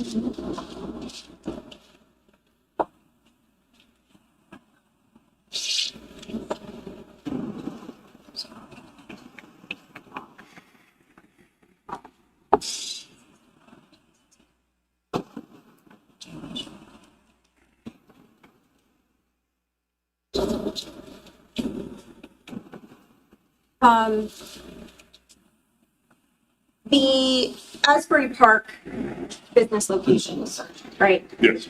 And a lot of electronic devices were seized from there. Yes. And that included a variety of like maybe different types of computers and stuff. Yes. And generally speaking, those were sent to the RCFL, which, what does that stand for? Regional Computer Forensics Laboratory. Okay, and what do they do? They do forensic work up on any kind of electronics. They have an ability to perform higher level because they can handle more data. They can rebuild items if need be if they're destroyed. They have just definitely a higher level expertise than we would have at our level. And so they were given the task of searching some of these, or some or all these devices for certain things. Yes. And is it fair to say nothing of evidentiary value was found? I'm not sure exactly all that they found. I didn't review what they found, but I know that they did examine a lot of devices from multiple places. Did you ever review any reports or anything from them? I did not know.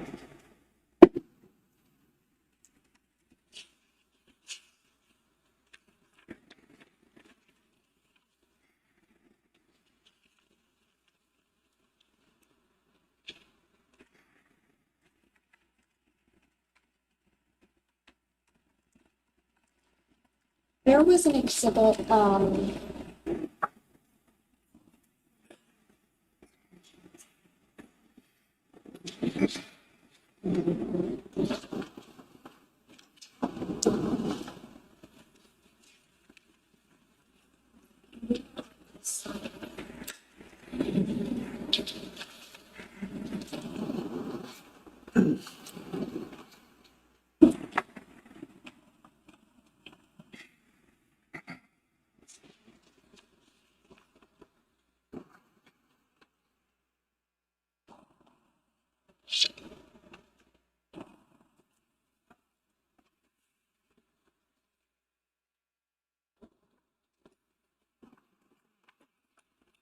we saw this photograph earlier, correct? Yes, And you can see on the photograph, it says QC QT View. correct, That's an application that was open on the phone. correct.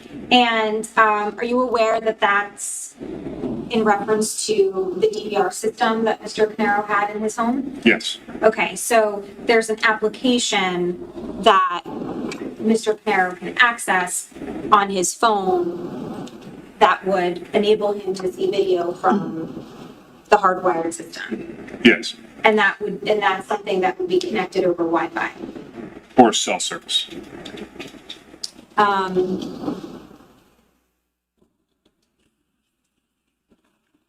But obviously, the application works through, not like in order for the hardwired system to communicate data or information to the application, the system is not plugged into the phone.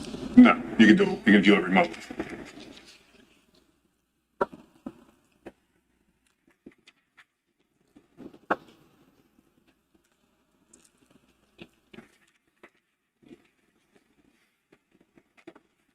Now, we saw the video, the WISE video calls. Yes, There were a total of 3 calls that we saw. yes, And the first call was between Keith and Paul, right? yes, The second call was between Keith and Susan. yes, And the third call was between Keith and Paul again. correct.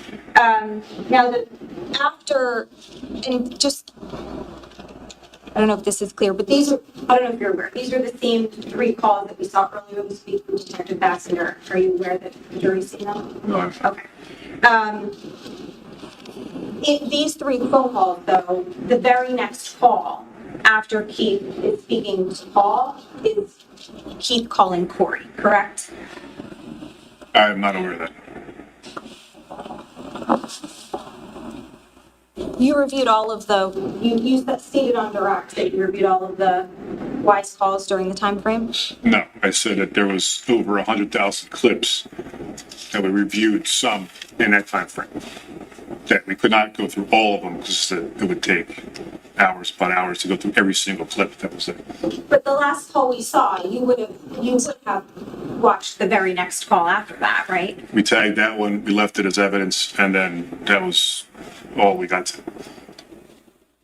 Didn't you make a compilation of like 2 hours worth of calls as part of your? Well, the whole entire, all the SD cards were image fully, so you have from till October of 2018, you have videos all the way back till then. So you have Right. all the videos in that file. And for purposes of this investigation, you compiled the most relevant calls into like a 2-hour video, correct? I did not put that together, no. There's a 52-page transcript that was prepared by Detective Petrozella with respect to these videos. Have you seen the transcript? No.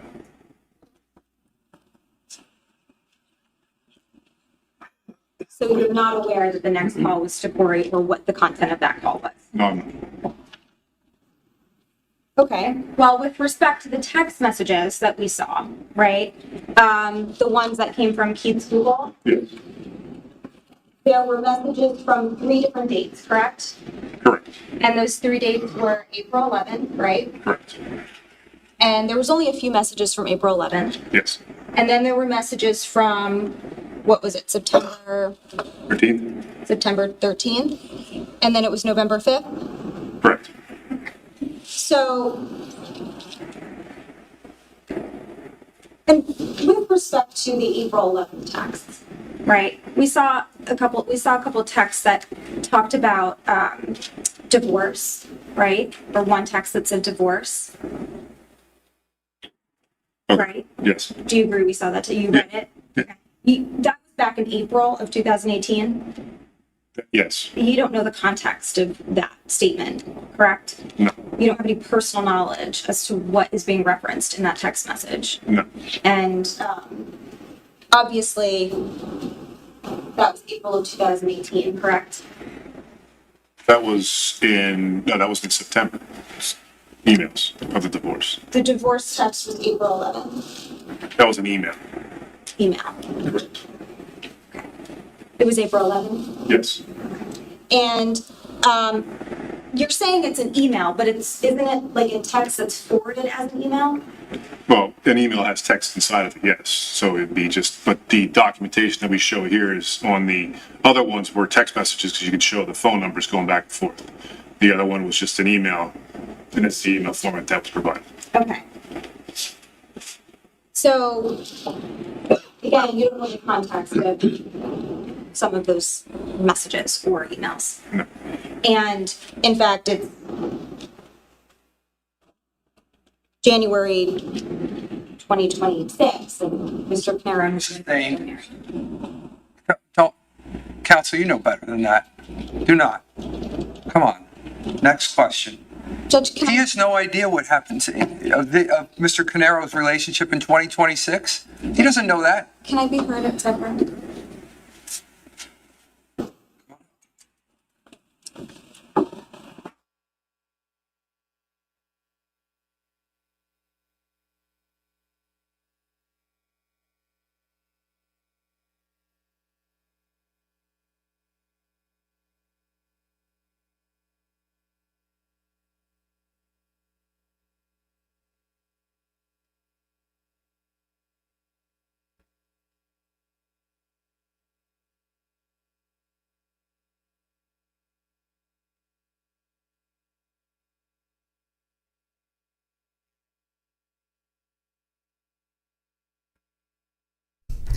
Yeah.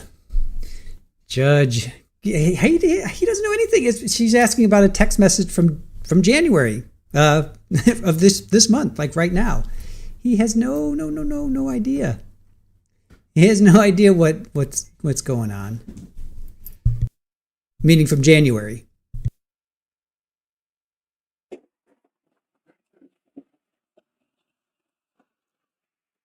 Sir, in those text messages that we saw from April and September, you mentioned in direct that they were being forwarded, correct? Yes. And they're being forwarded by Keith to Corey Caneiro. They were being forwarded, yes. So in other words, whatever communications Keith and Paul were having, they were being relayed to Corey by Keith. I'm going to object to that question. Go ahead, counsel. You want to respond? She objected, so I don't know if you wanted to respond. Well, Judge, I don't know what the objection is. It was the specific April emails that were forwarded, not all of the conversations. Oh, I can rephrase them. Okay. To be clear, not the entirety of everything was forwarded, but pieces of the April 11th conversation and pieces of the September 13th conversation were forwarded to Corey Caneiro. Yes. So Corey Caneiro had knowledge of some of this information. I would assume if it was forwarded. And what we saw these 3 days, right? This is information that was deemed relevant to your investigation, correct? When I sat down with Lieutenant Richard, But it's not the entirety of everything that existed in the universe of Keith's Google Cloud or Keith's phone or Paul's phone. correct.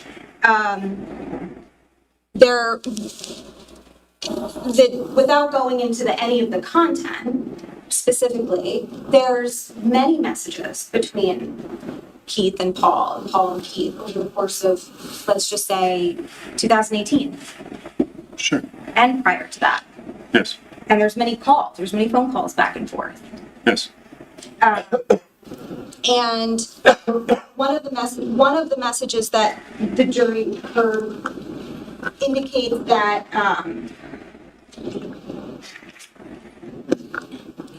he said something to Paul, like, you never helped me, or something to that effect. Do you recall that message? Yes.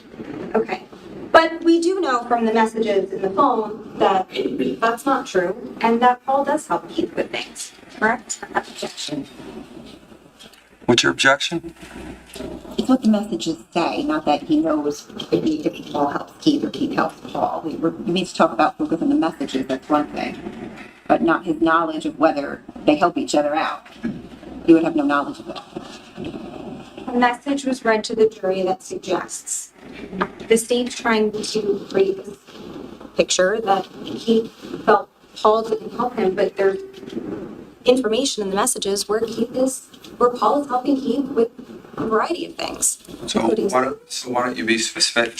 You could be specific with that, and then I'll allow you to ask those questions. Ladies and gentlemen, we're going to break for lunch. It's almost 12:30. I don't want to slow you down from your lunch break.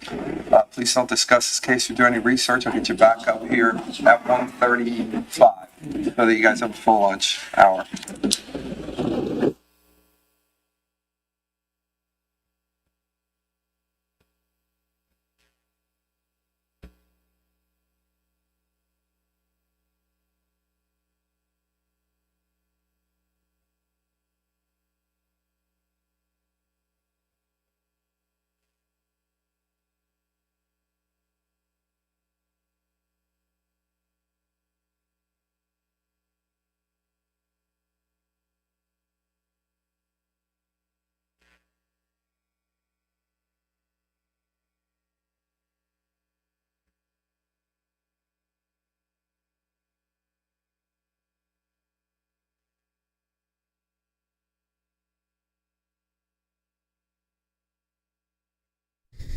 Hey, Running with Scissors, how are you? Just in time for lunch break?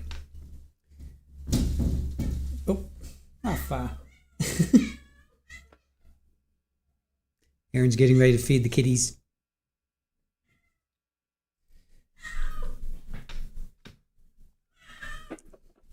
Everybody back at 1:30, 1:35. You can step down. You can you could just be back in your seat at 1:35. You don't have to wait for someone to come get you. Okay, thank you. Could we approach sidebar either now or before we start in the afternoon? Sure.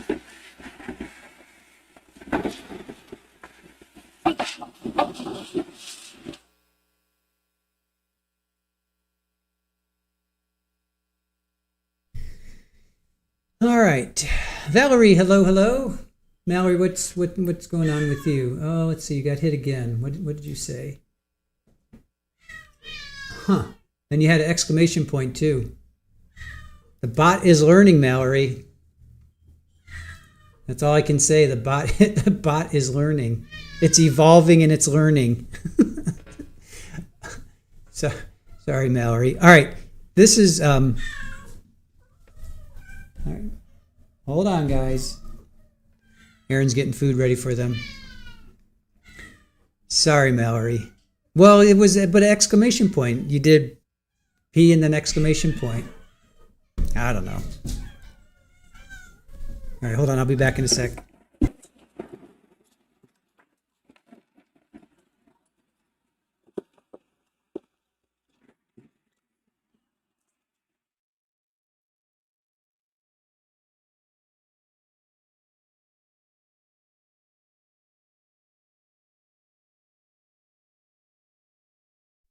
All right, feeding time at the zoo here. Let me just do that. All right, here it's been kind of not driving me crazy, but I've been thinking about it. Tell me do you guys know Pamela Adlin? Tell me what you think about this. Pamela Adlin. She was in. Who does that look like? Who does that? I'll just say that. Who does that look like? You guys tell me who does that look like? Yes, the kitties are hungry for sure. So who does that look like? The bot needs a Klondike bar. Who does that look like?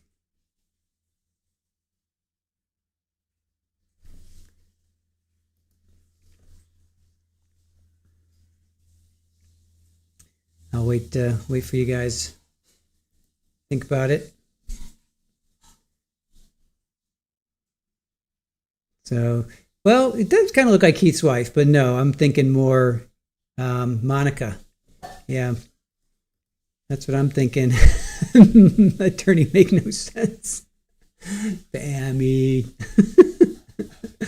Yeah, I think it looks like Monica Mastalone. So that's Pamela Adlon. She was in Louie, which I love. I love Louie. She's the voice of Bobby Hill in King of the Hill. And then she was in Californication, which she was there for. Actually, she was in Californication first and then Louie, which I love Louie. And then Better Things. So I enjoyed Better Things as well. So anyway, I think that looks like Monica Mastalone or Mastalone. All right, let's see here.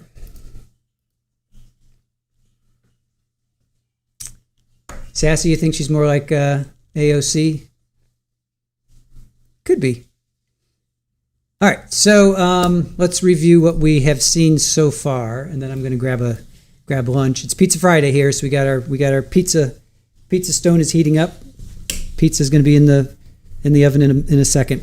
All right, we heard from only one witness so far, Detective Brian Migliorisi, computer forensics expert. He really helped with the timeline of when Paul turned off his phone. Well, he charged his phone starting at 1:27, and then he plugged his phone in at 1:27 a.m., and then he unplugged his phone at 4:54. So here, let me take a screenshot of my updated timeline. Here's my updated timeline. So I think this is pretty big because he basically proved Keith didn't take the phone. Keith did not take the phone, but this is the updated timeline. So 1:27, phone is plugged into a charger. And then 1:28, Paul turns off the DVR. 2:05, Paul backs up from the garage. 2:07, Paul leaves his house. 2:27, Paul arrives at Keith's house. And then we also heard today's testimony, 3:15, 3:17, and 3:18. Keith was texting Paul. At 3:15, I used the manual switch in the basement, but nothing is working. 3:17, I'm not even sure what to do. 3:18, the generator says AC failure, going outside to see if the, I didn't get all that. I didn't catch all that, shoot. Anyway, so he goes outside at 3:18. And then 3:33, the 911 is called about shots being heard. 3:48, Paul leaves Keith's house. 4:08, Paul arrives back at his house. 4:48, fire alarm at Paul's goes off. And then 4:54, Paul plugs his phone back in. So that is the timeline that has been solidified with Paul's phone records. And then there was a bunch of texts between Paul and Keith. Keith is very upset. He just wants to sell the company and be done with it. And Paul's like, no, let's wait.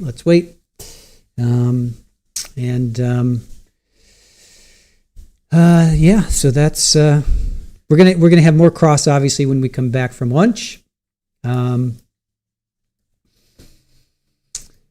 That's a really good question, Tulips. I'm not sure why Keith was texting his brother. I don't know. Maybe Paul was more the electrician.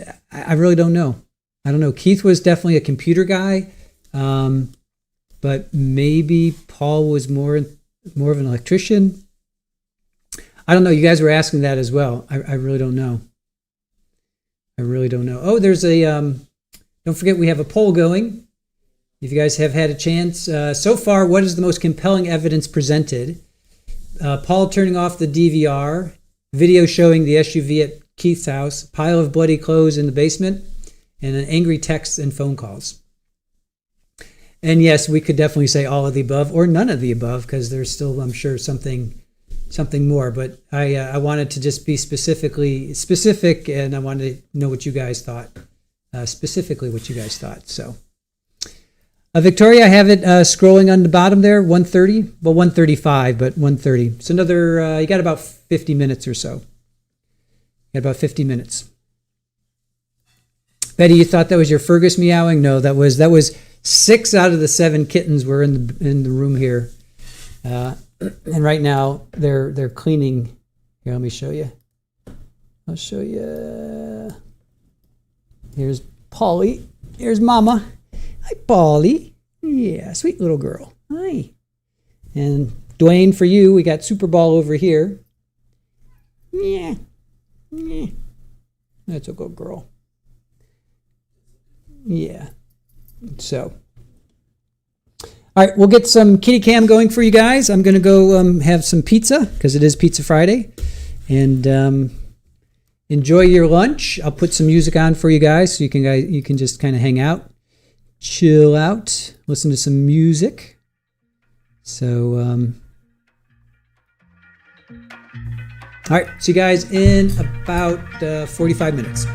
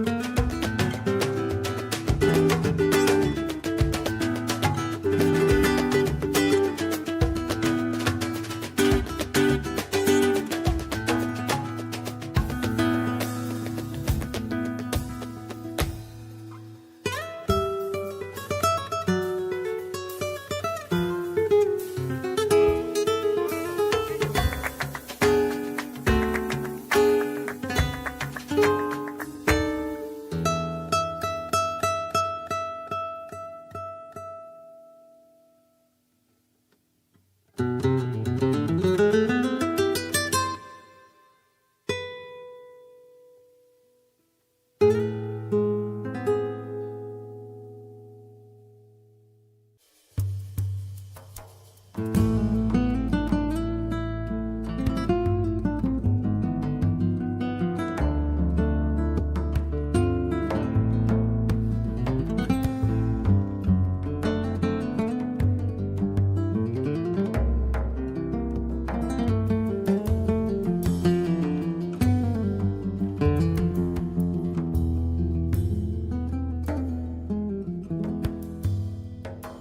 veces pienso en ti y me llena de pasión. A veces pienso en ti, me entra miedo. A veces pienso en ti, me trae la ilusión que quiero, que puedo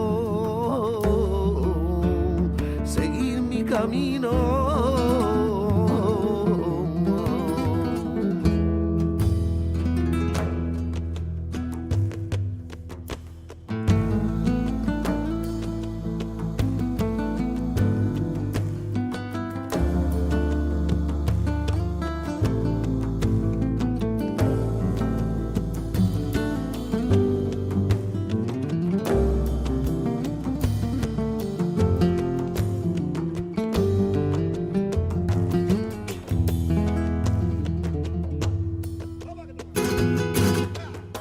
Y a veces pienso en ti y me siento muy feliz.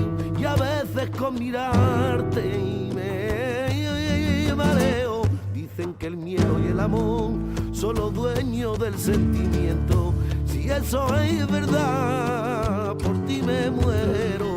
Muero contigo, contigo muero.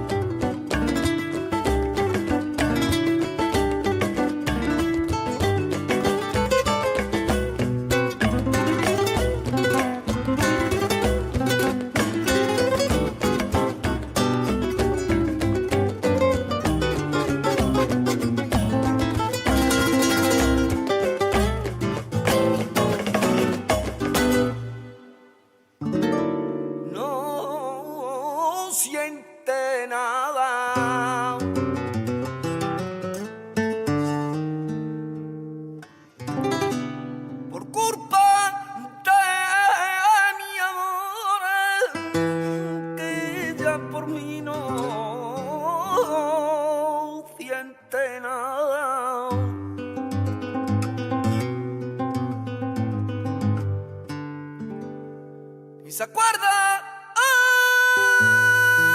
de lo bueno, ya en pura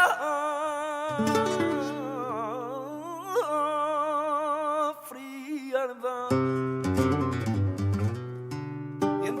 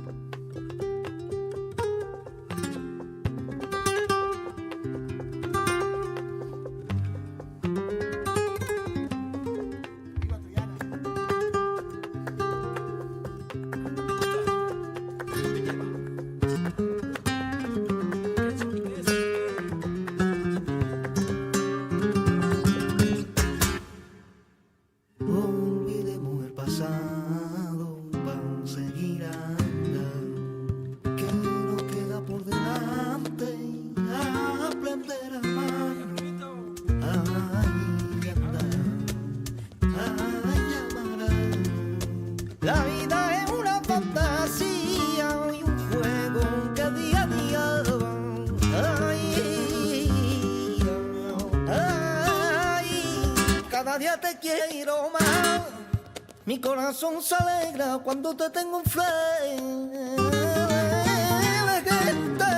Cuando te veo me pasar.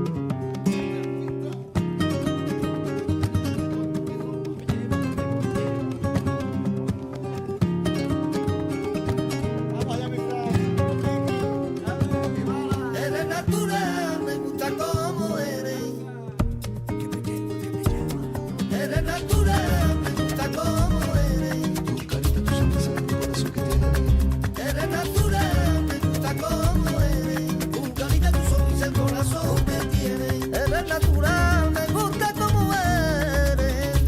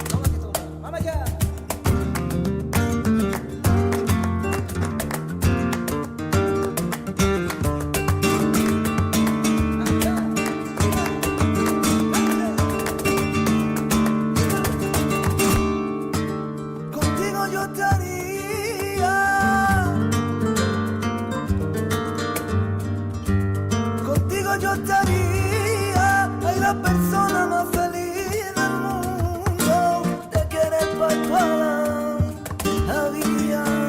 Ay, la persona más feliz del mundo te quiere pa' tu la vida.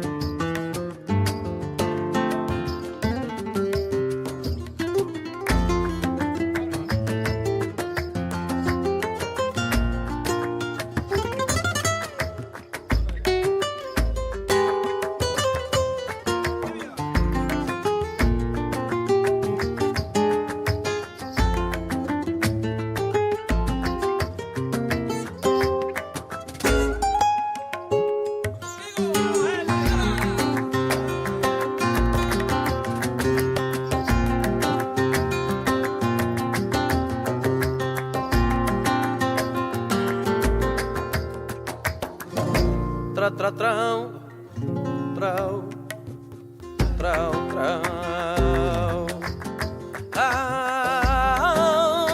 Ay, alegría del valle y con su bieneo, estaba su bieneo, sabete. En la alegría del valle y con el viento del mar viene de tocao, viento del mar viene de tocao.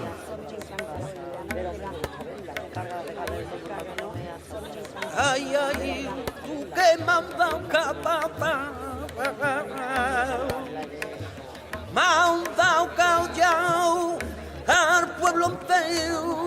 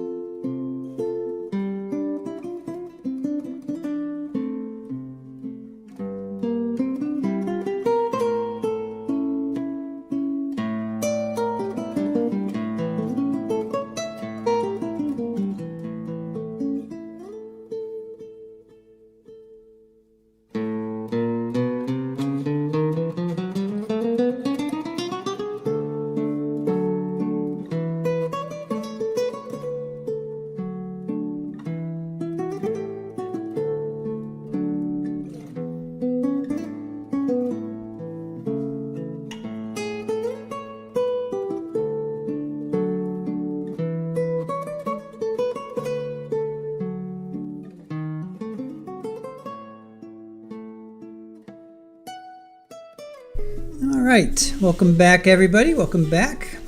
I know, Alice, I am traveling around Kitty Lane. I didn't want to roll over anybody's little paws, and of course they pop themselves right in the middle of where I want to go. Right, that's the way it always works. Let's see. Tirdas says, why do these defense attorneys keep asking the same irrelevant questions over and over and over again? Is it intentional? It's their style, right? It's the style. Every attorney has their own style, so it's their style.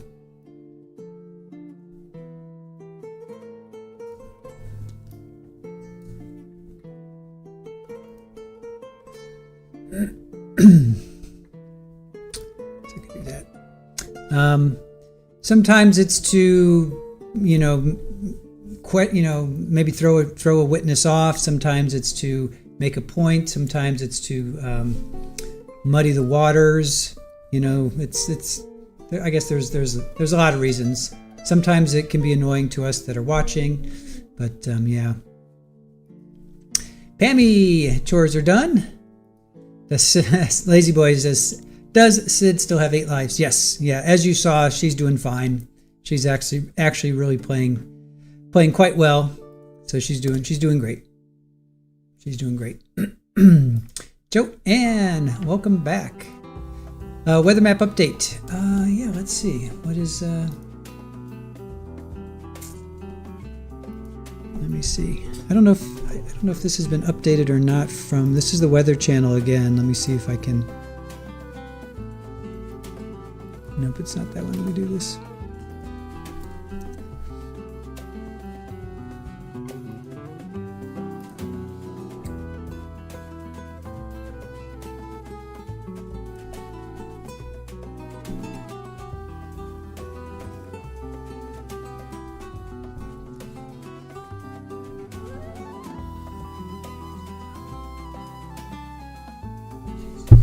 All right, that's the current radar. So snow starting in Texas, and then here's the winter alerts.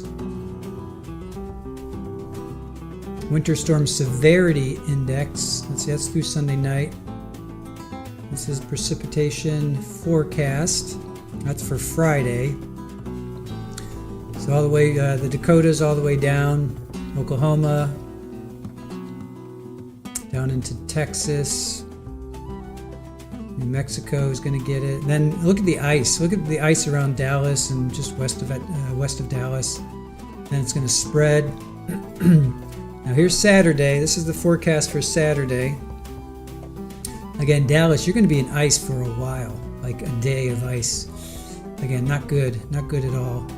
All right, here's it. Okay, Saturday at 9, that's when it starts in Jersey. Well, it may start before then, but right now they're saying Saturday.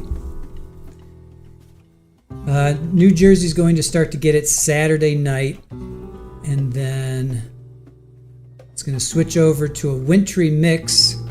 Ugh, that's terrible. Same with New York City.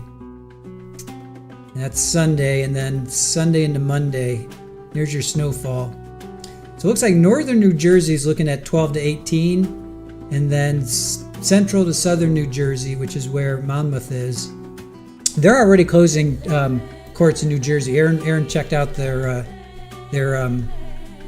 New Jersey courts, and they've already closed down Ocean and Essex courts. So it would not surprise me that we are going to hear court closure before the end of the day. And then here, this is going to be bad. I mean, the snow is terrible, but this is going to be even worse, I think, you guys. All this ice for 72 hours. That's just not good. Nashville, Charlotte, Atlanta, Jackson, Shreveport, Little Rock's, yeah, Dallas. Even Houston's going to get into it. All points in between. That's just, and then the wind chills on top of it. Then you have the wind chills, and then New York. On Monday, it's going to be a wind chill of 7 degrees. So, here, let me just make sure. All right, they're still on lunch. So not looking good, guys. Not looking good. Aaron is monitoring the courts in New Jersey. So Aaron is monitoring the courts in New Jersey.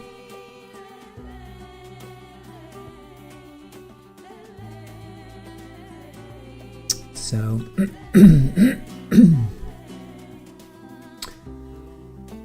Joanne, yeah, it's going to be a mess upstate South Carolina. It is not going to be, it's not going to be pretty, you guys. Definitely not going to be pretty.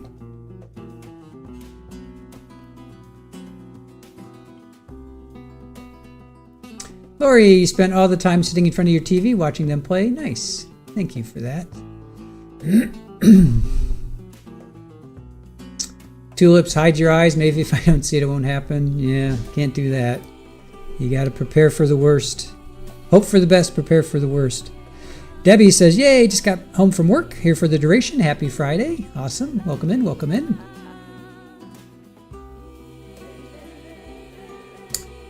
Turdad says, prepare the cilantro lime marinade for your chicken breasts. Yummy. Very good. We're very good.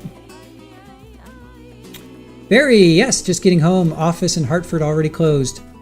Yeah, Erin's monitoring the courts in New Jersey. She said Ocean is closed, Ocean County, Essex.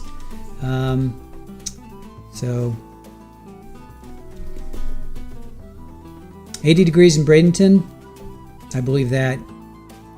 Yeah, we're in the 70s here. I'm a little bit north of you, but yeah, we're 77. So we're a little north of you.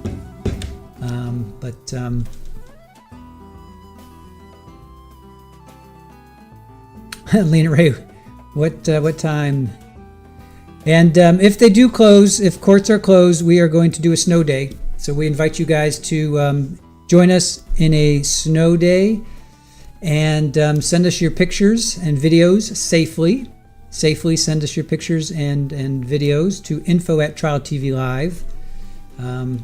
So that'll be fun, and I'll show them. I'll pull them up, and I'll also be pulling in. I'll just find a bunch of live cams from around the country. Iowa Backyard Cam said that we could use theirs, so we'll do that. Obviously, they're not Iowa, but Barry, $165 on bird and animal food, $82 to feed you. Right? Isn't that the way it usually works? Yep. Sharon, sounds about right. Sounds about right. Yep, got to go fill up your bird feeder for sure. Yeah, try to offer them little sanctuaries, if you will. Your dad is prepared food for the next 3 days, including loads of chicken, lots of salad. There you go. There you go. Yeah, we were talking about that yesterday. Boiled eggs, pasta, rice, chickens. Chicken, yeah, I mean, chicken will last. Chicken will last you 4 or 5 days. Boil some eggs, make some rice, make some pasta, peanut butter, beans, all that good stuff. Lots of bread, get lots of bread if you haven't already. And just be prepared. Just be prepared. Green Eyed Cat says you've been doing the same. Yesterday you boiled eggs, made a few cups of rice, and a big pot of chili. There you go. Perfect. Perfect. Alexa, good afternoon to you. Terry says chicken and dumplings almost ready. Debbie says truth on the animal food, 9 cats, all like different things. We have 7. You have us beat by 2.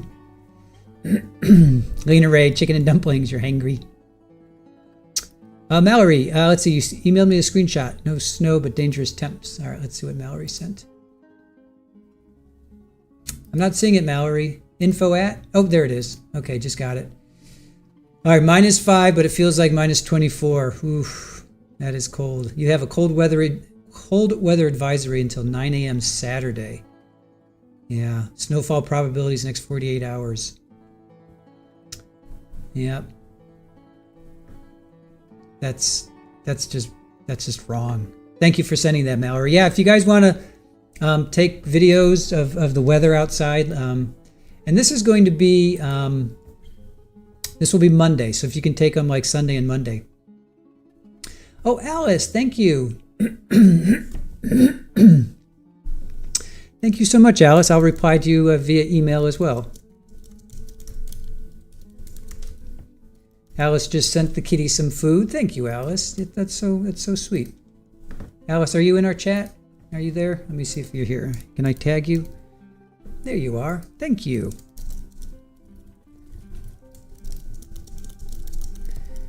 So Alice just sent us some kitty food. Thank you. Thank you, Alice. Thank you for the kitty food. I will go and pick that up tomorrow. Let's see. There you are. Thank you. Thank you for the kitty food. Thank you. Thank you. Excuse me. Thank you, Alice. You're very, very sweet. Really appreciate that. Thank you. And our kitties appreciate that too. Thank you. Turdad says there's there's an outdoor fresh food market in your neighborhood in South Philly. You get fresh cilantro and basil and stuff. Jenny reminding Crystal, you don't need to use a comma. So if you just do Lake George, New York, okay, you don't need to use the comma. Hello, Alexa. Happy Friday to you. What's up, bud? Hi. Hi, little man. Did you have a good lunch? Did you have fun playing? So, Tishigan, Wisconsin. That's really funny. It's Tishigan. Whenever I see that, I'm like, is that a typo? Crystal, do you mean Michigan? So it's Tishigan. I never heard of Tishigan. So it's minus 9.9 with the wind chill feels like minus 32 F. Minus 23 Celsius, minus 35 with the wind chill. Wow. And it's 24 miles an hour or kilometers. That's why. That's why. Lazy boys, the kitties might file a class action lawsuit for late feeding. Nice. JMS cold advisory issued here starting at 10 tonight to noon Saturday. Extreme dangerous cold. Winter storm warning from 3 a.m. Sunday to 6 p.m. Monday. 12 to 16 inches. Yeah. Now you're in Connecticut though, right? I think you're at JMS, right? You're not in Jersey, if I can remember correctly. So it kind of looks like South Jersey. Let me see if I can find a South Jersey or Jersey weather. Jersey weather. All right, it's 45 degrees right now in Jersey.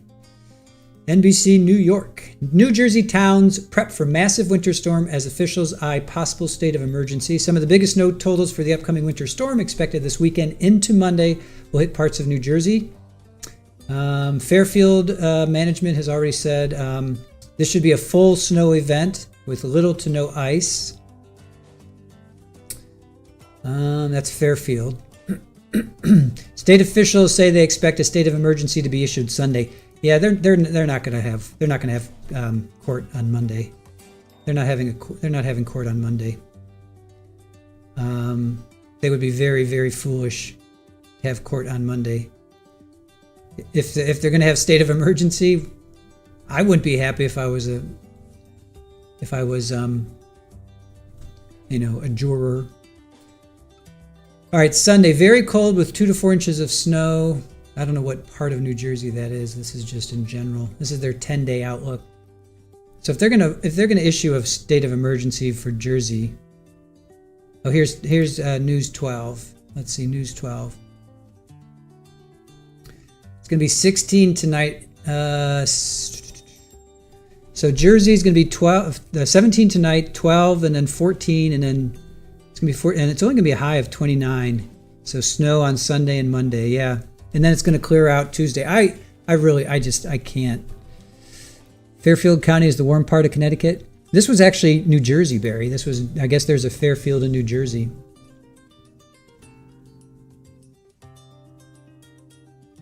Oh, okay, here's something. Here, I'll take a screenshot of this.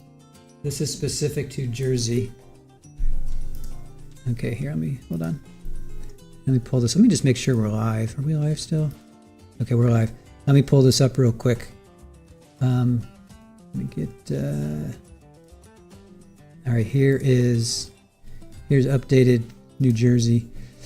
All right, so they're in Long Branch, so they're Long Branch, so they're expecting 6 to 9. So they're expecting, they're expecting 6 to 9. I just do not see them having court. I just do not see that.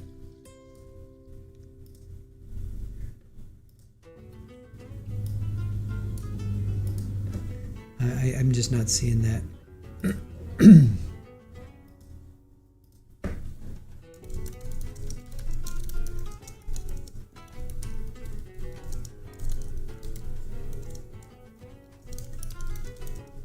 I'm just texting Scott.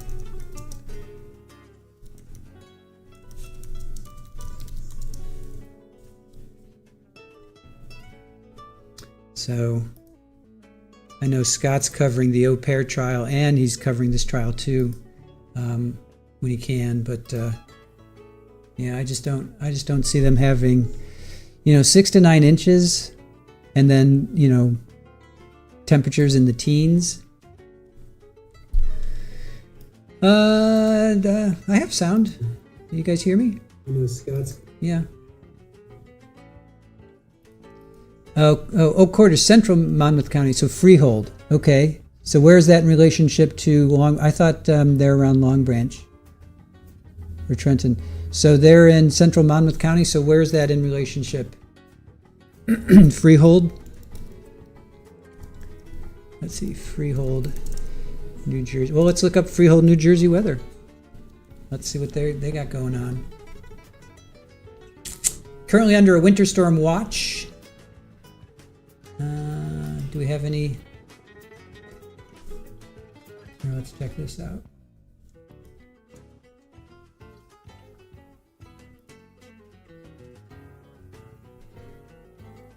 All right.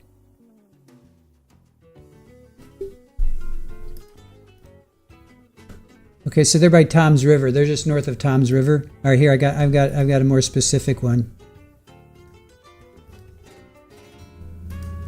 Here I have a more specific one. Here, check this one out. Whoa! All right, so Freehold, Claire, you say Freehold? So there.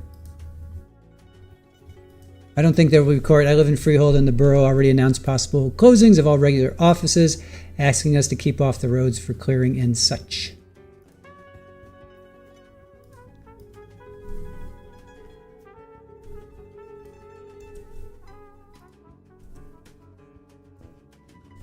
All right. So there you go. So 5 inches in Freehold, which isn't that bad. And when all is said and done, that's really not that bad. I mean, Jersey, you guys can handle that. Even 7 inches is dealable. 8 inches, I mean, you can deal with that. Because again, it's not all at once. It's going to be over, 24-hour, 36-hour period. They'll be out icing and salting. I'm sorry. They'll be out de-icing and salting the roads and clearing the roads. Long Branch is on the coast, about 20 miles away. Is that more accurate, Claire? Is that map more accurate? Is that what you're being told? Oh, Aaron says they're already slowly closing.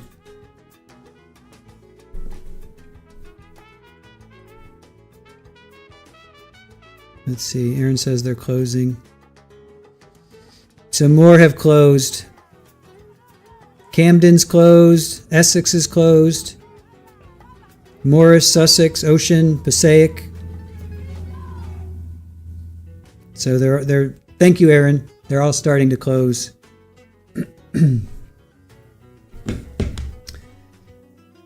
Kimbers, they're talking salt shortage where you live. Oof, that's not good.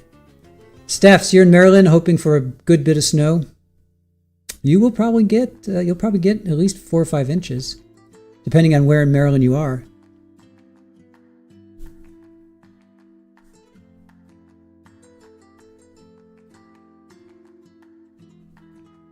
All right, here we go. Looks like they're coming back.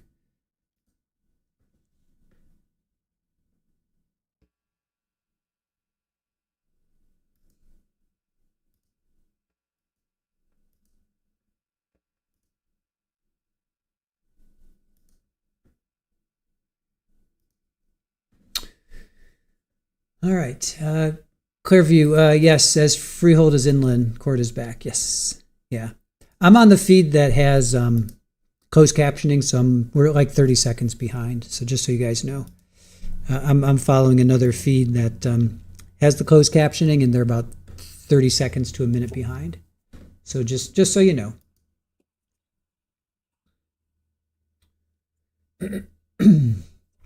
Most of New Jersey should plan for a foot of snow, with coastal, central, and southern areas expecting ice midway through the storm. That was 16 minutes ago. That's from News 12. Rise for court of session. The Honorable Judge Mark Lemieux presiding. Good afternoon, please be seated. I really got to learn how to tell time, don't I? You guys have been downstairs, maybe got something to eat. That's terrible. I apologize. So, we are ready to continue with the cross-examination. Ms. Massalone, whenever you're ready. Thank you, Judge. Before I proceed, can we just approach the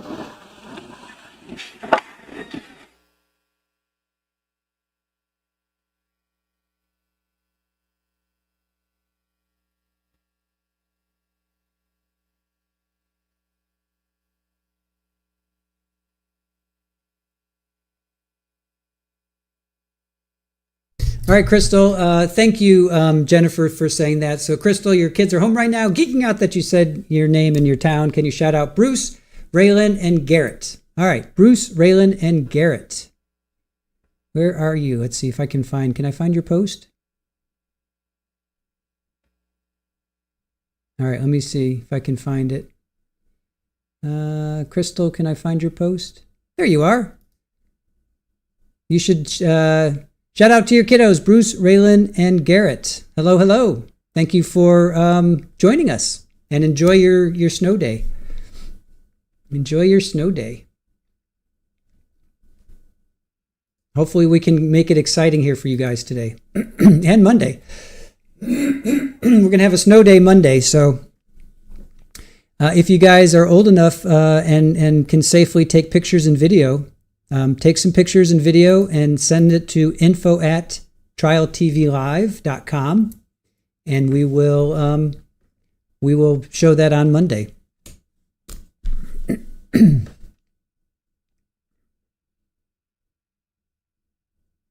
Hey Gina, how are you? Paula, so there's a few people in Maryland here. I have a sister who lives in Maryland. I've been to Maryland. It's beautiful. Beautiful where she lives.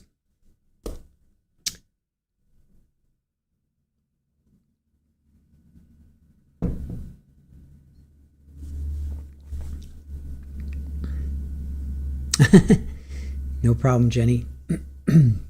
And thank you, Aaron, for alerting me.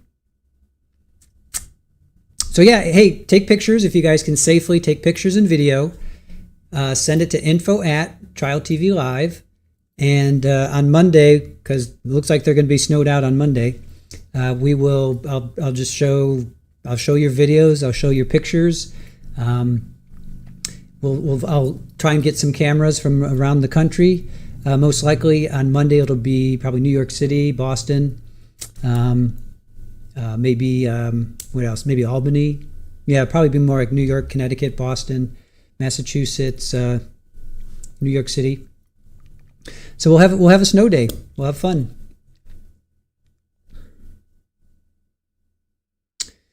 All right, Joanne, are you taking off? Joanne's taking off. All right, let me check in on Joanne. All right, Joanne, thank you so much. Are you leaving? Let me just find there you are. Got to head to the school bus stop. Hope everyone has a warm and safe weekend. I will be lurking if I can. If not, catch up later. Love you all. Thank you, Joanne, for your gifted Trial TV Live memberships too. Thank you so much. Joanne is one of our fantastic mods, and really, really appreciate you and your efforts. So have a great weekend. Be safe, Joanne. Definitely be safe. We will be checking in on you all weekend. JMS, the mayor of New York City already said no snow day for New York City. If it's really bad, they'll be doing online. That stinks. That's one of the negative things of COVID, right? Everybody learned to go online. So there are no more such things as snow days. Terry, they did just return and they went straight to a sidebar because Miss Mastalone said, can I have a sidebar now? Or I think he said now, but I guess she wants another one. Or maybe it wasn't her. I'm not sure. But yeah, there was an objection before lunch. And it was about the text. Hold on. It was January 2026 text messages. Judge, he was like, come on, counselor, you know better than that. And then they went to lunch. And she said, can we be seen now or later? And he said, now, but maybe something else came up. Alexa, no school cancellations yet for Rhode Island? All right. Oh, Terry says that she's in Groton as well.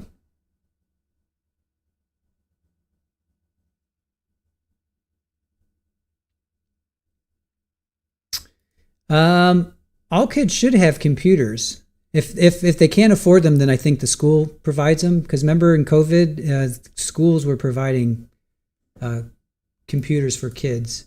So I think if you are unable to afford a computer, you are provided one through the school. If I'm not mistaken, I'm pretty sure. Kathy, school closed here from the cold. Oh, is it Groton? Okay. Oh, you're right. It is Groton. Yeah, I said Groton. Yeah, Groton. Like the Thames is pronounced Thames. It's not Thames. Thames. So Groton. All right. Thanks, Barry. I think I knew that.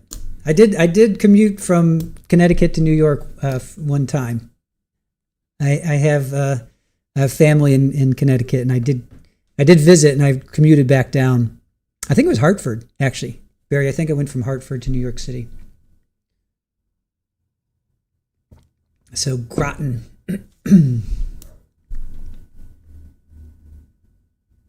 So there were 2 objections before lunch or just now. I'm not even paying attention, you guys. Sorry. I should pay attention.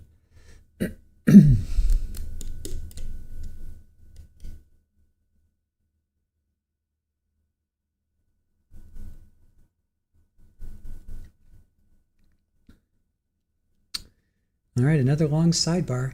It's interesting. Why don't they do these sidebars like why the jury is I don't know why they wait till they call court to order and then they call for a sidebar. Just do it before. Just do it before you leave or before you come back.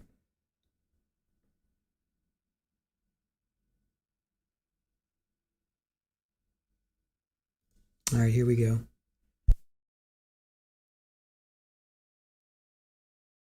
Love that noise. It's your favorite noise. No idea. You hear it now? I truly hate it. I apologize then. All right. Go ahead.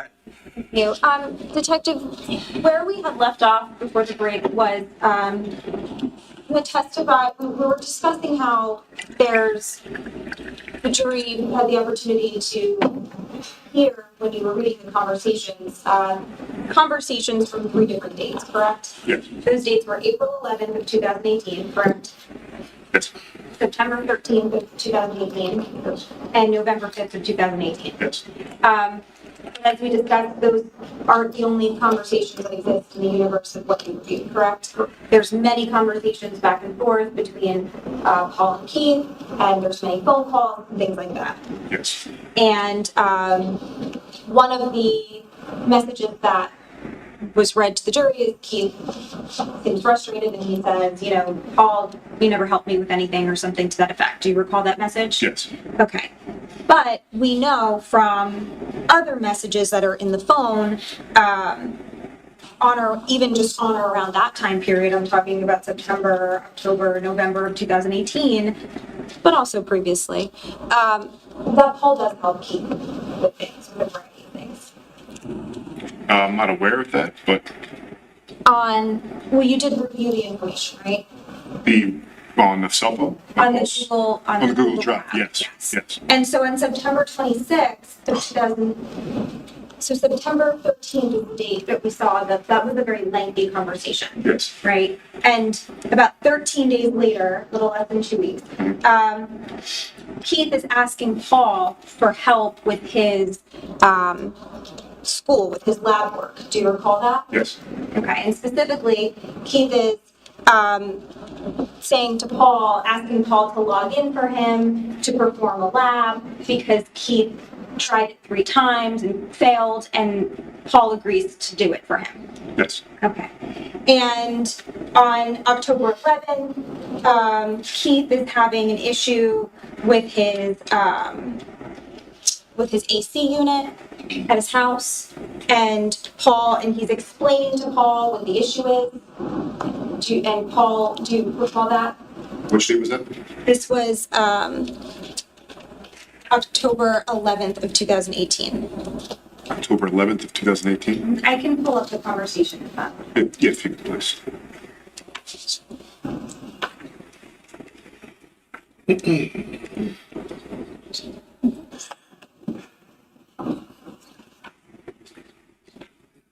Can we have this table? Oh, okay. Do you want to read the conversation? You just have to start at the bottom and then go up, because the oldest message is on the bottom. So on October 11th of 2018, Keith says, So it's coming from the cell phone extraction? this is from the Google Cloud. Okay. October 11th, 2018, at 17:34, Keith Caneiro wrote, Paul, I went to turn the AC on when Joanna was here. Thermostat doesn't see the AC. I checked the connections and it looks like one of the wires isn't showing up on the wiring screen that the Nest can display. Here's what I tried. A, I removed the thermostat and put it back on again. B, I removed the offending cable and placed it back. C, I checked the switch next to the AC unit in the basement. D, I checked the fuses, all are on. E, I checked the fuses outside by the condensers. F, I ran the fan, which works, so I know it sees one of the 2 wires. I don't know what else to try, but I might need you to look at it. I thought that maybe Big Toe shut something off or not. Or out. Is there another switch besides the one next to the unit in the basement? I also thought he might have shut the unit down when he was working on it. Something might be disconnected by the unit. I'm not sure. Thanks. Okay. And then Paul responds to check the switch on the air handler in the unfinished basement, correct? On October 11th at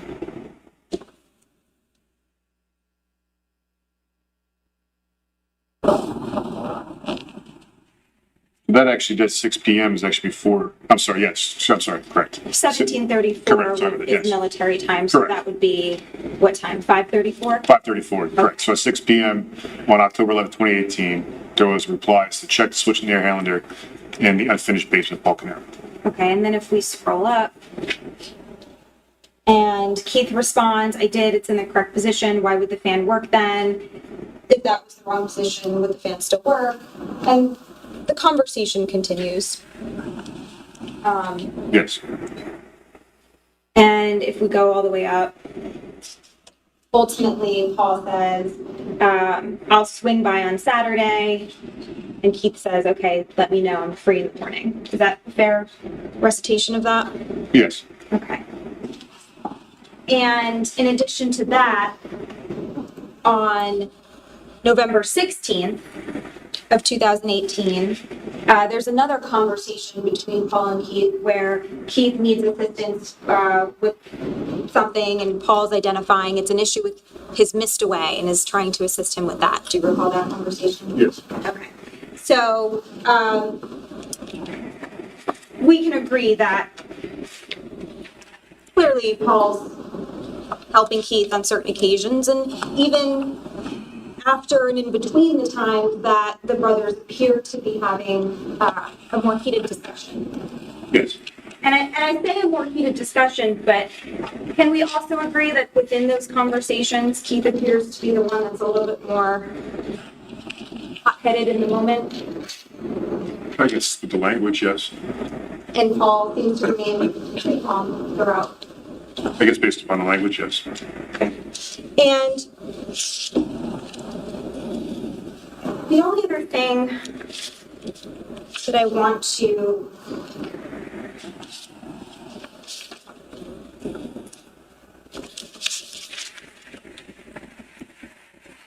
discussed with you.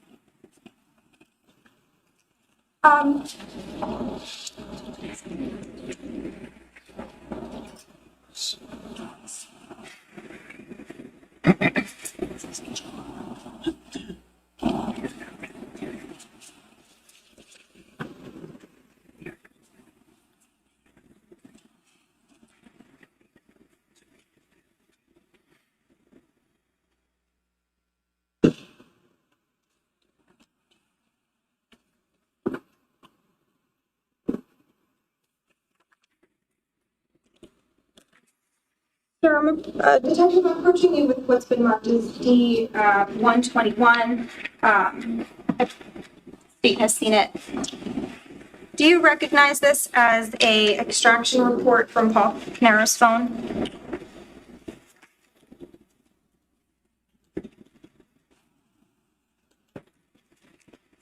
Yes.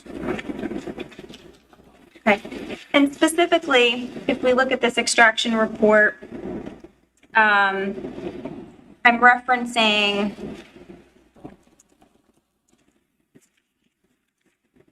these emails that appear to be from the November 19th and November 20th from Sense Support. Yes, that's correct.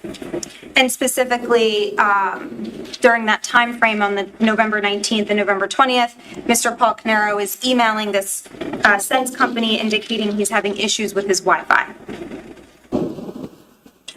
On this 2 a.m. one, it's an unread email. And this one here, 19th at 4:13 is a read email. So now this is the extraction report, but there's attachments contained within this, correct? Within the emails where you can actually look at the email. I would have to see the extract this and read it.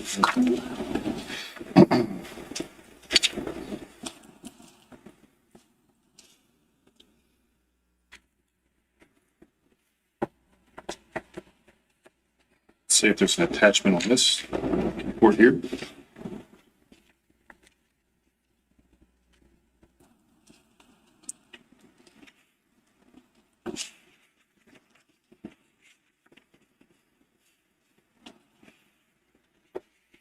This one here. It's November 19th, 2018 at 11:46 a.m.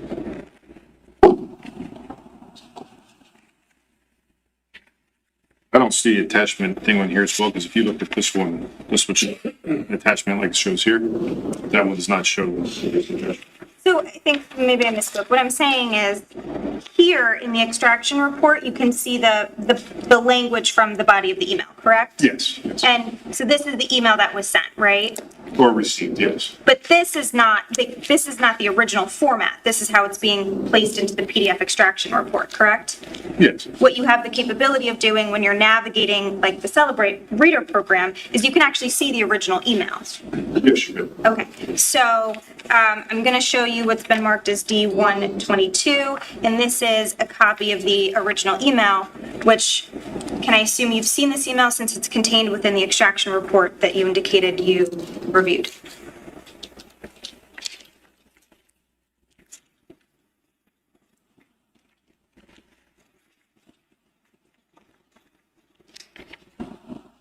Appears to be, yes, an email.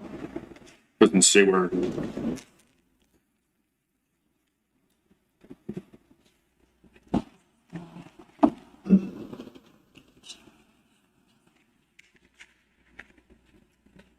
This appears to match up. It matches up, right? Yeah, yeah. Okay. Yes, And when we say it matches up, we're talking about in the extraction report, we can see the timestamp of the email, correct? yes, We can see who the email's from, right? Correct. We can see who it's to, right? Yes. And we can see the actual body of the email. Correct. And then what you have, what's marked as D122 is the email itself. And you can see that the time and the to and the from and the body matches the extraction report, correct? yes, Okay, and so in this email, Mr. Caneiro is indicating that he's having issues with his Wi-Fi, and he's talking about access points, and he's seeking basically technical assistance.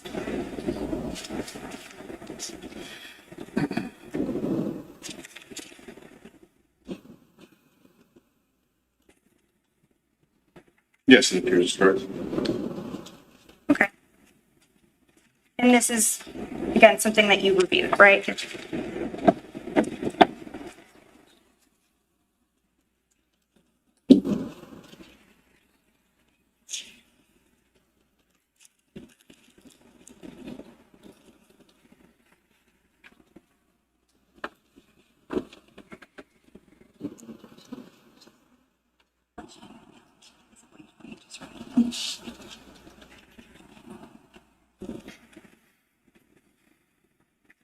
Permission to publish? There's no objection. Sure.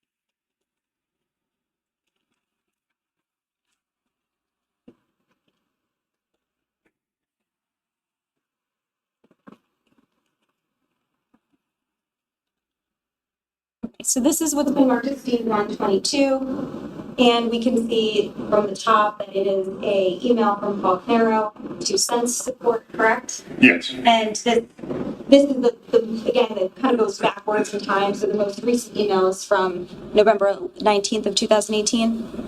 yes, And Mr. Caneiro is indicating to, looks like a customer service representative, that he's having issues currently, that the Sense app is starting, that the unit is offline, or stating, it says starting, but stating that the unit is offline. I can log into a single frequency, but why would that make a difference? It likely changes when the access point restarts, where there's interference in the channel that the AP was on. I can disable this, but frankly, this is really not ideal solution. And then the email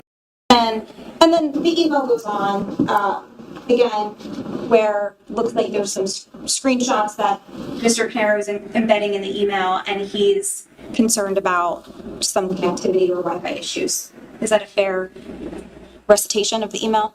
it appears to be, yes. And then again, if we can go backwards in time, but basically, the original email is at the bottom for Mr. Caneiro, and then it goes into the customer service representative's response, and then that was Paul's response to that person. But the original email dates back to November 18th, so it's over a 2-day period, correct?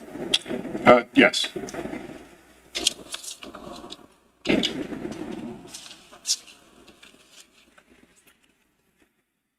I don't have anything further. Thank you. right. Thank you, Judge. Briefly, Detective, you were asked on cross-examination about whether you found any incriminating evidence in the defendant's phone. Do you recall that? Yes, And do you recall, I believe the phrase was something like any Google searches about where to hide the body or something to that effect? Do you recall that? I did. Right. And the hundreds of times that you've performed cell phone extractions, how many times have you found something like that in a suspect's phone? It's rare. Now, based upon your review of Keith's Google Cloud, as well as the defendant's cell phone, did it appear that there were many times, when Keith would ask the defendant to help him with stuff around his house? Yes. And I just want to be clear, the email that we read was from October 11th of 2018, where Keith was asking Paul to help him with things in his basement. Is that right? Correct. Okay.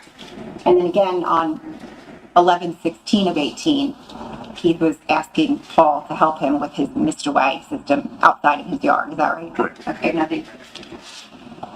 Anything else? Just, you indicated that it's rare to find in a suspect's phone something as overt as how to bury the body, right? Yes. But it does happen, right? It happens. I don't know if I've actually ever found that kind of evidence, because usually if somebody's going to be committing that crime, they may delete it, remove that, so it's not on the device. But we know that we can also retrieve deleted information on some occasions, right? Unfortunately, it's getting rarer to get deleted information, but yes, it's possible. Okay. Regardless of whether you personally confronted it, we do know that generally speaking, law enforcement sometimes finds those types of searches. Objection. Your objection is sustained. Regardless of how overt it is, having access to a suspect's internet searches can be useful, because sometimes there are things that may not be overt, but nevertheless lead you to understand or find out, that person's involvement in a certain crime, correct? Sure. And in this case, there wasn't anything even more subtle, such as where to purchase arson supplies or things of that nature. There was nothing in Mr. Caneiro's internet search history that was incriminating in that way. I've just been checked to ask and answer. It's been asked and answered, but there was a lot in that question that is hard to unpack. So, if you want to try to break it down, you can, but there was just a lot to unpack. I'll ask a different question. Today, during your testimony, you presented a call log and some text messages, correct? Yes. You did not present to this jury from Mr. Caneiro's phone any incriminating videos, correct? No. Or photos? No. Or internet searches that relate to this case at all?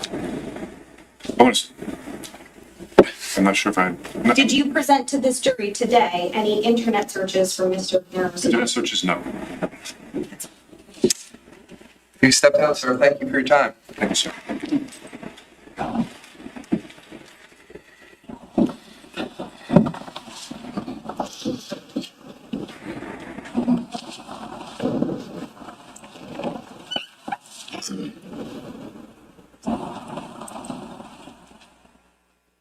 I got some bad news. You're done for the day. Oops.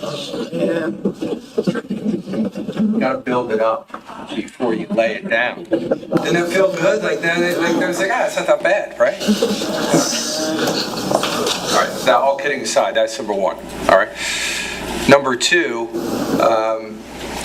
it appears that because of the weather on Monday, that the court will be able to handle things virtually, but they're not going to be allowed to handle things in person. You could say I don't have a say, because I would drive to your houses and bring you in. But so we're not going to be able to have court on Monday. Kind of a bummer, right? Yes. Again, bad news. So you won't be back until Tuesday morning at 8 o'clock. One thing that I just want to make sure that is clear between us, and I said it to you in the beginning, and let me just say it again as we go through the course of the trial. There's objections that go on back and forth, as we know. And it's my job to deal with those objections, how I understand the law to the best of my knowledge. It's also the attorney's job to make any objections that they feel that they need to make. I just want to remind you that any interaction between the attorneys or the attorney and the court should have no impact on you one way or another. It should never come into your mind ever, when you make your decisions as to what are the facts in this case. Even if I may sustain an objection and do it in a certain way, I need you to understand that that cannot impact one side or another, and it's not an indication of how I feel about this case. I can tell you that it doesn't matter what I think. It doesn't matter if I had any feelings, and I'm not saying that I do.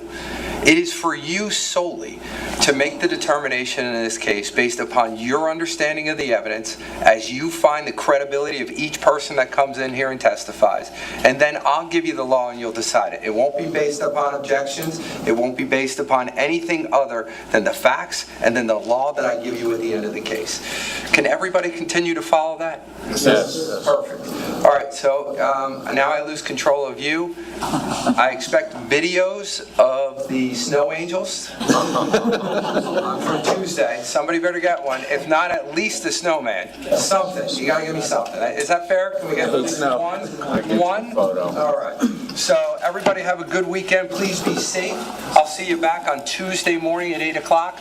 And again, don't discuss this case and don't do any research. Have a nice night and a nice weekend, everyone.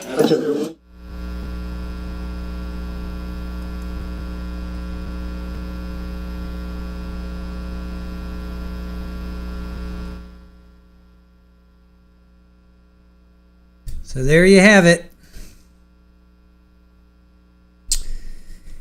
There you have it. They are officially closed. They are officially closed. Officially closed on Monday. And you heard Judge. He said, "Send me pictures of your snow angels." So I want pictures of your snow angels. Yeah, they're done for the day. Barry, wow, 20 Child TV Live gifted memberships. Awesome, Barry. That is fantastic. Thank you so much. Let's see. I see a lot of people in there I recognize. Fantastic. Thank you, Barry. That's really, really, really appreciated. Thank you. That's beyond generous. Beyond generous, Barry. Thank you. Yes, we have Claire. Let's see. Claire, are you there? Do you want to come on early? Let's see. Claire, if you're there, I know you have things you're doing. Let me see if we can now use your emoji powers for good. Perry, did you? Oh, Lazy Boys with 5. Thank you, Lazy Boys.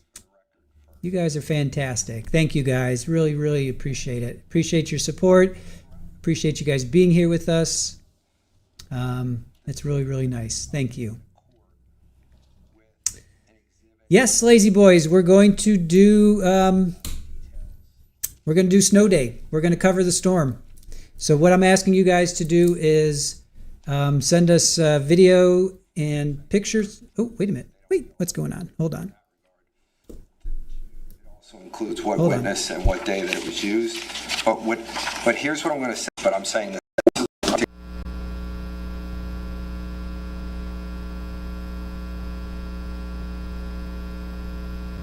Hold on, they're coming back. Hold on. Things for the record first. So, throughout the course of the trial, the state has been updating the court with an exhibit list that details every exhibit. It also, I appreciate it, but I'm saying this to the defense so that they don't feel obligated in that regard. It also includes what witness and what day that it was used. But here's what I'm going to say.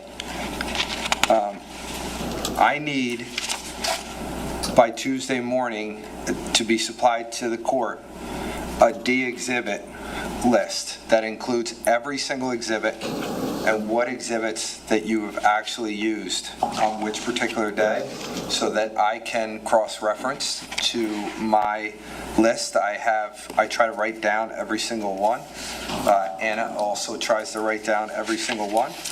but I want to make sure that we are all on the same page to include the point ones, the point twos, the point threes, or whatever we have done up until this point, so that we're all on the same page. So when we do get to a point where we're talking about moving items of evidence, that we're not doing it all at once. So that needs to be supplied to the court no later than, especially with now that we don't have Monday, Tuesday morning at 8:15 to my clerk, so I can look at it before I come out on the record. So that's number one.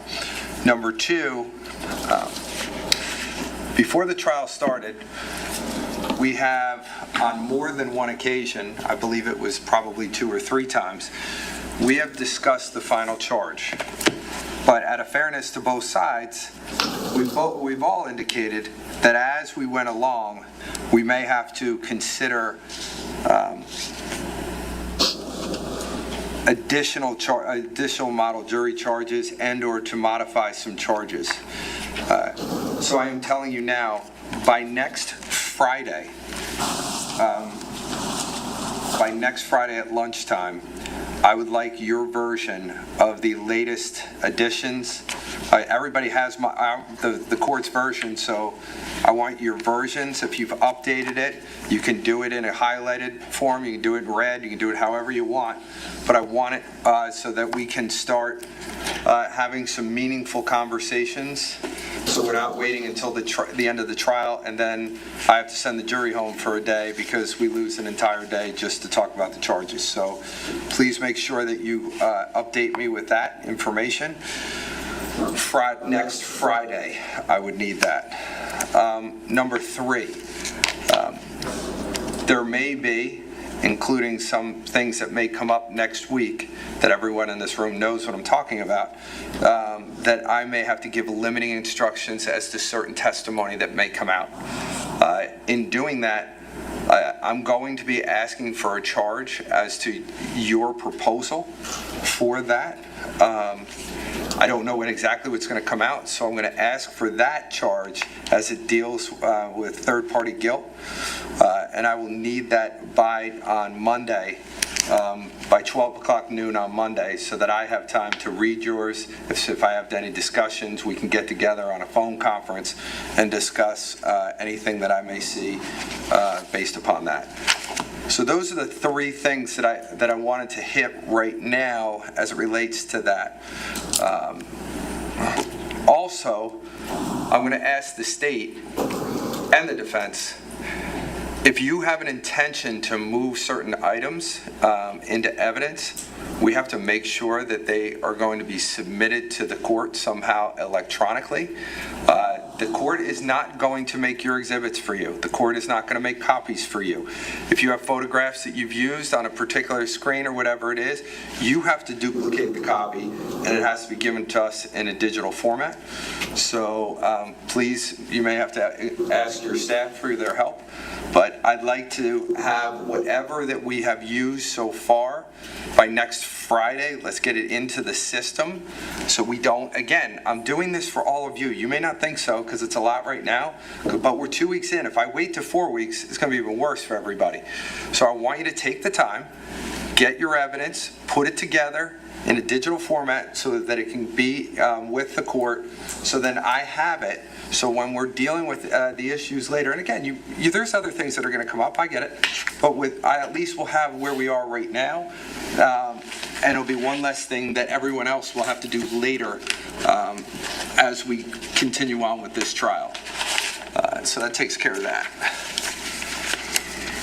Lastly, what I'm going to do is I'd like to, we're going to have a conference as it relates to some testimony for next week.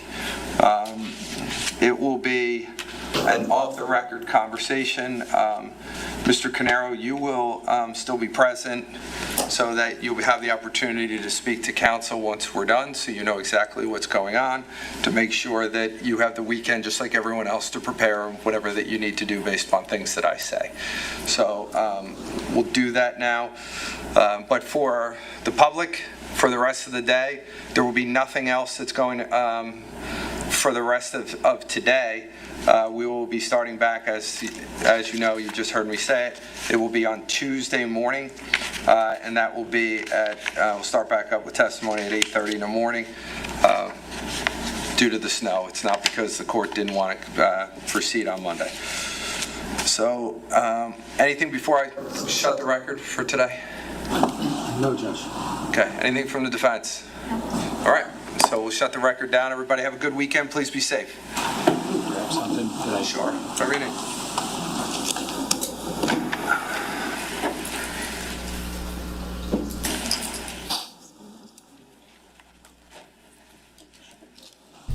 Before you do that, can I just see the attorneys real fast?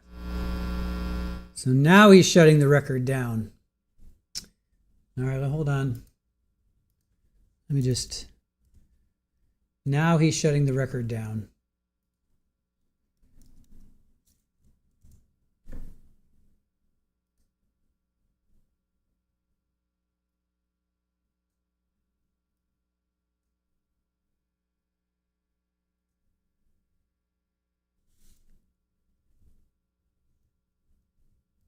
Yep, that's it.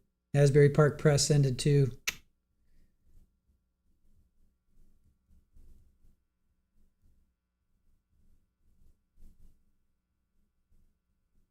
Just make sure, yeah. Start back up. So it sounds like, yeah. Please be safe. Yep. So that's it. All right. So they ended. They ended for the day. Wow. So again, last Friday was interesting. Well, there was no court last Friday, so that was interesting. So they are closing for Monday. They're closing for Monday because of the storm. After they came back from lunch, they were still under cross. So Keith was having trouble with his AC unit, and there was text going back and forth with Paul. So I guess Keith has had trouble with his AC unit. So apparently, so that's why Keith texted Paul, I think, the night of, because he knows his brother helps him with this. He's like I said at the when this first kind of started today, it was like, well, why was he texting Keith or why was Keith texting Paul at 3:15 in the morning about no power? And I'm like, well, maybe Paul is more inclined electronically or electrically, I guess I should say. So Keith is nothing, he's about computers and systems and that. So he's not, he's clearly not as savvy with the AC and electric. So maybe Paul is more. So maybe that's why he's texting him. I don't know. Paul is the older brother. I'm not exactly sure why he was texting him at 3:15 in the morning, but clearly he was, because the evidence is, it's there. So Paul helps Keith on occasions, even as they were having a more heated discussion. And I knew that she was going to go there. I knew Miss Mastellone was going to go there. Keith appears to be more hot-headed. I knew she was going to do that. And I mean, it does appear that way. It does appear that he is a little bit more hot-headed. And then on redirect, were you asked, well, let's see, you were asked, let me see, you were asked, did you find anything incriminating during searching, including searching for bodies? How many times have you found something like that? He's like, it's rare. Okay. And hold on. How many times he's like rare, and then recross comes back. Let me see here. Let's say 3. 3.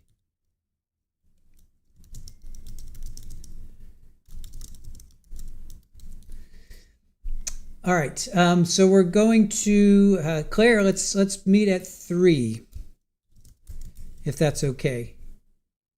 We'll meet at 3 o'clock if that's okay. Yeah, I'm trying to email you.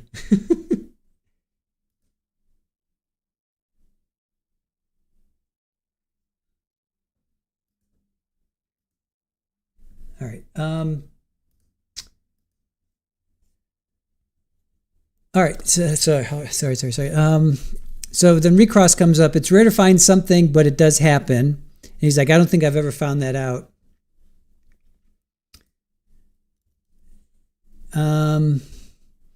It's getting rarer to get deleted info. Law enforcement sometimes finds that. That was objected to and that was sustained. Then a call log and text messages were presented, but no incriminating videos, photos, and searches. That line of questioning makes no sense. My client is not guilty because there was no incriminating photos, videos, or searches. But there was incriminating video, not on his phone, but there's incriminating video of his SUV driving away from his house to his brother's house and driving away from his brother's house to his house. That fits the timeline of when Keith was deleted. So, Jane, Keith might be more hot-headed with just Paul. That is true. Let's see. Carol Ann, I'm in Massachusetts. You're going to get 1 to 2 feet of snow. Woo! Hey, join us on Monday. And what we're going to do is we're going to have a snow day with Squeegee. It's official now, so snow day with Squeegee. And I'm going to show cameras from around the country. And I'm inviting you guys to not only join us, but send us your pictures and your videos. Get a ruler and take a photo like every hour or every 2 hours, and let's compare. Let's see what it starts at like today, and then take a picture as best as you can, like maybe every 6 hours, and then send them to us. It's info@trialtvlive.com. So info@trialtvlive.com. Send that to us, and I'll put your videos up while we're talking. We're hanging out, and we'll spend the day together. If you guys have internet, if you guys have electricity, hopefully you will. And we'll hang out and we'll make a party. We have hurricane parties here. Whenever there's a hurricane, we always have a hurricane party. So we'll have a snowstorm party. So so join us for that. And then we're going to meet with Clairview at 3 o'clock at the top of the hour. So bring your questions. We have a redirect set up, but I will also go ahead and drop the link in if Erin hasn't already done it, which she may have. I'm not sure. But here's the link for weekly recap.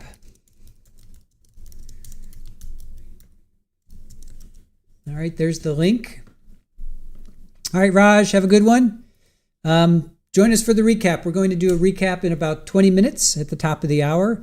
We're going to recap the week with Claire. She is in New Jersey, so we're going to talk to her about this impending storm. And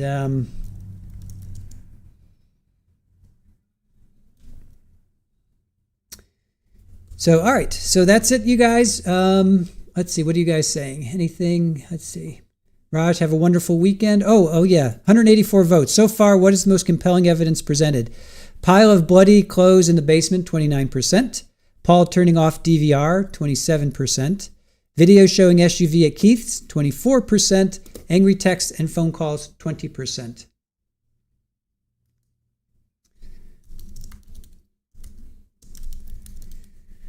All right.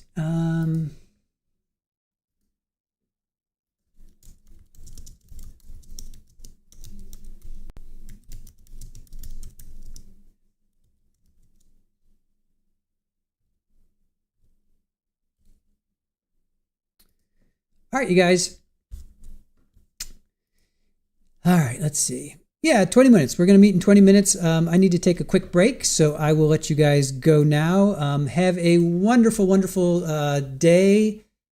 Be safe out there. Please join us for our weekly recap with Claire. That's coming up in about 20 minutes. Join us on Monday. We're going to do a snow day with Squeegee. So again, send us your photos and your videos to info@trialtvlive.com. and we'll share them. And just the bottom line, just be safe, be weather aware, take care of yourselves. And I know for a lot of you, it's going to be starting today and then all weekend. So I won't see you after my recap with Claire. So we won't see you until Monday. So definitely, please take care of yourselves. Thank you for all the Trial TV Live gifted memberships. Thank you guys for your support. Really appreciate that. Alice, thank you for sending the kiddies food. Definitely appreciate that. Dwayne, if you're watching, I always got to give you a little Super Ball. Super Ball's chilling out over here. So a little Super Ball is relaxing. So again, thank you for watching. Be safe out there. Join us at the top of the hour for Clairview. And thank you to our mods. Thank you, Barry. Thank you for joining our mods. And thank you for the Trial TV Live gifted memberships too. Really appreciate that. Thank you to Aaron. And with that, redirect is set. So just hang on and I will see you guys in about 20 minutes. Okay, take care, guys. Be safe. Bye.